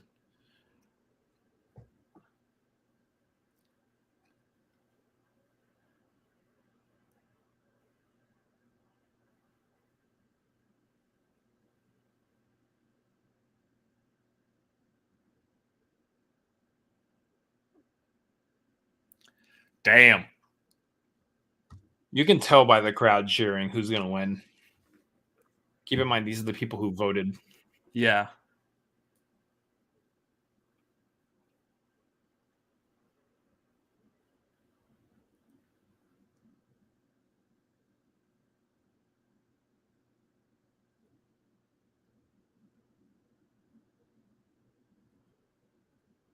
Michelle Yao.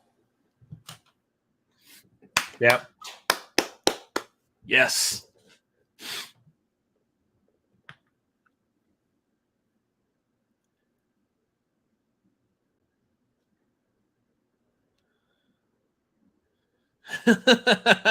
Jamie Lee Curtis, like, go! Stop talking to us and get up on the stage.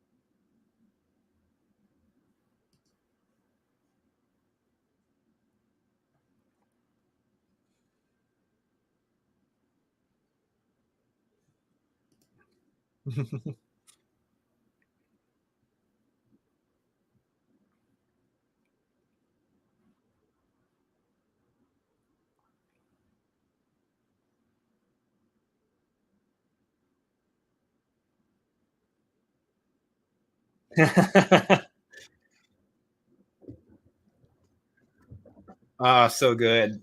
So good.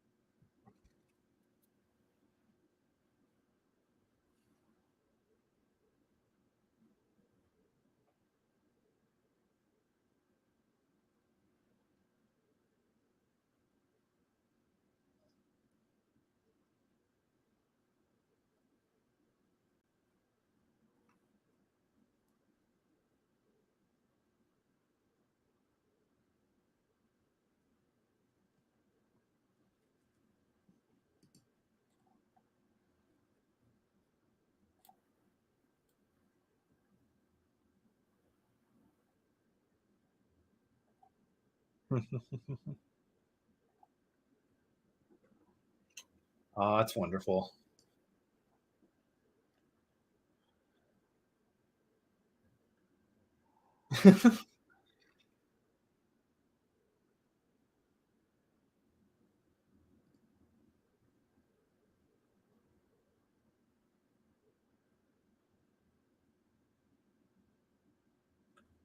Hey. Kwan. Mr. Jones!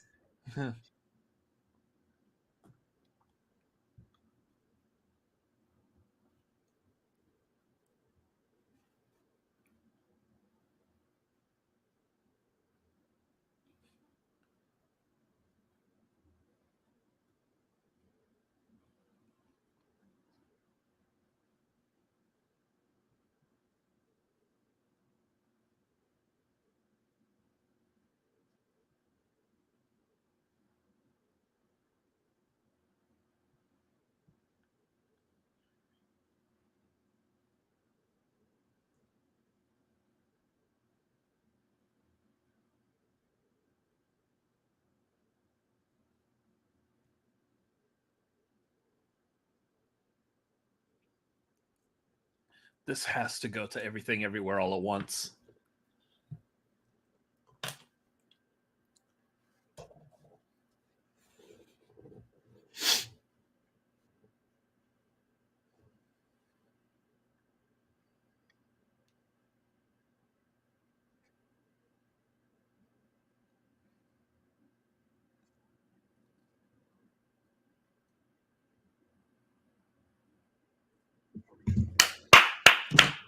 Yep. There it is.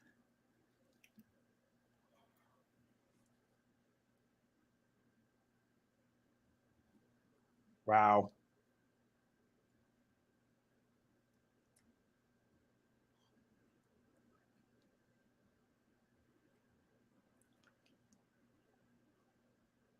A24 killing it. Look at Kwan.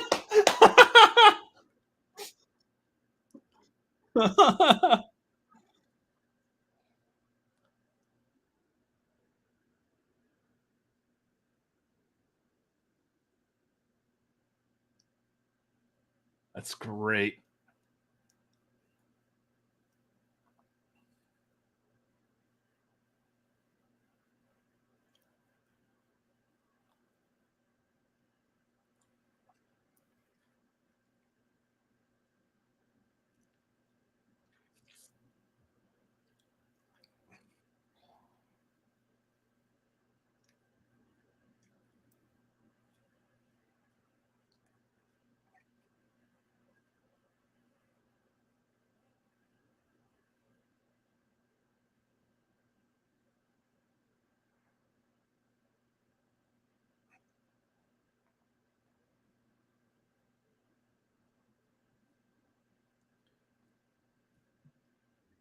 Aw.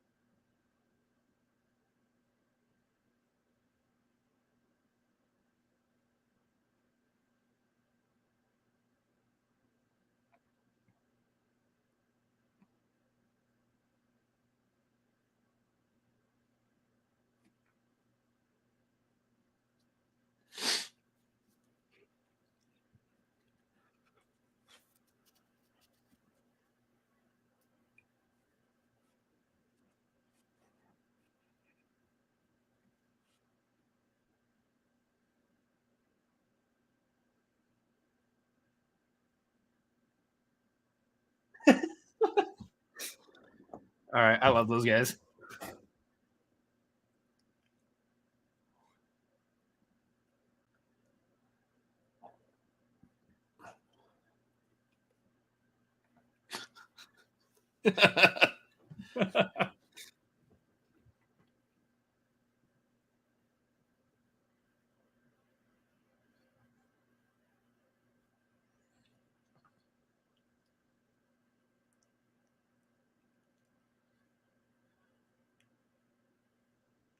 Apologies to Matt Damon.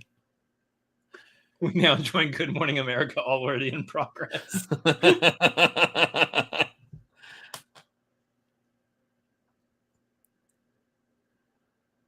Remember Oscar so cast a thousand.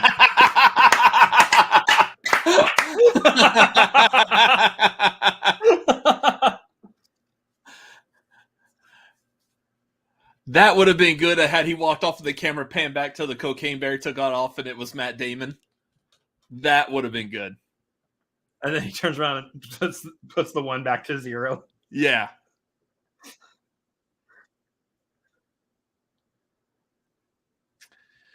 They pulled it off. They did it, guys. They did an entire Academy Awards with absolutely nothing going wrong, as far as we know. They did it. This is probably the best Academy Awards since, I don't know, for a decade. Yeah. I know a lot of people could say that means that this one was like uneventful. There was no real events. I think the winners, the people who won, the speeches and everything, I think that really helps sell it. Yeah, you want an award show where it's all the focus is on the people who win the awards. You never want something to come in and take the focus off of the award winners and the nominees and all that. So an Oscars show without any incident, good show. Good show. This was good. Shoot. A lot of good winners here. We'll probably definitely be talking about this on the tagline, I'm sure, this next week. Yeah, we'll be talking about this on tagline on Wednesday. So that'll be Wednesday night. Was that 6 Pacific, 9 Eastern? Yeah. So we'll dive more into it, especially because one of the nice things is usually over the next couple of days, we'll probably get like a little bit more information, clarification on stuff that we may not have been aware of, we didn't know, or maybe there was something there that like there was a hiccup and we just didn't realize it. So usually we'll know that information by the time. But yeah, Everything Everywhere All at Once and All Quiet on the Western Front, biggest winner there. Yeah. Everything Everywhere All at Once winning 7 of its 11 nominations. That's pretty good. The Butt Plug movie won. Yes, it did. Oh my gosh. Thank you for reminding us that was in there, Tori. Yeah.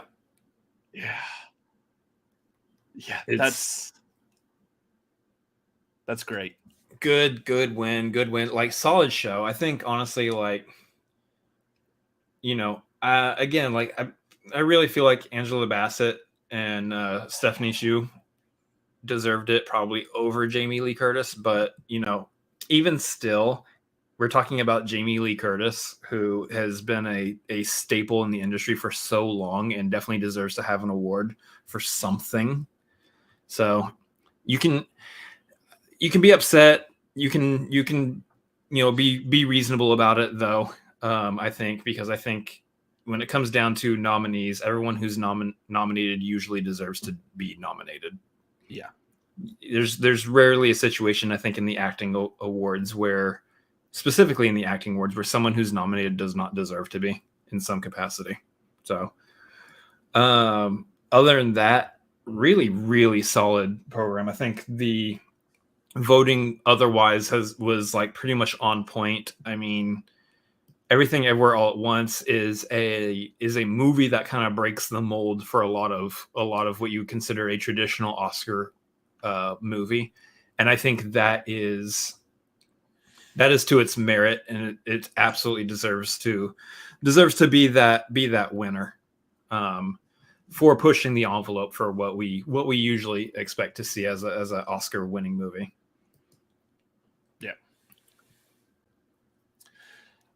Anyways, I think that is going to do it for this. Good show. Good show. Anyways, I would like to thank the Academy I would like to thank everyone who watched, who was here. I know we've had like people in and out. Thank y'all for being here for this live stream. Again, as I said on Twitter earlier, I really look forward to these Oscar watch-alongs now that we've been doing. We've been doing the watch-alongs live for the past like 3 years. Before then, we would do like some kind of pre-show, turn off the camera, watch the show, then turn it back on after the Oscars were over and film. That was a mess. This is a lot more fun because I like the movies. We both really like these movies, and being able to share the superb owl, the big game, the Super Bowl of movies with everyone who not only enjoys following us, watching our content, but I mean, y'all are friends with us. It's being able to sit there and watch something you're into with your friends, much like people do with that big game. So I very much appreciate each and every single one of y'all being here. Just thanks, y'all. Yeah. Chris, who would you like to thank? I would like to thank my kitchen for serving me the food that I'm about to make, because I am starving. We just sat through a 4-hour program and I haven't had anything to eat since earlier today. Yeah, agreed. Also, all of you watching, I thank all of you as well. Also, Mom, Dad, thanks for having us, I guess. Whatever.